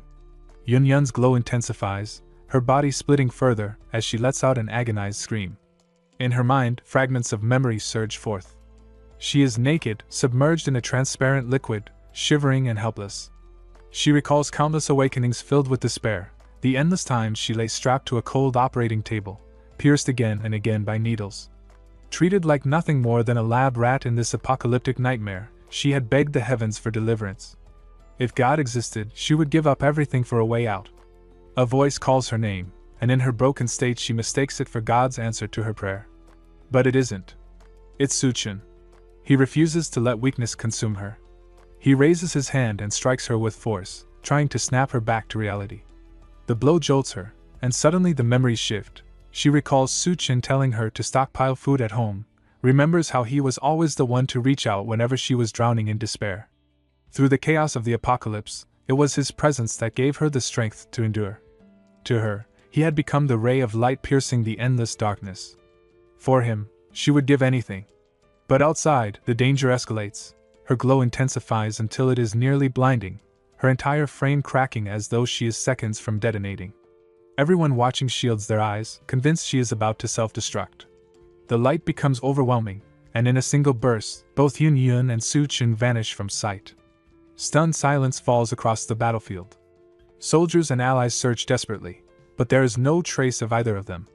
General Gao and Captain Bai exchange uneasy glances, both shaken and bewildered. Suchin and Yun are gone, leaving everyone to wonder if it's truly over, or if the real fight has only just begun. Captain Bai collapses to her knees, palms pressed against the ground, her face twisted in grief. She still has so much she wishes she could say to Suchin and Yun. After all, Yun had just saved her life. General Gao's voice booms across the battlefield, urging her to lift her head. With a sharp inhale, she raises her gaze, and both are left stunned by the sight before them. Descending from the sky is Suchin, carrying the battered form of Yun in his arms. Relief sweeps over the general, his voice breaking with joy as he declares how fortunate it is that both of them are alive. But Captain Bai quickly notices the severity of Yun's condition and shouts for someone to bring a doctor immediately. Before anyone can respond, a voice calls out from above, telling them to wait. Duan appears, mounted on Goldie, the majestic beast radiating a fierce presence that leaves even the captain in awe. Suchin calls to her urgently, and after a quick assessment, she grimly concludes that Yun's situation is critical. If left untreated, she could lose her life at any moment. Her suggestion is clear: they must return to base at once. Soon, water fills a bathtub, glowing faintly as Yun's body is gently lowered into it. The sight makes Suchin pause, and he asks Duan if she has added something to the water.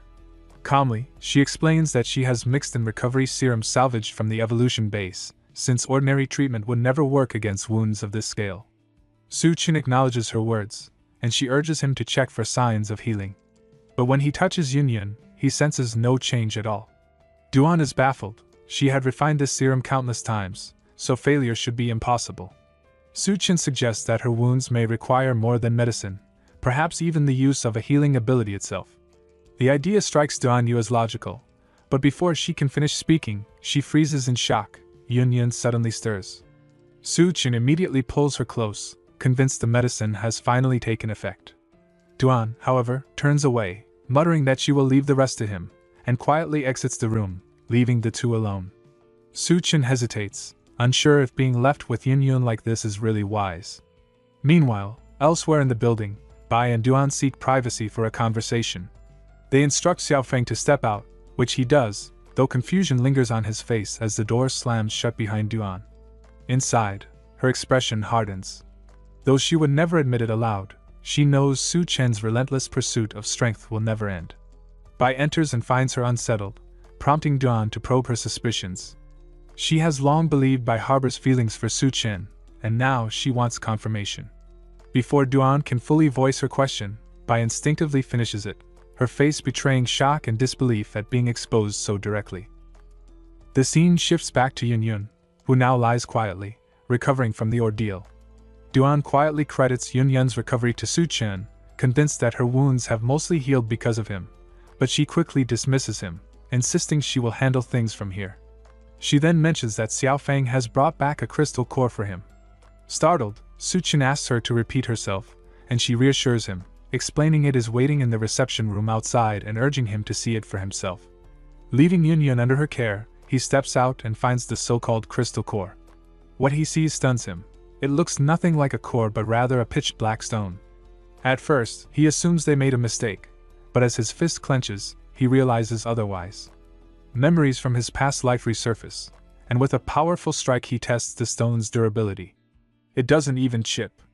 Intrigued, he notes how impossibly tough it feels and concludes it must be one of the rare materials born out of the apocalypse. His mind immediately connects it to a figure of legend, Wang Song, the Black Blade King, who once carved his way through the apocalypse wielding a blade forged from such stone. Rumors claimed that very weapon was born of this material. Staring in awe, Su Chen marvels at his fortune, determined to claim this chance for himself. He carefully stores the stone away, already set on forging his own black blade once he can find a skilled blacksmith. Meanwhile, the scene shifts back to Duan and Bai. Bai questions why she is only raising her suspicions now, and Duan admits her deeper fear, that after Su Chen absorbs the crystal core, a curse of immense power will activate. If left unchecked, it could bring disaster upon him, though she withholds the full extent of what she knows. Her warning only fuels Bai's curiosity, who presses her for clearer answers. Duan Yu admits she cannot say for certain what will happen, only that whatever it is must be dangerous, and under no circumstances should they allow it to unfold. Still, her concern lies with Yun Yun, whose body remains unstable and in need of constant care. Bai steps forward, telling her to stay and focus on the wounded while she personally deals with the matter of the curse. Duan urges her to reconsider, warning that things may not be as simple as she imagines, but Bai refuses to back down. With firm resolve, she declares that no matter the cost, she will take responsibility and tells Duan to leave it to her. Yet the words slip out too quickly, and Bai herself feels unsettled by the strange attire she must wear and the odd lines she has to recite. As she prepares to step out, she spots Su Chen, who appears perfectly fine. Suspicion flashes through her mind. Could Duan be deceiving her? Still, she decides she cannot risk leaving things unchecked. Su Chen's safety means the survival of the entire base, so she needs to confirm the curse with her own eyes. She steadies herself, rehearses the lines in her head, and finally picks up a tray holding a wine bottle and 2 empty glasses. Though her hands tremble, she steels her nerves and approaches. Su Chen turns just in time to see her coming toward him, tray in hand, when she nervously addresses him as master, leaving him momentarily stunned. Meanwhile, Duan remains by Yun Yun's side, gently wiping her face with a white towel. She tells herself that Bai should manage on her own, convinced the curse is the only explanation that fits. After all, she was the one who set this plan in motion, though she privately wonders how long Bai can endure it. Once Yun Yun stabilizes, she resolves to lend her support. Outside the base perimeter, soldiers finish clearing the Devourer tribe but are left with the unpleasant task of handling the corpses piling up. Their complaints are cut short by the realization that the bodies have vanished.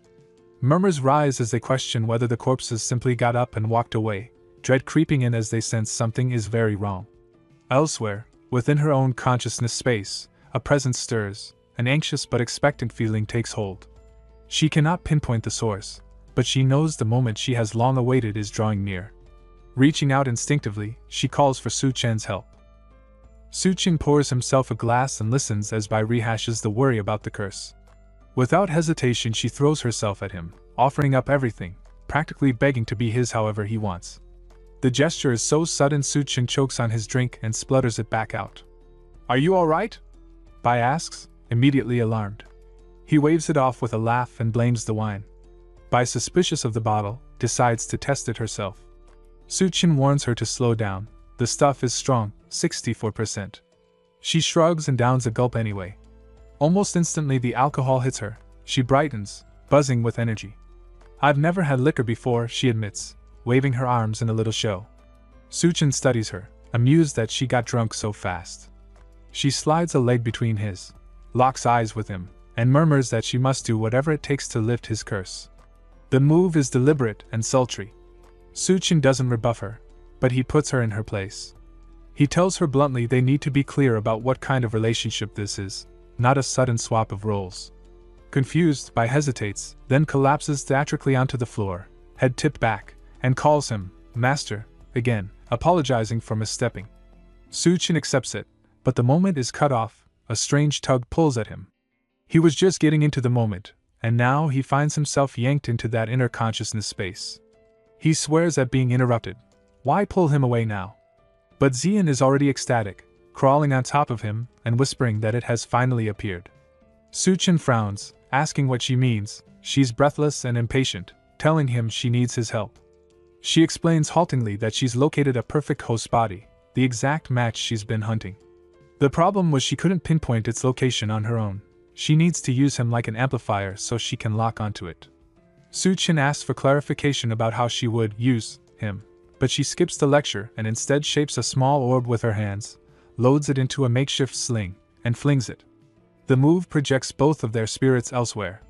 Suddenly they're standing above a tide of corpses, a grisly procession of humanoid bodies arrayed before a dark silhouette of a long-haired woman hovering above them.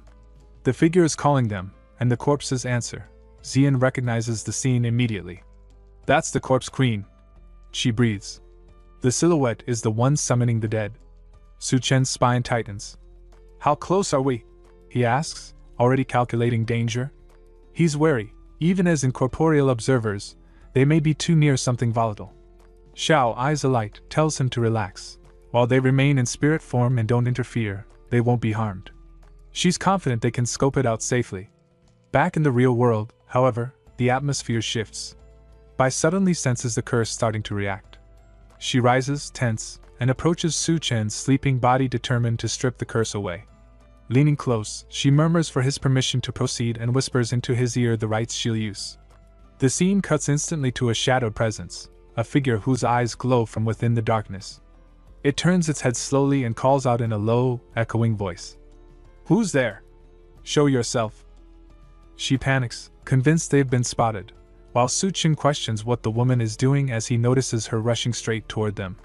He suggests fleeing, but she tells him it's already too late. In a flash, the Corpse Queen launches forward, her eyes and mouth glowing fiercely as she closes the distance. The shock jolts Suchin awake. He finds himself sitting up in bed, shirtless with only a blanket across his legs, coughing and clutching his head in pain, confused about what just happened. Xiao explains calmly that it's only some of his mental energy drained and reassures him that with his strength he'll recover soon. He notices she looks fine, but she snaps back that she nearly got bitten apart by the Corpse Queen during their narrow escape. Suchin realizes the Corpse Queen is far too dangerous, commanding tens of thousands of corpses, growing stronger with every tide she summons. Helping her would mean risking his life, and he refuses unless she has something valuable to offer in return. Desperate, she pledges herself to him completely, promising to become his servant if he aids her. She even kneels on one knee to show her sincerity, but Suchin remains doubtful, unimpressed by words alone. She asks what would convince him, and after a pause he demands her crystal core. She recoils, horrified, insisting that handing it over is the same as giving him her life. Suchin doesn't budge. If she truly wants his help, it's her choice to surrender it. Resigned, she passes the crystal core into his hand, hoping he keeps his word. He assures her he will, declaring that from now on she belongs to him and he will help her achieve her wish. Bowing her head, she asks if that is all, but before he can respond, she vanishes suddenly. Irritated, Suchin mutters that no servant should leave without calling him master, though he quickly consoles himself by remembering he already has her core. His thoughts drift to the Corpse Queen's terrifying past, how she once led her horde to sweep across Xanadu, forcing humanity to survive in her looming shadow. She is a force that must be stopped if the world is not to be overrun by corpses. Glancing again at the crystal core now in his possession, he steels himself and decides it's time to move forward. Suchin jumps into a car and speeds away, leaving Xiaofang and Bang watching from behind. Xiaofang asks why she isn't going after him, but she explains that there's still too much to take care of at the base, and following him isn't necessary. She admits she's too weak to be of help right now, yet believes she'll catch up with him someday.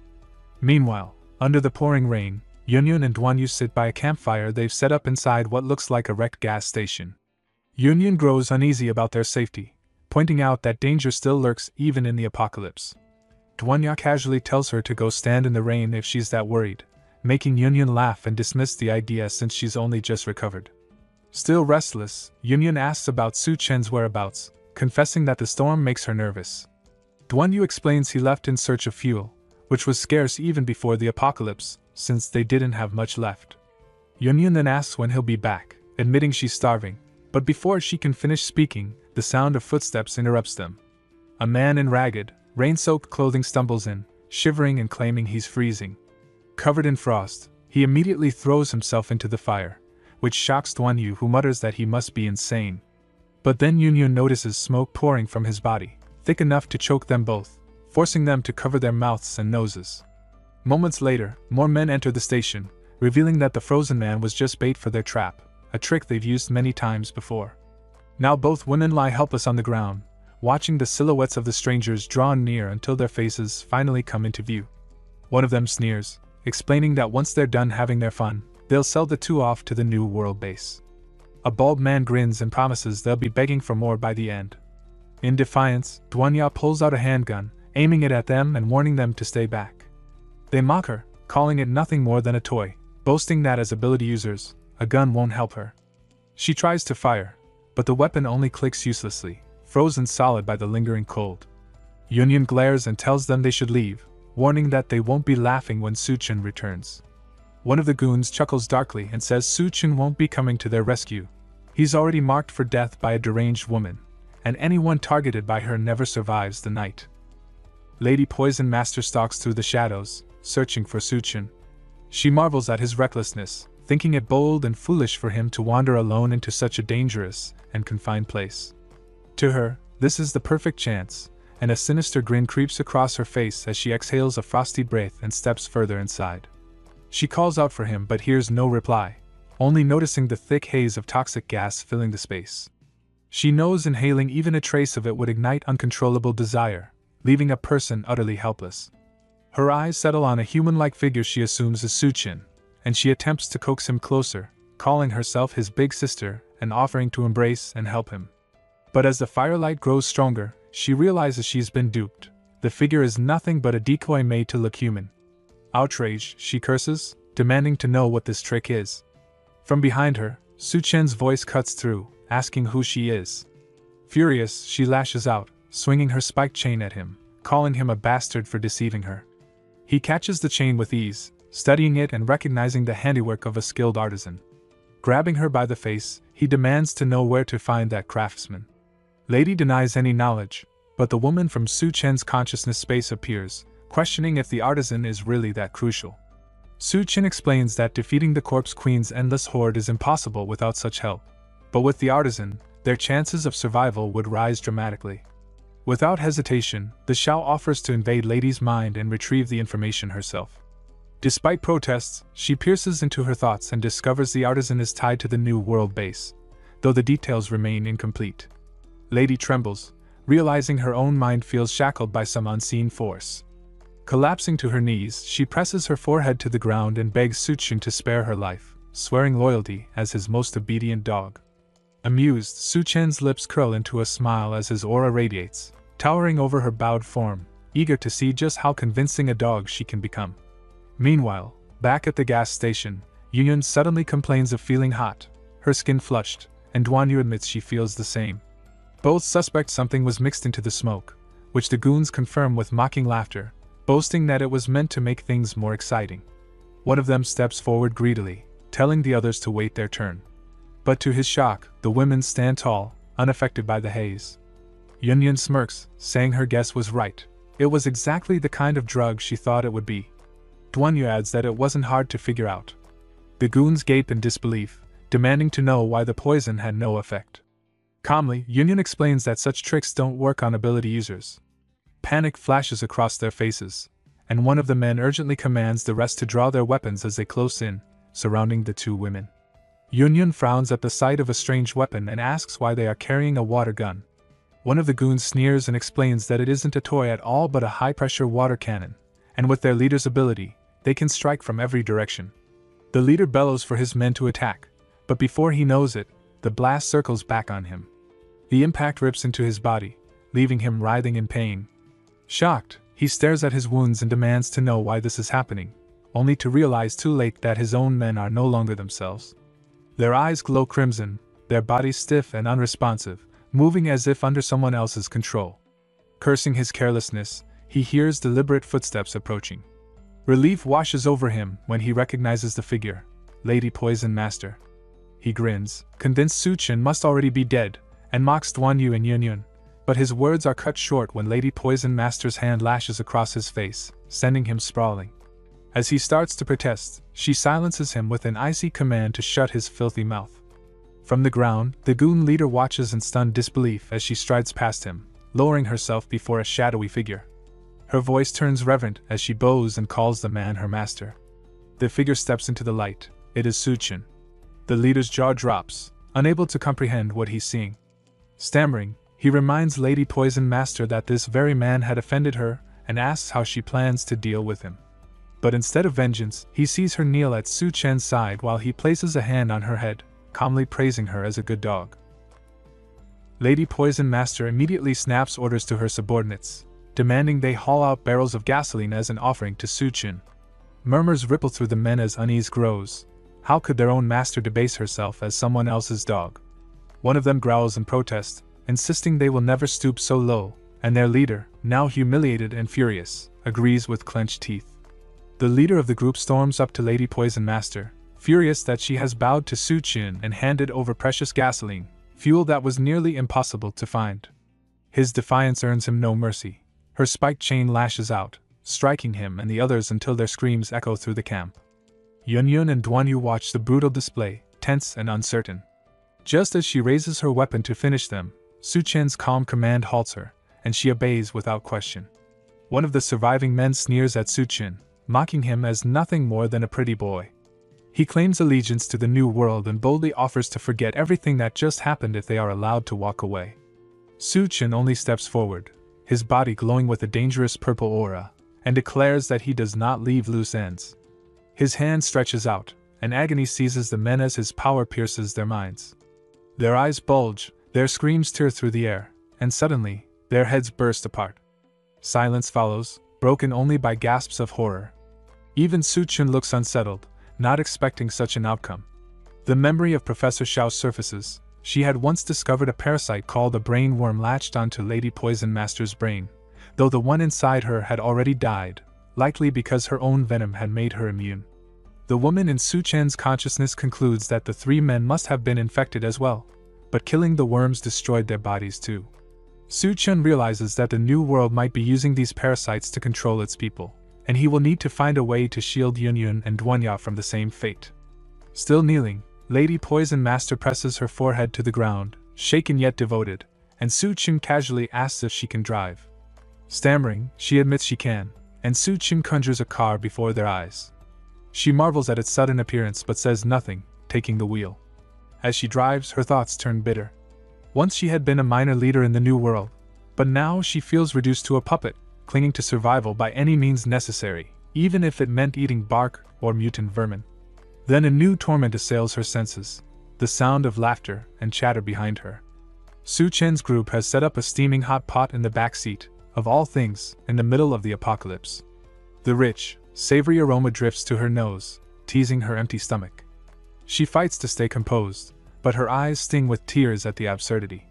Even broth should be impossible to come by in this world, yet here it bubbles behind her. She steels herself, shaking her head, reminding herself that risking her life for a meal would be madness. But her resolve wavers as a crisp sound cuts through the air, the pop of a soda can opening, cool and refreshing. She instantly recognizes the crisp fizz as cola, and the realization nearly unravels her sanity. Cola, in the middle of the apocalypse. Her shock only deepens when a gentle voice from the back offers her a can. It is Yunyun, smiling as she extends the drink. Suspicion clouds Lady Poison Master's mind. Why would she show kindness to someone like her? Could it be a trap? Yet Yunyun reassures her, urging her to drink and casually adds that Suchen enjoys being called master. Duanya bursts into laughter while Suchen narrows his eyes, teasing Yunyun for daring to mock him. Yunyun only chuckles, introducing herself and suggesting they could be comrades. Still tense, Lady Poison Master wrestles with uncertainty, thinking Yunyun might be hinting that she too is bound by Su Chen's will. After all, in a ruined world, it makes sense for women to rely on strong men. No one in her position would turn away hot pot and cola. Yet she convinces herself that sweet temptations will not sway her. That resolve wavers when Yunyun holds out a chopstick of steaming meat and gently tells her to open wide. Reluctantly lifting her head, she parts her lips, releasing a faint green mist. Yunyun blinks at the sight, asking if she just breathed out poison and whether that is her ability. Calmly, Lady Poison Master explains that her toxic gas kills men with exhaustion and drives women into feverish desire, though ability users resist it better. Su Chen leans back in thought, considering whether her poison could be repurposed to make Duanya and Yunyun immune to the brainworms. Just then, Yunyun flushes with heat, murmuring to Su Chen that she feels overwhelmed. The Poison Master hastily clarifies that it was unintentional, a side effect from feeding her the meat. Su Chen waves her to focus on the road while Yunyun clings to him with playful seduction, leaving Duanya no choice but to retreat to the passenger seat. Up front, Duanya breaks the silence, asking the Poison Master about the new world. With tears streaking her face, the woman croaks that she is starving and can't think straight without food. Duanya gently promises her a proper meal later, coaxing her to talk. Finally, she asks how she first joined the new world. With a bitter laugh, the Poison Master admits that it began with something as trivial as entering a beauty pageant. The ruins of the new world come into view, a towering skyscraper half collapsed among other shattered buildings. Lady Poison Master guides the group through, describing the settlement as a den of apocalyptic indulgence. She lists off its attractions: auctions, slaves, black markets, beauty contests, gladiator arenas, and more. Yunyun gazes up in awe at the jagged skyscraper, then asks why such a crowd has gathered at the gate. Lady Poison explains they are scavengers, desperate to enter, but harsh requirements keep most out. To them, this place is the last beacon of hope. Su Chen suggests they take a closer look just as a loud voice echoes from ahead. A man with an eye patch holds up an identification card, explaining it is the only proof of entry. He tempts the scavengers with promises that possessing one means freedom from hunger and danger, but warns they must earn it through a trial.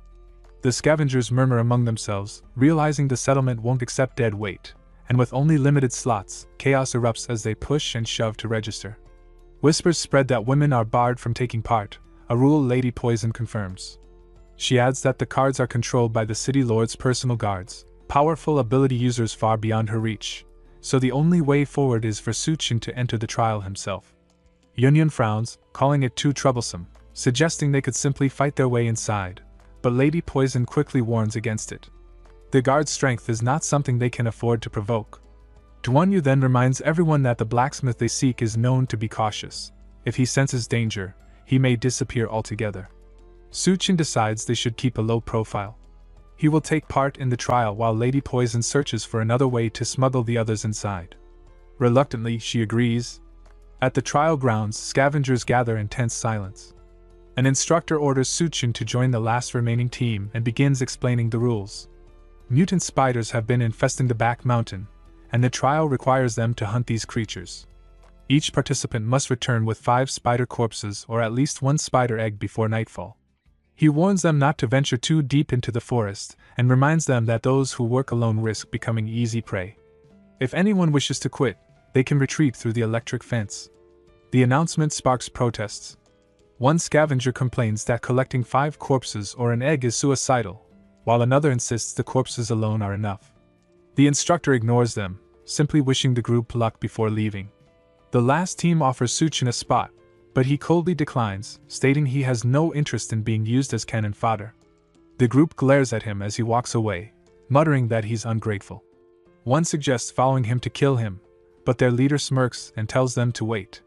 They will ambush other teams on their return and steal their prizes instead.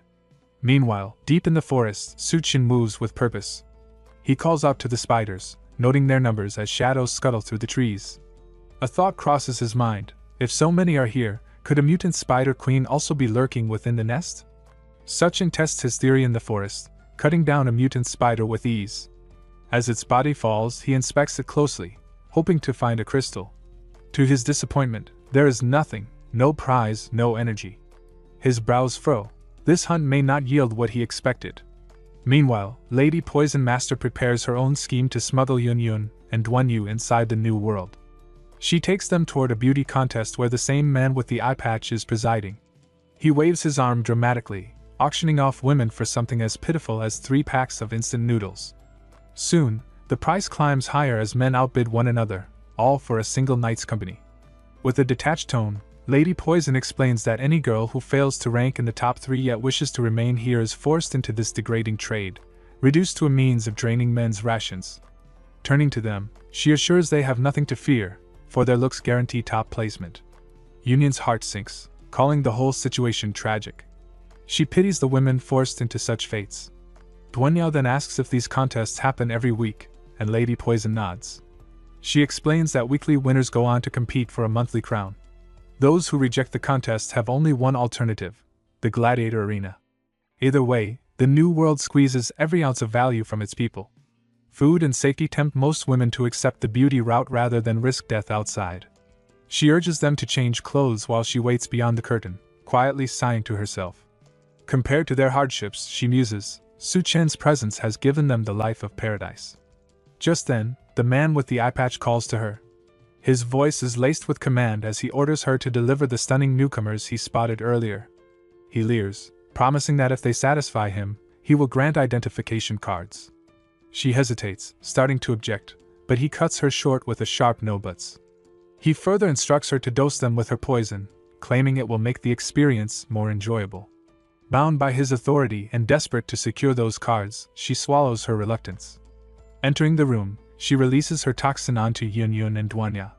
At once, the heat strikes them, a burning desire overwhelming their senses. Their bodies draw toward one another, hands wandering uncontrollably. Yun Yun, fighting through the haze, gasps out a question: why this is happening, and why Lady Poison would betray them so. Duan Yu and Yun Yun are still writhing from the Lady Poison Master's toxin, clinging to each other as their bodies heat up uncontrollably. Lady Poison, guilt flashing in her eyes, apologizes and pleads for them to endure just a little longer.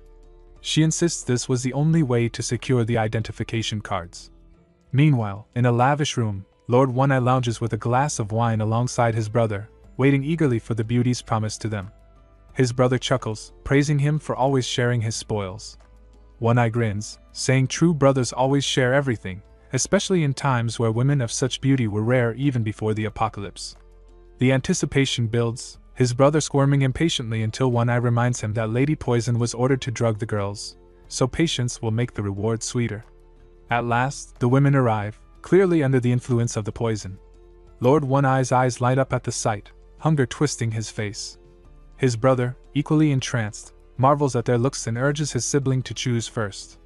One-Eye claims Duan Yu, leaving Yun Yun for his brother.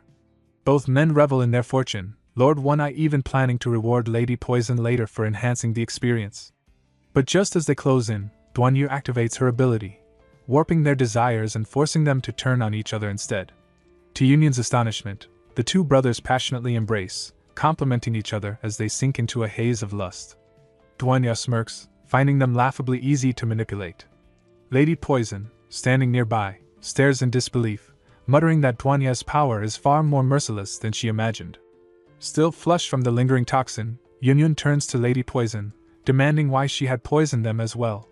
Lady Poison quickly explains that Su Chen believed her poison could help resist brain worms, and to face the city lord's guards, they needed that resistance. Though hesitant, Duan Yu admits she made the right call. The girls resign themselves to remaining under the poison's influence for their time in the new world, though Yun Yun groans that enduring it won't be easy. They push Lady Poison to hurry and fetch the ID cards.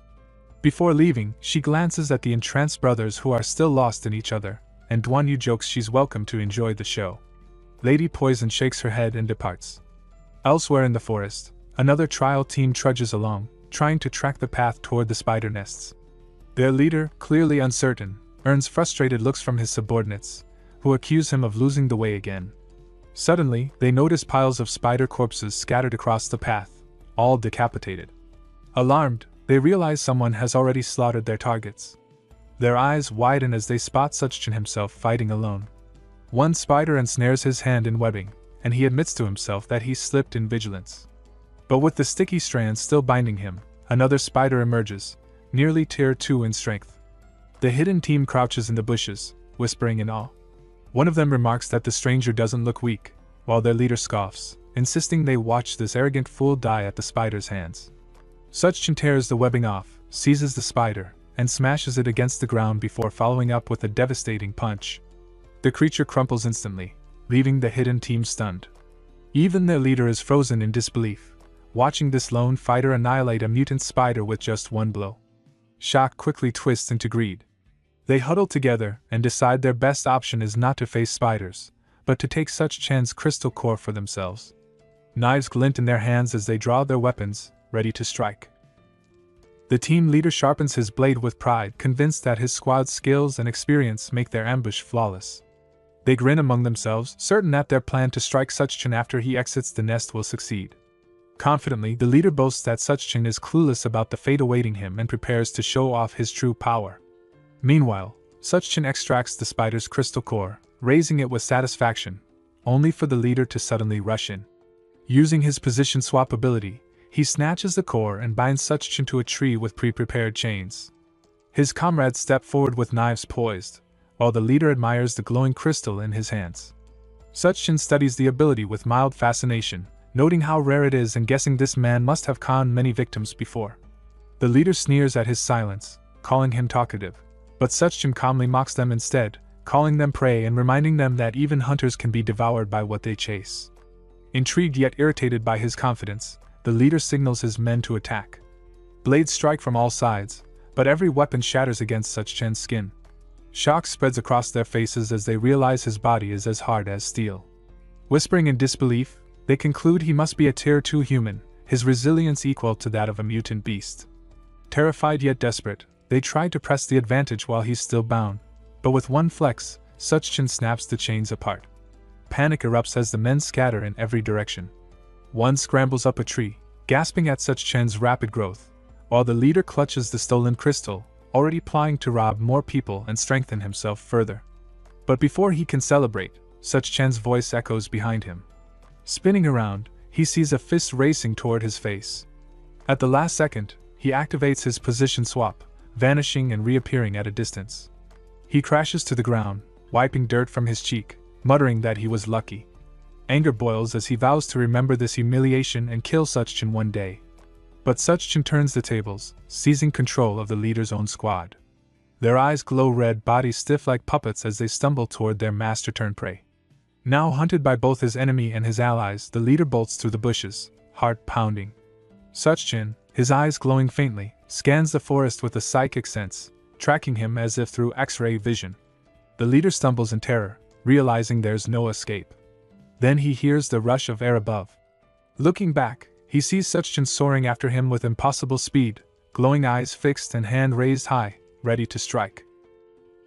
The team leader keeps relying on his position swap ability, blinking from place to place, yet Such-chan continues to track him down without fail. Panic rises as he questions how Such-chan keeps finding him no matter where he jumps. Desperate to escape, he convinces himself to sprint straight in one direction, certain there must be a way out. At the same time, Such-chan pins another fleeing thug to the ground with his foot, calling him a scapegoat and mocking him to run faster next time. But he knows the real problem lies with the leader. If that man escapes with the crystal core, things could get troublesome. Soon, he spots the man barreling his way, fury etched on his face at Such-chan's persistence. The leader curses him, swearing he will grow stronger and settle the score, but as he looks up, Such-chan is already standing directly in his path. Shocked, he skids to a halt, feet screeching against the dirt, demanding to know how Such-chan keeps finding him. Calmly, Such-chan replies that he wasn't chasing him at all. It was the fool who ran straight into his trap. Enraged, the leader insists it means nothing, boasting that Such-chan still cannot kill him. He readies his ability once again, but before he can vanish, Such-chan's fist slams into him with crushing speed, declaring him slow. Meanwhile, back at the beauty contest, Goldie wriggles free from the pink bag, stretching lazily and meowing while Duanya, Yunyun, and the Lady Poison Master wait backstage. Other women glance their way with sharp eyes full of hostility, making the girls uneasy. The Lady Poison Master waves off their concern, scoffing at the jealous stares and assuring them that victory will come easily, even with their eyes shut. Yunyun mutters that everyone is glaring daggers, and Duanya tells her to stay cautious. Soon, one contestant blocks their path, demanding to know what they think they're doing, only for another to sneer back, wondering if anyone dares to stir up trouble. Yunyun's eyes widen as she recognizes her. It's Lin Meyer, the star. With arrogance, Lin Meyer declares no one here is worthy to stand against her, threatening them to back off.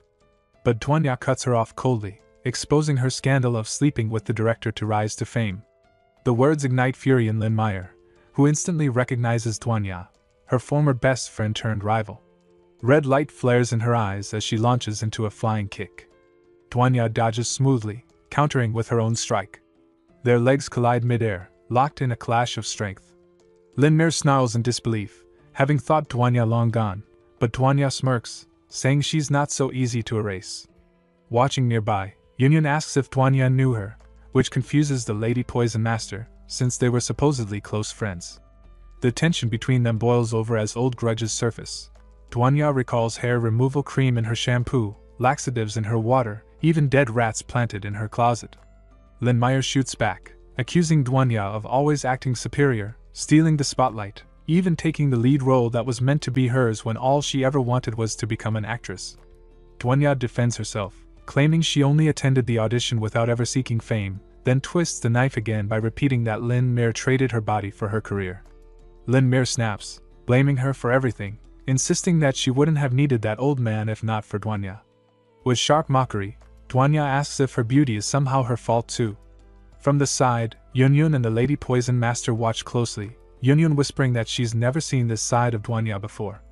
Lin Meyer hisses that Duanya is still as arrogant as ever, bragging about her fame and adoration, but Duanya laughs bitterly, pointing out that in this ruined world, none of it matters anymore. The host announces the start of the new World Beauty Contest, thanking everyone for their patience, though the crowd is clearly restless, eager for the competition to begin. After the apocalypse, this contest has become their main source of excitement. Some have labored tirelessly for the city lords just to witness it. Others have gone without food for a month to have enough to purchase a contestant. The host adds that the city lord will personally meet the winner, shocking the audience, who look around, hoping to catch a glimpse of him. Yunyun and Duanya overhear this and immediately understand Lin Meyer's fierce determination. Her drive to win is all about meeting the city lord. Yunyun thinks that gaining his attention could also help them locate a blacksmith. Duanya warns Lin Meyer must not be allowed to win, and Yunyun still struggles with the lingering effects of the Lady Poison Master's toxin, needing Su Qin to detox her. Meanwhile, Lin Meyer is confident, believing she controls all the judges and the host. She scoffs at the idea of competing with nobodies, instructing the other contestants to stay on stage if needed. Back at the arena, the host prepares to introduce the judges, all three already in place. The middle judge questions why the others are still standing. On the right, the one-eyed lord's brother complains about back pain from sitting, while the one-eyed lord thanks Mu Yin Xiao for waking them, noting they would have missed the contest otherwise. Mu Yin Xiao, recalling their earlier antics, is unsurprised. He had found both of them naked, engaged in man-on-man play, and now wonders if he'll be silenced for witnessing it.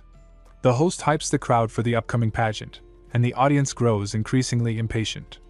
Behind the stage, Yunyun, Duanya, and the Lady Poison Master prepare for their entrance. Duanya senses the other contestants approaching with hostile intent, having been ordered by Lin Meyer to prevent them from appearing. The attackers brandish axes, making it clear the competition will not be fair. They intend to kill the trio before they can step on stage. Duanya remains calm, anticipating the ambush. One of the aggressors remarks that in this apocalypse, the strongest rules, not fairness. Yunyun steps up, growing in size with her ability, ready to show who truly has the biggest fist. She effortlessly tosses the first attacker aside, stunning the rest. Bending toward them, she prepares to blast the remaining attackers into the air. Meanwhile, Lin Meyer has already reached the stage, confident that her plan to block Duanya, Yunyun, and the Lady Poison Master has succeeded. The judges, seeing her for the first time since the apocalypse, are impressed by her celebrity presence and beauty, quickly scoring her 9 points. Lin Meyer smirks, believing her scheme has worked until the host announces the next contestant. She glances behind her and is stunned to see Duanya walking onto the stage. Her shock is palpable as fireworks of tension seem to explode around them. Duanya descends gracefully, her white dress flowing, angelic wings behind her, and long hair cascading down. She radiates a beauty that could make any onlooker pause, looking every bit like the angelic vision of a dream. The crowd whispers that Duanya looks even prettier than Lin Mir, leaving Lin Mir stunned. She notices the fireworks-like explosions in the sky and realizes the debris falling to the ground are human limbs, the remains of the girls who attacked them. Shocked and still processing, Lin Mir watches as the judges, impressed by Duanya's beauty, each award her 9 points, creating a tie between her and Lin Mir. Yun worries the dramatic entrance may have been excessive, while the Lady Poison Master frets she went too far by launching attackers into the air. Lin Mir, desperate to secure victory, hatches a reckless plan and blames Duanya for the chaos.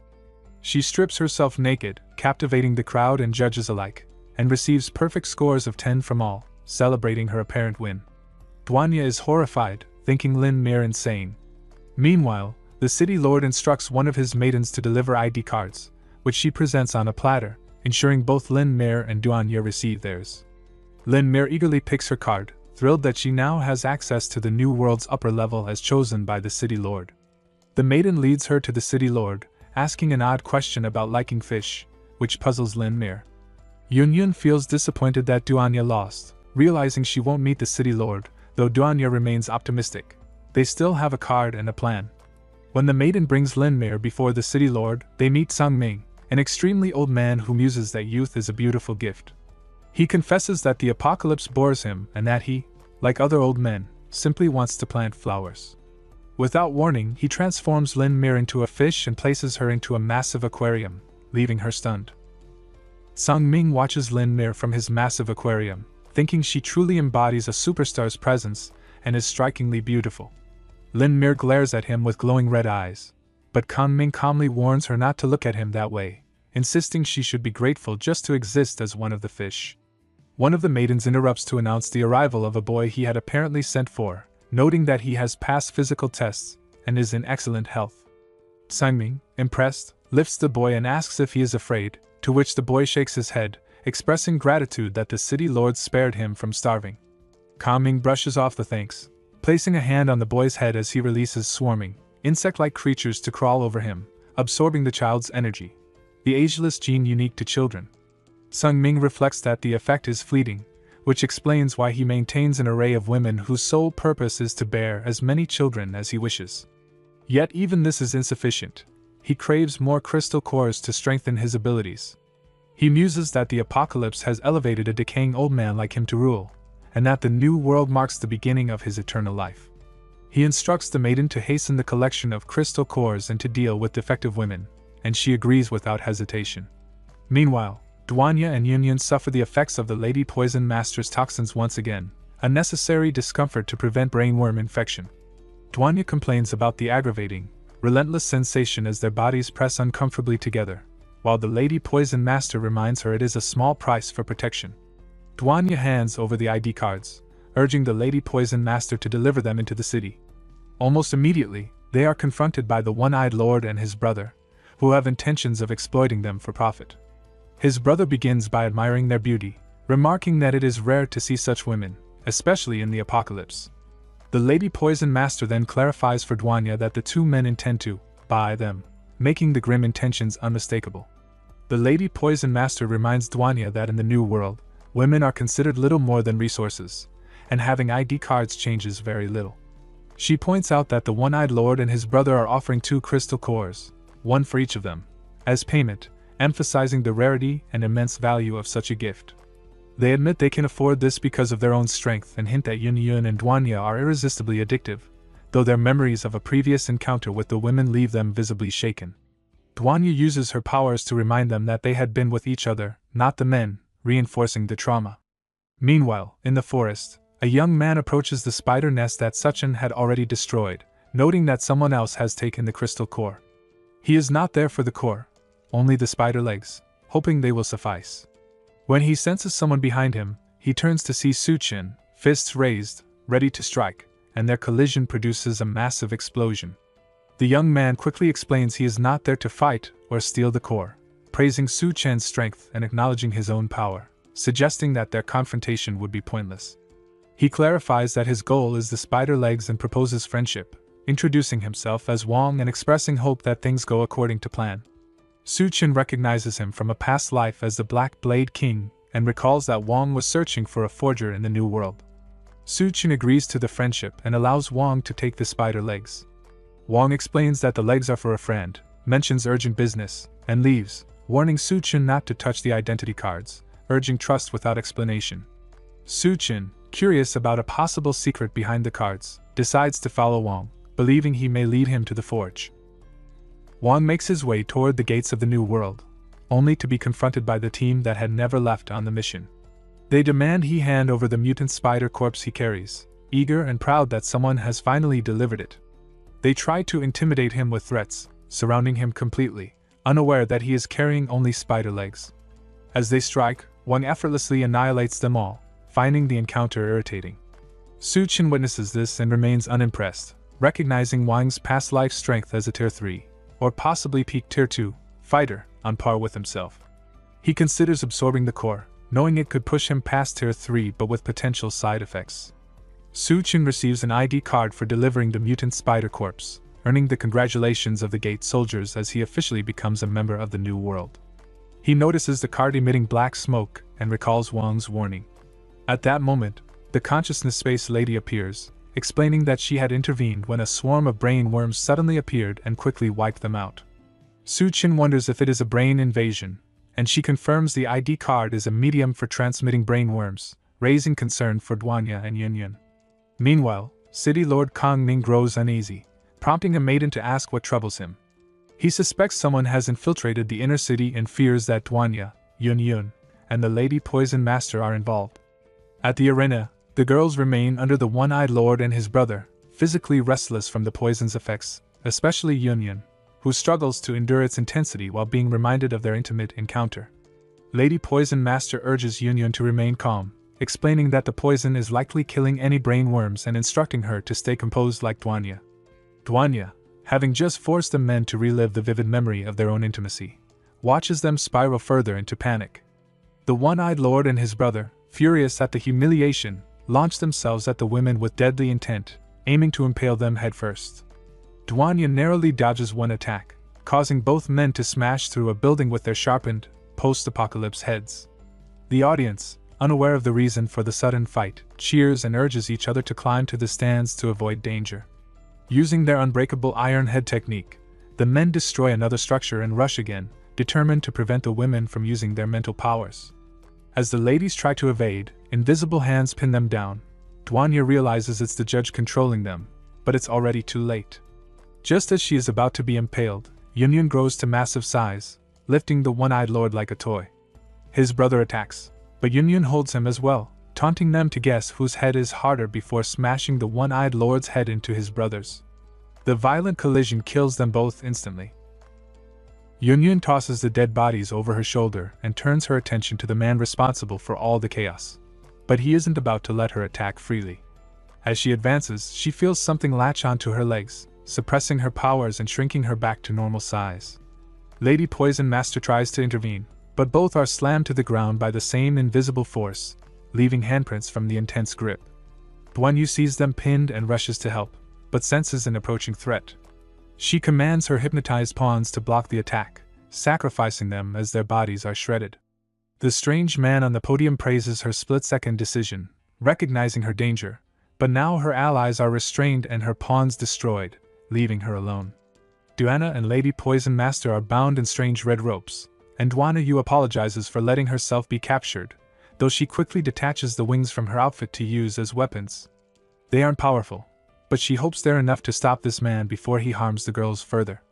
The man doesn't seem bothered by her choice of weapons. In fact, he looks almost eager to face her, grinning creepily as he says he's excited to play. Meanwhile, inside the city walls, Su Chen and Xiao navigate the inner city. The streets appear relatively intact, but the people move like walking corpses, making it hard to believe the blacksmith they're searching for actually lives here. Before Xiao can finish speaking, Su Chen has already surged ahead, following Wang through the alleys. Wang climbs a flight of stairs and reaches a woman working at a forge, announcing he has found the Spider Queen's legs she needs. With them, they can rescue her grandfather and safely leave the inner city. She takes the legs to the forge to craft new equipment, promising that as long as Wang helps save her grandfather, they can escape unharmed, and she can make the strongest weapon for him. After a bit of forging, she produces climbing gloves and boots from the Spider Queen's legs, their sharp claws providing perfect grip for scaling tall buildings. The two head to the target building and ascend to the rooftop, where the forger's grandfather is held. Wong questions why they didn't just go inside, but the forger insists the interior is too dangerous. From the streets below, Suchin watches them climb and realizes the woman is the blacksmith he's been seeking. He decides to join them, entering the building through an open window instead of climbing the exterior. The corridors appear empty, making him curious why they avoided the interior. His question is answered when a giant claw swipes at the climbers. He dodges it as it crashes to the ground. Xiao notes that countless traps like this are set deeper inside, explaining why the others avoided the building. Suchin rushes outside as an explosion erupts, using hair tendrils to latch onto the building's side. Wong is stunned by his sudden appearance, but Suchin simply asks if the girl is the blacksmith he's been searching for, just as a swarm of bugs bursts from the building's side. Wong screams in terror as a massive red swarm of bugs surges toward him. His hatred for bugs is unmatched, and as he frantically tries to climb the building, he realizes they're faster than him. In his desperate retreat, he abandons the blacksmith, who calls out for him to wait. Suchin swoops in from behind, grabbing her by the stomach and using his hair tendrils to launch himself higher up the building. On the way, he lands on Wong's shoulder, using him as a stepping stone to boost himself even higher.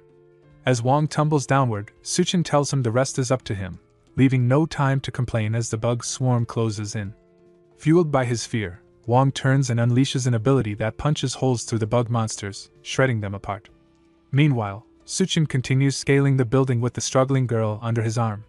She demands to know who he is and what he wants, and he introduces himself, explaining that he needs her to forge a blade. She admits she can, but sees no reason to help him, until he offers to grant her one wish in exchange. She agrees, but first he insists on reaching the rooftop.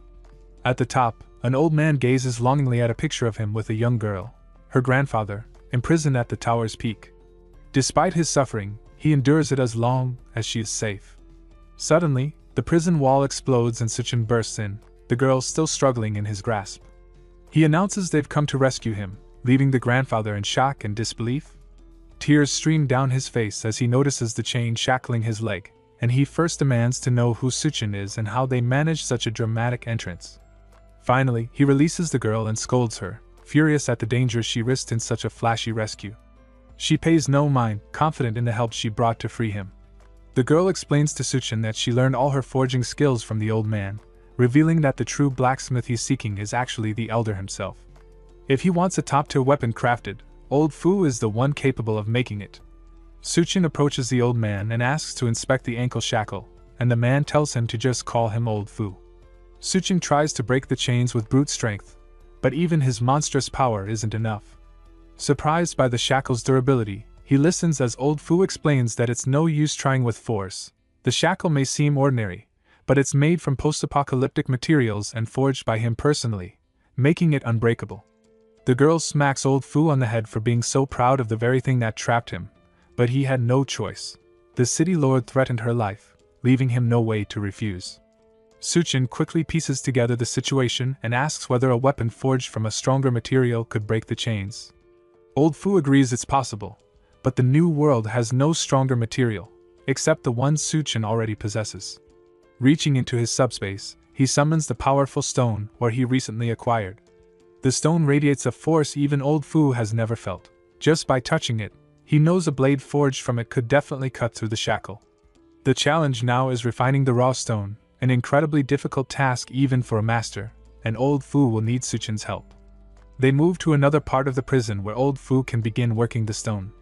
The city lord had imprisoned him to force him to forge weapons from mutated materials, which required custom-made tools for precision. The furnace bellows alone are enormous, normally needing 10 people to operate, but everyone had abandoned their posts to watch a beauty contest, leaving Suchin to handle it all. Undeterred, he strips off his shirt, revealing his muscular build, and Old Fu hopes the strength is real before leaving the bellows to him. The first step is raising the furnace temperature before adding the raw stone. Once it's in, the smelting process cannot stop, or the stone will turn to useless scrap. Old Fu sits back while instructing Suchin to start charging the furnace. Normally, even ability users would need 3 hours to heat it sufficiently, but Suchin, far from ordinary, pushes the furnace to a level old Fu has never witnessed before, making it nearly impossible to believe he is human. The room becomes stiflingly hot as Suchin powers the furnace with his immense strength. The blacksmith girl barely has a moment to wipe the sweat from her brow before it's time to push the raw stone into the furnace. Working together, they manage to shove it in, the searing heat nearly unbearable for both. With the stone in place, all that remains is to wait for it to melt enough to be forged into a blade. Their focus is suddenly interrupted when a man is shoved into the room by a bunny girl. It's the city lord, demanding to know who dares trespass in his tower. The smithing girl instantly recognizes him as the one who imprisoned her grandfather, and lunges with the nearest blade, aiming for a killing strike. Before it connects, the bunny girl sprouts spider legs from her back, using them to strike and send the girl flying backward. Two of the legs double as sharp blades, one pressed dangerously close to her cheek as punishment for daring to attack the city lord. Just as she raises her hand to deliver a fatal blow, a fist shoots out of nowhere, striking the bug bunny girl and sending her bouncing off the ground. Wong has finally arrived, having fought through the earlier swarm of bugs. Furious at the interruption, the bunny girl tries a high kick aimed at Wong's face, but he easily dodges and catches her by the waist.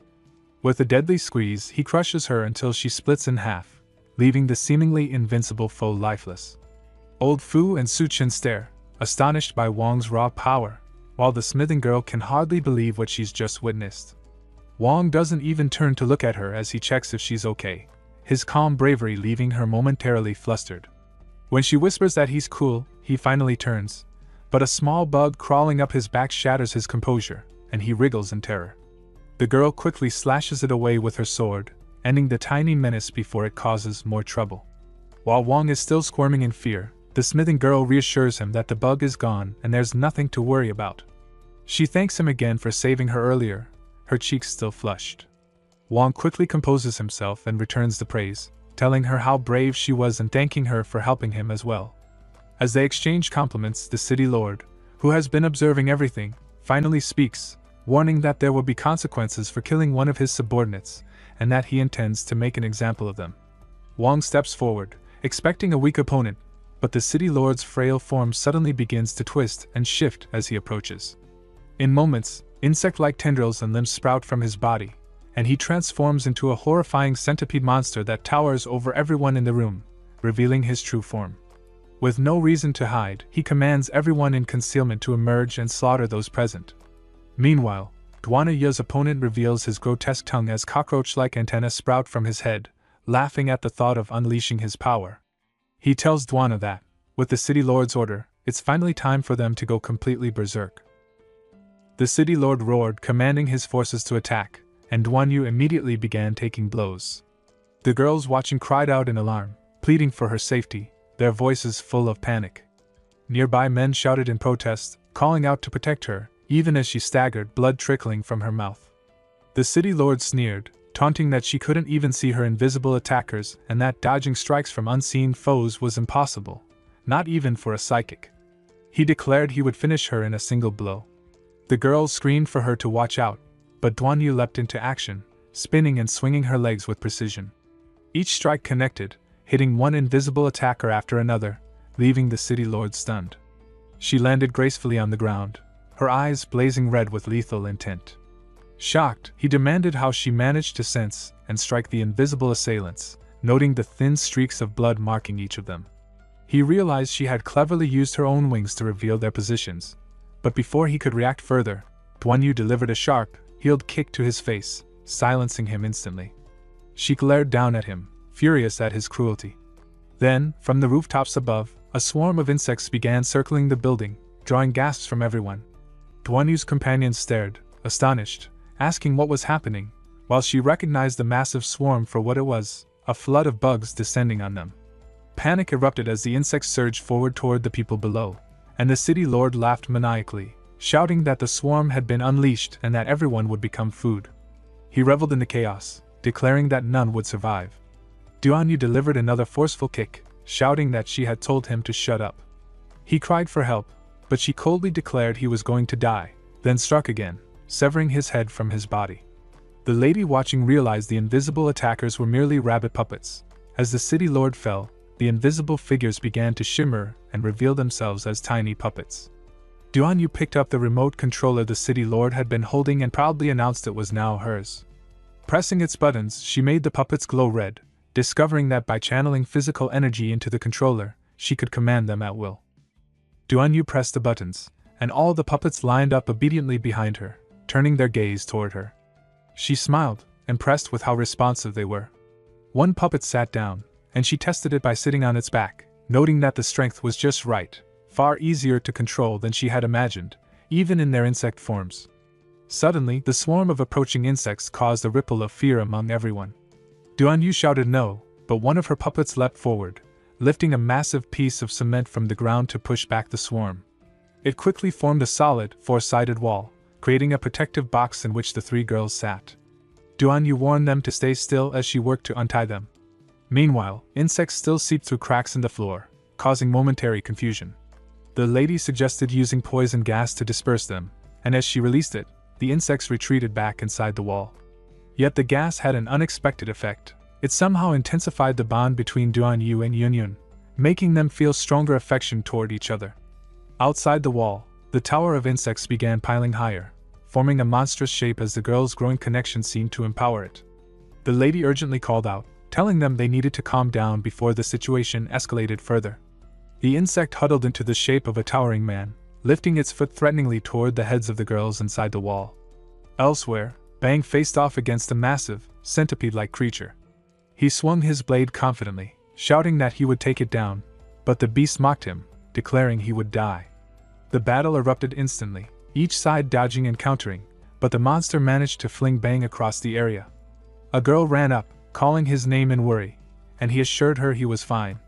The centipede, unimpressed, lunged toward her next, prompting Bang to yell as he prepared to intercept the attack. Bang shouted as the centipede's sting slashed behind him, and the girl cried out, panicked. He leaped atop her to shield her. She tried to steady him, and he warned that the monster was too strong, urging her to get Master Fu to safety first. The centipede revolved its stings menacingly, declaring no one would escape and they would become nourishment for its children and grandchildren. Clenching their teeth, Bang and the girl braced for the worst, but Suchin appeared, scooping them up and leaping to safety on the other side. Landing, he instructed them to help Master Fu while he dealt with the giant bug. Nearby, the old man fretted over the black stone, noting it wouldn't melt despite the intense flames. Suchin asked why, and the old man revealed the stone was too perfect. Only one method could melt it, but it came at a price. Suchin had to take the granddaughter to Freedom City. Suchin's eyes widened at the legendary human utopia rumored from the apocalypse. Agreeing, he focused on the task at hand. Back outside, Suchin faced the centipede, warning it that he would handle it first. The centipede bellowed, threatening to devour him, but Suchin's punch barely left a mark on its armored face. Red-eyed and enraged, the monster struck again, revolving its massive body against the building. Suchin dodged nimbly between rooftops. From afar, one wondered if they planned to bring the entire building down, while the girl rushed to free her grandfather, Master Fu, whose leg had been cut. Furious, she blamed Suchin, but he explained that true weapon forging required the blacksmith's blood and skill. Master Fu reassured her that it was a necessary step, a chance to create the ultimate weapon. Wang protested, pleading for his master's survival, but the blacksmith insisted they needed each other to escape. Meanwhile, Goldie walked through capsules filled with fish-like or mermaid creatures, a quiet contrast to the chaos outside. Goldie reached the room filled with capsules, each holding girls transformed into mermaids. One capsule revealed a girl missing her oxygen mask, a tiny centipede wriggling from her mouth. Flames danced across the area, and Master Fu noted that the sacrificial forging method was truly effective. Wang lifted a massive chunk of glowing red stone with tongs, marveling at its size and asking if another blade could be made. Master Fu refused, saying it was barely enough for one weapon. Wang frowned, remarking the stone felt strangely familiar. The girl told the old man to rest and took over, hammering the stone into shape. Meanwhile, Suchin faced the centipede in battle. The creature boasted of a stronger predecessor for whom its armor had been forged, threatening to send Suchin to his grave. Suchin asked who this stronger figure was, but the centipede insisted it was irrelevant. Suchin would die today anyway. The centipede mentioned being prepared for the weapon Master Fu was crafting, and both locked eyes. Back in the capsule room, centipedes poured from the girl's mouth until the entire capsule shattered. Goldie, bewildered, fled, while outside the girl called out to a small kitten, urging it to escape the danger. From a nearby room, another centipede emerged, and Master Fu shouted they were surrounded by bugs, surprised the cat had brought a swarm. The centipede attacked Su Chen with a powerful strike, forcing him to dodge.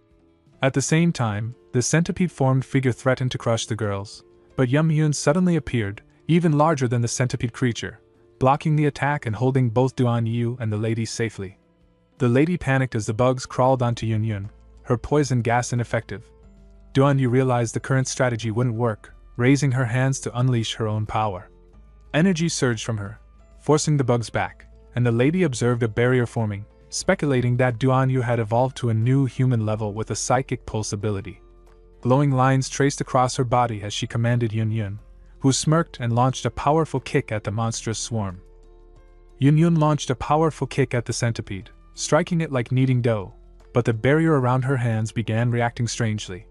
The centipede swirled around her arms, biting and latching onto her. She screamed in pain as the lady realized bugs were still inside her and dashed through Yun Yun's massive body, reaching her hands. Pushing forcefully, she purged all the centipedes, killing them instantly. Just then, the huge centipede that had been battling Su Chen reared up, roaring, and its sharp spikes pierced toward Yun Yun's back. Shocked, Yun Yun froze as the lady shouted a warning, but Su Chen appeared just in time, shoving the monster back. Yun Yun steadied herself on his thigh, readying a counterattack. Spreading her legs and leaping, she freed herself from the centipede's grip and delivered a crushing kick to its head. The creature shrieked, stunned by her hidden strength, and collapsed to the ground. Yun checked on Su Chen, asking if he was okay. He nodded, noticing a glowing barrier surrounding her. He realized Duan Yu had reached level 2, marveling at her power, though a slight dizziness hit him from the intensity of her energy. The centipede roared, declaring that Yun Yun dared to defy it, and lashed its tentacles toward her. Yun Yun noticed the smaller bugs swelling, growing larger with each movement, and Su Chen felt a surge of alarm, hoping Master Fu would finish quickly. Meanwhile, Wan relentlessly struck at the centipedes, shouting that since the apocalypse, he had fused ancient martial arts with his power to create a unique technique called Force Baker Breaker. A swarm of bugs shouldn't scare anyone, he claimed, yet even he felt the sheer quantity was overwhelming. The girls shouted she would help, but Master Fu, focused on forging his weapon despite losing a leg, insisted he wasn't helpless and didn't need worry. Suddenly, his eyes glowed red, muscles swelling, and his short, slim frame transformed into that of a towering, muscular figure. He gripped his hammer and declared it had been ages since he'd gone all out. With each powerful strike against the burning red stone, the force pushed back the swarm of centipedes, scattering them from the pressure of his blows. The chaos escalated as a massive pressure blast erupted from a building. The centipede growled, sensing the energy, realizing the old man was still alive, and decided it would take his life itself. It began moving toward the building, but Yun Yun stepped forward, determined to stop it, gripping the centipede tightly to hold it back. The creature sneered at another woman interfering, but Duan Yu sent out a psychic wave, shielding Yun Yun while striking the centipede. In the midst of this, the centipede lunged at Duan Yu, threatening to devour her, but Su Chen appeared, commanding her not to be afraid. Dark energy strings shot from his hands, restraining Duan Yu from falling into the creature's mouth, and he unleashed a relentless barrage of punches on the centipede's head. As Duan Yu was thrown backward, Su Chen caught her mid-fall, asking if she was okay, and she nodded. Enraged, the centipede surged forward again, but Yun Yun spotted a vulnerable mouth at its end. The old man's hammering energy from the building drew the creature's attention. Furious, it shouted about the noise and charged, smashing the building into pieces, claiming most of its annoyances were gone. From the rubble, Goldie leaped from stone to stone, clutching the weapon forged by the old man. The centipede roared, intent on devouring the stranger, but Goldie, with Duan Yu and Su Chen leaping onto him, ran from behind. The centipede spat insults, but Su Chen drew the forged blade from Golg's mouth, noting its perfect design and readying it against the oversized insect. The weapon's sheer presence intimidated the centipede, forcing it to back off, and with a decisive strike, Su Chen cleaved it down the middle, blood splattering everywhere. Duan Yu asked if it was over, only to see the centipede's small fly-like mouth attempting to escape, grumbling about its ruined nest and backup plan. Duan Yu swiftly smashed it like an ordinary fly, ending the threat. Yun Yun slammed the caterpillar between her hands and flung it down, shouting for it to get back, her anger blazing, and from behind, Goldie appeared, carrying Suchin and Duanyu on his back. Duanyu jumped down and rushed toward Goldie, asking why he had grown so large again and warning him not to handle that size, and Yunyun, returning to her original form, reassured her it was only temporary and insisted she couldn't let the disgusting bug escape. Goldie then moved toward the caterpillar with Suchin, who landed firmly, scolding Goldie that he could not eat it because the centipede's huge skull lay on the ground, calling it disgusting and promising a can of cat food later. Amid the rubble, Wang lifted a massive stone and helped his grandfather escape. The girl holding him asked if he was alright, and he grunted that he was still alive. Suddenly, snow began falling from the sky, shocking everyone, with exclamations that it really was snowing. Duanyu commented that winter shouldn't arrive this early, noting that the climate had gone crazy since the apocalypse, and Wang pointed to the sky, amazed at the thick, dark clouds blocking the sunlight. Suchin explained that it wasn't clouds but volcanic ash drifting from distant eruptions that had begun before the apocalypse, and that eventually the ash would cover the entire planet. Feeling the ash like snow on her hand, Duanyu asked if it would disappear when the snow ended, but Suchin warned that what was coming next was a global winter apocalypse, with a cold wave freezing the entire planet. Then the centipede's skull revived, the creature laughing, taunting that they hadn't really thought they could kill it because it could infinitely respawn by summoning its bug form, shocking everyone. Suchin raised his hand calmly, telling everyone to stay back, and opened a portal-like space from which the centipede cried out in confusion and pain, unable to move, before being completely sealed away. Suchin remarked that it was weak enough to be contained in his space, admitting he hadn't wanted to show something so disgusting, leaving everyone stunned. Turning to the old man, he noted the snow was getting heavier and that they needed to delay heading to Freedom City, but the old man shrugged, resigned that the harsh climate might kill them anyway. Suchin, however, distributed jackets, tents, food, and medicine, declaring that with him no one would die, astonishing everyone with the sheer amount he carried as if he had a Doraemon pocket. They chose a place to rest, and inside the van, Duanyu and Yunyun sat on the floor, Yunyun still recovering from her earlier size increase, which worried Duanyu. Suchin approached and handed her the spider core, saying he hadn't used it, and now she could, as he needed her stronger for the next fight, and as she accepted it, a fluttering feeling rose within her. From behind, Duanyu reminded Suchin that they were still poisoned, and both bent forward together, pleading for him to detox them. Yunyun pressed her hands against Dasukin's abs, urging him to detox her immediately, repeating her demand insistently, while Duanyu interjected that she was still the elder sister and he should listen to her. Yunyun countered, insisting that an elder sister should give way to a little sister. Dasukin thought that if Yunyun leveled up now, it would be a massive leap, and realized he needed to find more crystals for her. Duanyu, undeterred, said she wouldn't yield to anyone over something like this. Yunyun argued that Dasukin had just fought a massive battle and couldn't handle both of them at once. Duanyu tried to push forward, claiming she should go first, while Yunyun insisted it was her turn. Dasukin raised his hands, frustrated, asking if they doubted his strength, and decided to detox both at once, earning a grateful chorus from them for saving them from near death. Elsewhere, a man with a long stick approached a woman hanging from a tree, pressing the stick against her to check if she was alive, noting her skin was still elastic and she had only recently lost consciousness. Her eyes suddenly opened, and she shouted at them, startling the man, who stammered at her survival. She fell to the ground, demanding they stay away and asking their intentions. The men assured her they meant no harm, explaining they had seen her fall during a fight and came to check on her. She recalled being thrown during battle, Yunyun suddenly growing huge and causing her to lose her grip, thankfully landing in the tree. The men, seeing she was alright, decided to leave, warning her to find clothes as it was getting colder. The woman wondered why it was freezing and realized she needed to find her master quickly to avoid dying from the cold. Moments later, the men suddenly sprinted back toward her. She demanded to know why they had returned, but one said nothing, running forward urgently. Confused, she looked around as two gaseous, monstrous women leapt toward her from behind. The fleeing men panicked, one claiming they were about to get her killed, the other arguing they owed her nothing and had no reason to escape, only realizing that if she survived, they would be in danger. The woman, gripping a tree rope, swung forward, crossing past the men with skill. One man muttered, shocked, recognizing her as the same woman from before and realizing she wasn't dead. Behind them, the two gaseous monsters closed in on the men, who shouted for help. The woman yelled for them not to follow, noting how formidable the monsters were and thinking quickly for a plan.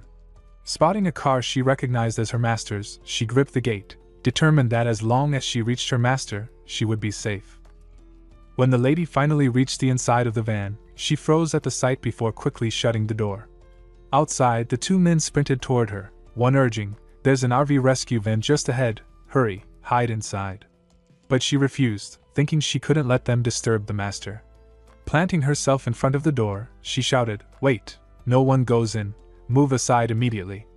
Twisting her whip in a full 360, she warned, "I said no, anyone who steps closer dies."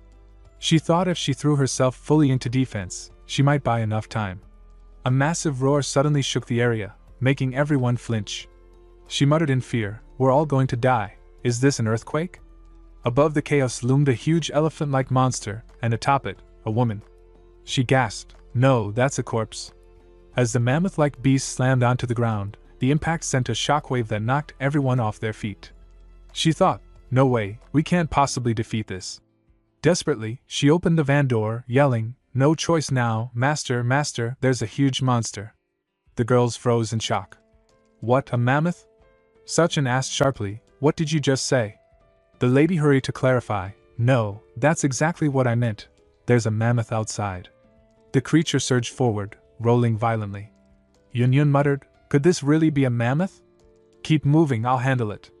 Duan Yu hesitated, but Yun reassured her, "Relax, that was just a warm-up earlier. This time, little sister goes first." Duan Yu blushed, uneasy, saying, "Sachin, I don't feel right letting her face it alone." Yun stepped out, towering over the scene, facing the mammoth with unmatched confidence. "Poison Empress, where did you summon something like this?" The lady replied, "You'll have to ask those two men." Confused, the men denied any knowledge. The lady lashed a rope around one man's neck.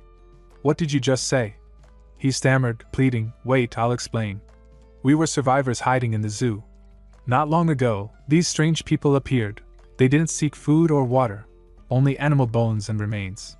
The scene terrified us, so we fled, but they kept targeting us." The mammoth bellowed loudly, and Yun realized, using the zoo bones to resurrect the creature, could this be another bizarre evolution from the apocalypse? No matter, she thought, I'll catch it first and study it. Expanding to a massive size, she grabbed the mammoth's long swinging trunk, calling, "Come here, I'll be gentle," and twisted it 360 like a fidget spinner, humming a tune. One man shouted in disbelief, "What kind of research is that supposed to be?" Finally, Sachin and Duan Yu emerged, with Sachin declaring, "No need for study, that's a mutant beast, a corpse soldier, its last remains tied together by the corpse queen." The mentors turned, acknowledging him, "You are Sachin." The man froze in shock, eyes wide, saying, "Sachin, it really is you. I can't believe you actually survived the apocalypse, and you're doing pretty well too." Sachin blinked, asking, "Who are you again?" The man answered, "It's me, Zhang Ming. We were in the same class at university." Duan Yu muttered, "Don't remember, want me to deal with him?" But Sachin shrugged, thinking, "I think there was someone like that." Zhang pressed, "Right, I told you, we're classmates, otherwise how could I recognize you?" Relief washed over him. Good thing he remembered me. I barely went to class back then. Tagging along might come in handy, he thought, then aloud added, "By the way, aren't you going to introduce me to this beautiful lady, and this giant lady too? Judging by her strength, she must be their leader, if I can win her favor." But before he could act, Yun's eyes flared red. She swung the mammoth, tearing it apart midair, shouting, "Oh, it broke." Zhang's face turned pale, screaming, "The mammoth is flying toward us. We're done for, it's going to crash." Just as it was about to hit, Duan Yu's power burst the mammoth's body apart. The men were frozen in shock. She warned Yun, "Be careful." Sachin thought, "With two strong beauties protecting me, my life is too easy, if only I could replace him." Yun looked at Sachin, hungry, and said, "So, Sachin, can you get me something to eat?" He nodded, "All right, I'll prepare it." Zhang thought, "So that's it, Sachin's just their cook. Replacing him would be simple." His friend asked, "Bro, what are you planning?" Zhang didn't answer immediately, eyes fixed on Yun. She growled, "I'm starving." Zhang offered a jerky, saying, "Miss Yun, here's some jerky I've been saving. If you're hungry, try it." He thought, most meat is spoiled by now, but my special cured meat, gourmet level. Yun recoiled, "What's with it?" "It's all black." He explained, "It's jerky I made from zoo gorilla meat with my secret recipe. One bite and you'll..." She shouted, "Gorilla meat? Disgusting. Get it away." Sachin scolded Ming, keep that to yourself. Yun ran to Sachin, saying, exactly, I only eat what he prepares. Zing muttered, what does Sachin make that's better than meat? Later Yun sat in front of a table overflowing with food, smiling, now that's a real meal. Outside Zing and his companion peered through the bus window, astonished, hot pot? Roast chicken? How does Sachin even have this much food? His friend said, bro, if he's your classmate, shouldn't he share? Zing scoffed, we're all classmates, what a big deal. Sachin smiled, yeah, we're classmates, no problem. Zing brightened, really? Thanks, old buddy. But Sachin closed the door, warning, if you want food, one condition, we help each other. Zing agreed, fine, but I want to join your group, I'm an ability user too. Sachin nodded, great, and opened the door. The men rushed to the table only to find Yun had eaten nearly everything, leaving just remnants. They immediately began fighting over the leftovers. Tuan Yu asked, are you letting them join? Sachin nodded, of course, gotta keep my word. Yun held up a crystal from the mammoth's brain, saying, Sachin, you should absorb this. He shook his head, you keep it, you found it. He thought, crystal cores from the corpse army of the zombie queen drop easily, I'll pay attention. Licking the full plate, Sang asked, what's next, brother? Later, Wang carried Master Fu on his back, and the old man struggled, saying, let go of me, I'm not a child. Wang frowned, looking him over, saying, you still have to forage my blade, so I need to take care of you. The girl interjected, we have to take him somewhere he can be treated properly. Sachin suggested, General Gao, he's his friend. With that, the girl and Master Fu departed, waving, alright, take care everyone. Meanwhile, Sachin and the two girls settled into the car, which moved steadily, while on the open rooftop, Wang and his companions sat together. The man asked, you sure this won't backfire? Wang shrugged, is there anything that does? If risking it once means gaining those two women's protection, I'll be set for sure. Once I win them over, there'll be no place for Sachin anymore. Somewhere in a settlement, the king's roar echoed as another monster grabbed him by the neck. The crowd shouted, let go of our king! But the monster snarled, this trash is your king, and hurled him far. Everyone gasped as the man and monster stood atop the throne, the monster demanding, now who is your real king? The crowd froze in confusion. The monster barked again, louder, as more of its kind appeared from above, surrounding the people, and collectively devoured the king, shouting, now this is our king! Amazed, everyone knelt, and the new monster king praised them, very good, you guys are clever. A subordinate bowed, thank you for praising us, master. Then another monster arrived, announcing, my king, two people are calling you from outside. Outside the settlement, Zhang and his companion waited. Zhang gripped an RPG, shouting, hey you inside, come out, or don't blame us for being rude. His companion asked, bro, are we really going to do this? There's no way just the two of us can take this place. Zhang scoffed, are you stupid? Of course I know that, but don't you get it? This is the test. The man hesitated, a chance to prove our strength, but something feels off. Zhang said, relax, Sachin and I, our old classmate, look, he even gave me this RPG for protection. As the settlement gate creaked open, Zhang reassured, don't be scared. Even if it's the Devora tribe, I'll take them down with one strike. Feeling danger, he fired the RPG straight at the king. A massive blast erupted. The man stammered, bro, I think they really are from the Devora tribe. Zhang muttered, we're truly screwed. From the gate, more monsters poured out. One of the Devora shouted at the king, are you alright? The king's face twisted with fury, someone tore them limb from limb. Far away, using binoculars, Sachin observed, these two lured the monsters even better than I expected. Yun asked Sachin, should we take out the Devora tribe? He shook his head, not yet, I need a use for them. She questioned, what use do the Devora have? He raised his hand, opening a spatial rift, summoning the centipede skeleton. Yun gasped, he's still alive. The centipede pleaded, please kill me, this place constantly tore my body with spiritual relief, I've been living in hell. Sachin tilted his head, you want to die? Then do something for me first. The centipede pleaded, asking what exactly Sachin wanted from it. Sachin said, I want to borrow your brain worms. The centipede warned, take them if you wish, but I am too weak, you'll have to control them yourself. Remember your promise. Sachin nodded, Duan Yu. Can you handle them? He asked Duan Yu. She replied, I'll try. Meanwhile, the Devor king brooded, recalling the last time he was injured. because of that woman and her cat.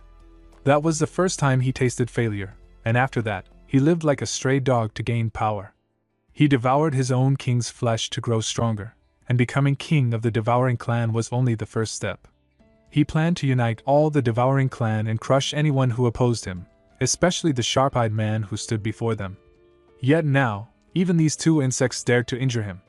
He roared in fury, "How ridiculous! Kill them! Grind their bones to dust!" The full Devor clan surged forward toward Zhang and his companion. Zhang shouted, "Suchin, you call this our resettlement area? It's a nest of the devouring clan." The other groaned, "He set us up to be slaughtered, we've run into their ruins." As they charged, the devourers blocked their path, sneering, "Reckless fools, daring to blow up our king, you think you can escape?" Zhang panicked, "We're so screwed, this is the end, this is the end." A sword swung down toward them, but the axes were suddenly stopped. One attacker growled, "Hey, why are you stopping?" Their eyes glowed pink as centipedes crawled over them, and they turned on their own comrades. The effect spread quickly, chaos erupting across the battlefield. The Devor king watched, confused and horrified. One of his controlled devourers lunged at him, but he threw his companion aside, thinking, "What is this?" He leapt onto a building, surveying the scene, muttering, "No good, I have a bad feeling." Meanwhile, Zhang and his friend were shielded by the Lady Poison Empress. She scolded, "How long are you planning to play dead?" Zhang stammered, "Why is it you?"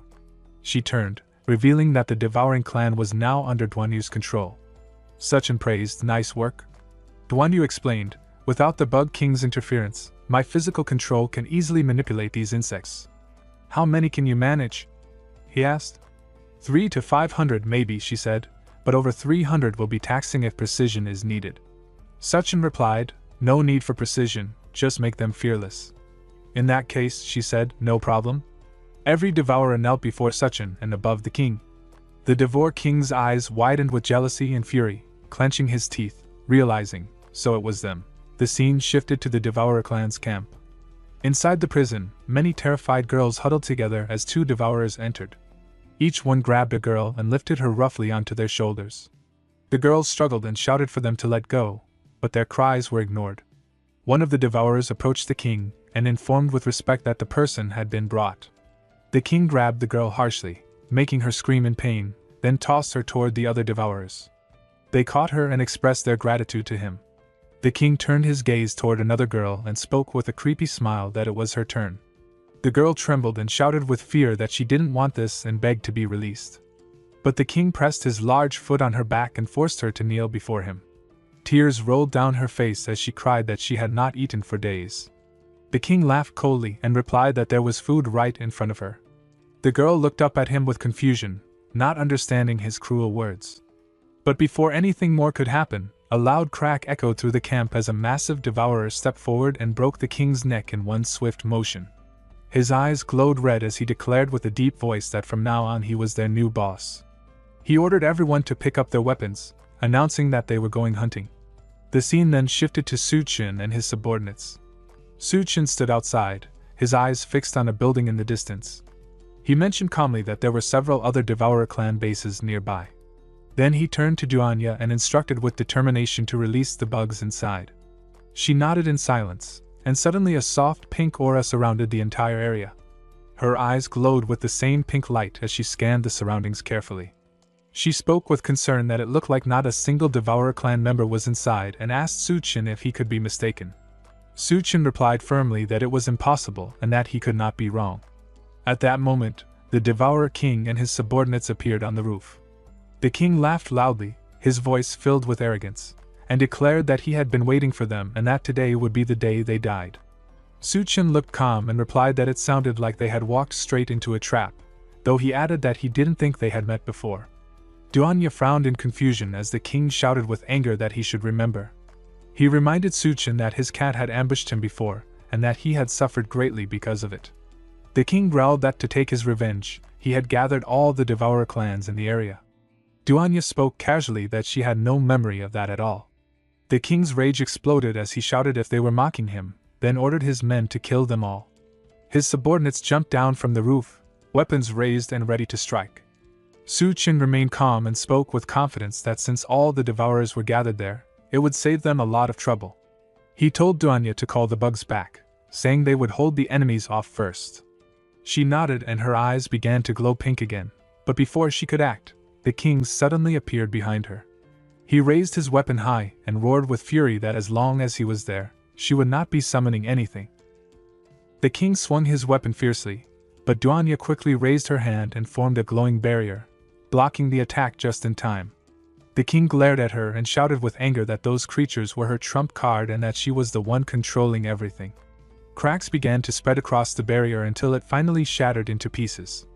Suchin gripped his weapon tightly, his expression cold and filled with fury. He warned the king that he dared to touch her and that he was not worthy to even try. In an instant, the king vanished from his spot, leaving only a faint blur behind. The next moment, all the devourers rushed towards Suchen, surrounding him with their weapons raised. At the same time, another group attacked Jinyun. She clenched her teeth and her body grew larger, grabbing one of the attackers in her hands. The devourers screamed as they fell from her body, and she roared with anger that weaklings like them dared to challenge her. Duanya shouted with determination for everyone to come and fight. Suchen slammed his fist deep into a devourer's stomach, sending the creature flying. Then he looked up and saw Duanya standing face to face with the king. His voice turned sharp as he called out for his cat, Goldie, and ordered it to protect Duanya. He threw the cat toward her with full force. The king raised his dagger and slashed wildly, tearing through Duanya's clothes. But in the same moment, Goldie landed in front of her and covered her body completely. The king stepped back in confusion and demanded to know what was happening, and what was wrong with that cat.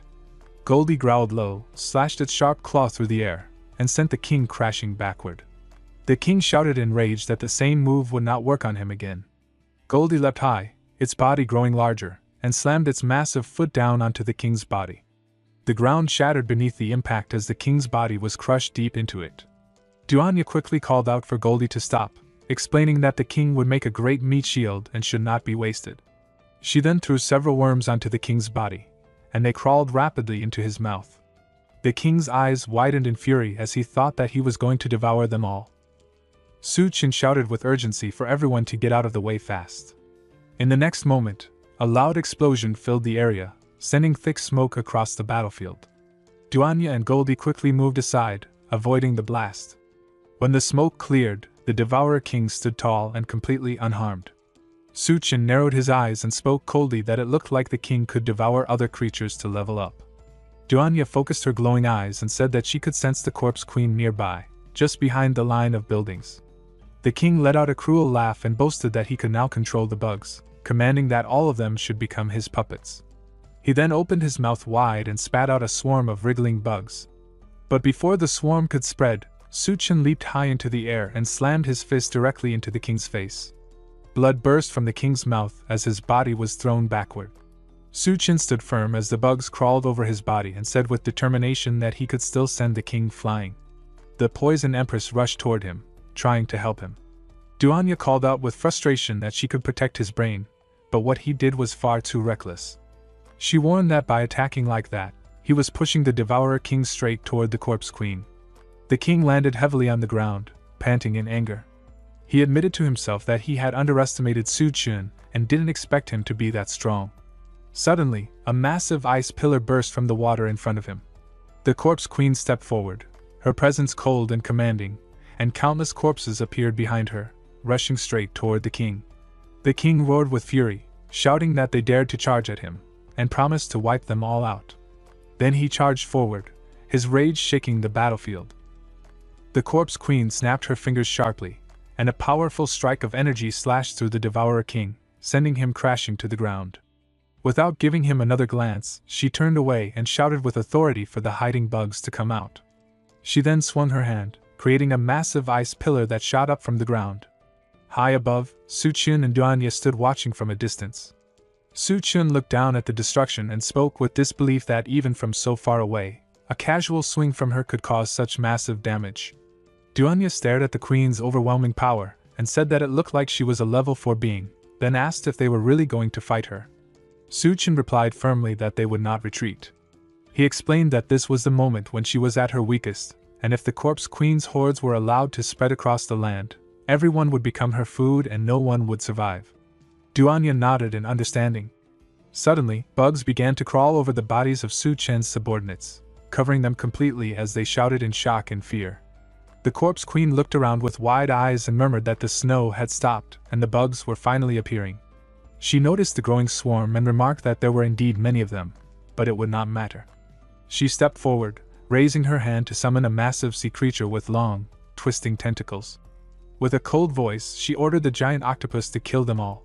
Yun Yun grinned confidently and shouted to Su Chen that he should leave the sea monsters to her. Her body transformed into her larger form, and she swung her massive fist, slamming it down onto a giant lobster with a crushing blow. Duanya turned her gaze toward the battlefield and shouted that the undead were charging in, ordering everyone to hold them off. Zhang and his friends tightened their grip on their weapons and rushed forward to fight. Su Chen turned to Duanya and told her with determination that he would leave the situation to her, as he was going to face the corpse queen himself. He reminded her to remember everything he had told her before. Without hesitation, he jumped from the rooftop and swung his weapon, slicing a massive lobster into pieces with a single strike. One of the girls nearby shouted to him that the corpse queen's spiritual power was not that strong and that if he managed to beat her half to death, she would get her chance to act. Su Chen gave a short reply, saying that she made it sound far too easy. The corpse queen watched him approach, her eyes cold and filled with disdain. She murmured that he dared to charge into the tide of corpses and that he was simply asking for death. Raising her hand, she caused sharp ice obstacles to rise and block Su Chen's path. But Su Chen leaped high into the air, his voice steady as he asked if they could not already see how powerful she was. The girl shouted back that even so, what if they managed to pull it off? She reminded him that he held the crystal core in his hands and asked if he didn't want an ally as powerful as a corpse queen. Su Chen landed heavily in front of the queen, gripping his weapon tightly. He thought to himself that he was only at peak level 2, and the difference in power between them was enormous. But he refused to back down. He thought that if he had a choice, he would never pass up the chance to gain an ally of such strength. If he could truly obtain a corpse queen level companion, he could dominate the entire apocalypse. He took a deep breath, his eyes sharp with resolve, and thought that the battle was unavoidable, so he would gamble everything on this fight. The corpse queen looked at Su Chen with a cold expression and spoke with disdain that the ants behind him were the ones he had brought. She told him that his greatest stupidity was not realizing how weak he truly was and that even if he brought thousands upon thousands of troops, it would still be pointless. The Devourer King stood beside her, his tone filled with arrogance as he added that weaklings like Su Chen, even if they numbered in the millions, would still end up becoming part of his corpse tide in the end. The queen glared at Su Chen again and said with mockery that he had some nerve to stand alone on that frozen coast as if waiting for her. She demanded that he state his name so that after he died, she could make him her vanguard. Su Chen's expression turned fierce as he replied that she did not need to know who he was and that all she needed to remember was that today would be her doomsday. Then, without hesitation, he leaped high into the sky and charged straight toward her. The queen raised her hand calmly, and an icy beam shot out from her fingertips, striking Su Chen midair. His body was instantly covered in frost, freezing him solid. But with a burst of strength, cracks spread through the ice, and he shattered it completely. He landed on the frozen ground, though a layer of ice remained clinging to his shoulder. He clenched his fist and thought to himself that he had almost turned into a popsicle. Breaking the ice off his shoulder, he realized with relief that it was a good thing he had dodged in time and reinforced his body with energy. But his expression grew serious as he noted that she had done all that using only one finger. Suddenly, the queen attacked again, sending sharp shards of ice flying towards Su Chen. He jumped high into the air to dodge, but the Devourer King appeared above him and caught him midair. The queen raised her hand once more and unleashed a barrage of massive ice beams toward them. Su Chen reacted quickly and used his energy to block the attacks. Two dark strands of energy shot out from him and pierced deep into the icy floor below. But the ice could not hold for long. Cracks spread beneath them, and in an instant, the floor shattered, sending both Su Chen and the Devourer King plunging into the freezing water below. The queen looked down with a cold smirk and spoke mockingly that hiding underwater would not help him escape. She said that at first she thought his strength was decent and had even considered making him her subordinate. But now she dismissed the thought, saying that he would only serve as food for the smaller creatures in the water. Her gaze then shifted toward the others nearby as she added that there seemed to be a few more promising ones among his group, and she would see who was fit to become her underling. Her eyes swept across Su Chen's subordinates. She commented with disdain that the poison user was too weak, the cat was unappealing, but the mental type seemed interesting. She smiled darkly and said that she liked that one. Then her attention turned toward the massive Yun Yun. The queen pointed at her and said that this one looked even more interesting. Yun Yun was in the middle of her fierce battle, throwing a huge lobster backward with a powerful strike. But before she could move again, a massive octopus wrapped its thick tentacles around her body, dragging her close as it opened its huge mouth to devour her. Yun Yun's eyes blazed with power, and she released a burst of energy, tearing the creature's limbs apart and ripping it into pieces. The queen pointed toward her once more and declared with satisfaction that she chose Yun Yun. Just then, the water erupted violently as Su Chen burst out from below, slashing through countless sea creatures with rapid strikes. He landed heavily on the frozen ground. The queen looked at him with narrowed eyes and asked with surprise why he suddenly seemed stronger than before. Su Chen looked around and asked with confusion what was going on, and told her to find out herself. The corpse queen laughed coldly and replied with pride that find out?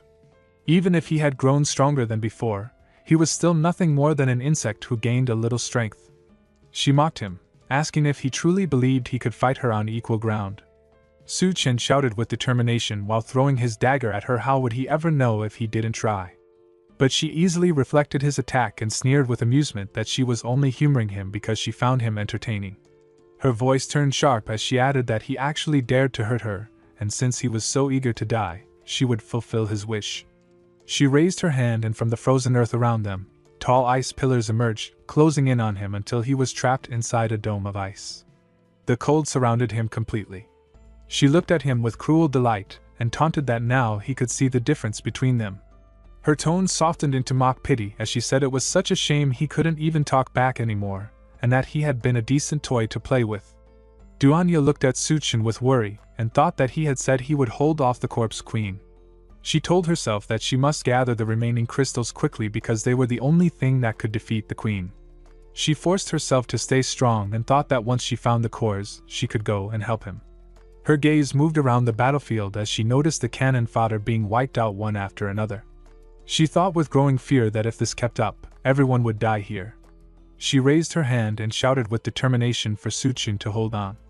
Energy burst from her palm, blasting one of the corpse heads into pieces. When the dust cleared, a crystal was left behind, and she quickly grabbed it. But before she could move again, a devourer lunged from the side and caught her arms. She screamed in pain as its claws dug deep into her flesh. At the same moment, Yun Yun clenched her teeth and attacked a giant lobster-like creature. She tore its body apart, and found a shining crystal hidden within. She looked at it with excitement, and said that these creatures' crystal cores dropped far more often than normal mutants. Then she shouted loudly to her companion that she had found one. But before she could move, a massive leg suddenly struck her and slammed her to the ground, throwing her body across the dirt. When she lifted her eyes, two towering dragons stood before her, their presence radiating danger. Meanwhile, the corpse queen slowly walked toward the injured Duanya with a cruel smile, and said with cold amusement that it was too bad because that man was already dead. Duanya's eyes widened in shock as her heart froze with disbelief. Su Chen was trapped inside the ice, his body stiff from the cold. He gritted his teeth, and with a burst of strength, shattered the frozen prison into countless shards. He leaped forward and slammed his fist into the corpse queen, the force of his strike tearing her hand clean from her arm. Without hesitation, he followed with a powerful kick to her face, sending her crashing backward. The impact triggered a violent explosion that shook the area. Without pausing, Su Chen pulled his dagger free and hurled it toward the devourer that was restraining Duanya. The blade pierced through its head, leaving a deep hole before the creature collapsed lifelessly. Su Chen then charged through the battlefield, slashing down multiple enemies that stood in his path. Duanya's eyes widened in shock as she shouted with disbelief that Su Chen had reached level 3.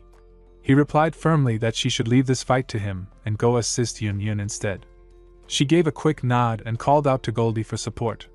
But before she could move far, the corpse queen's furious scream echoed through the air. She roared that she would tear him into pieces and unleashed a storm of sharp ice pillars toward him.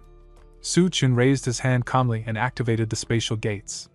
In an instant, dark swirling portals opened around him, absorbing every single ice pillar that came his way. The sight left the corpse queen momentarily frozen in shock, disbelief flashing across her cold face. Su-chin observed the battlefield carefully and thought with satisfaction that after reaching level 3, the spatial gates had become much larger, now wide enough to swallow even the queen's massive ice pillars.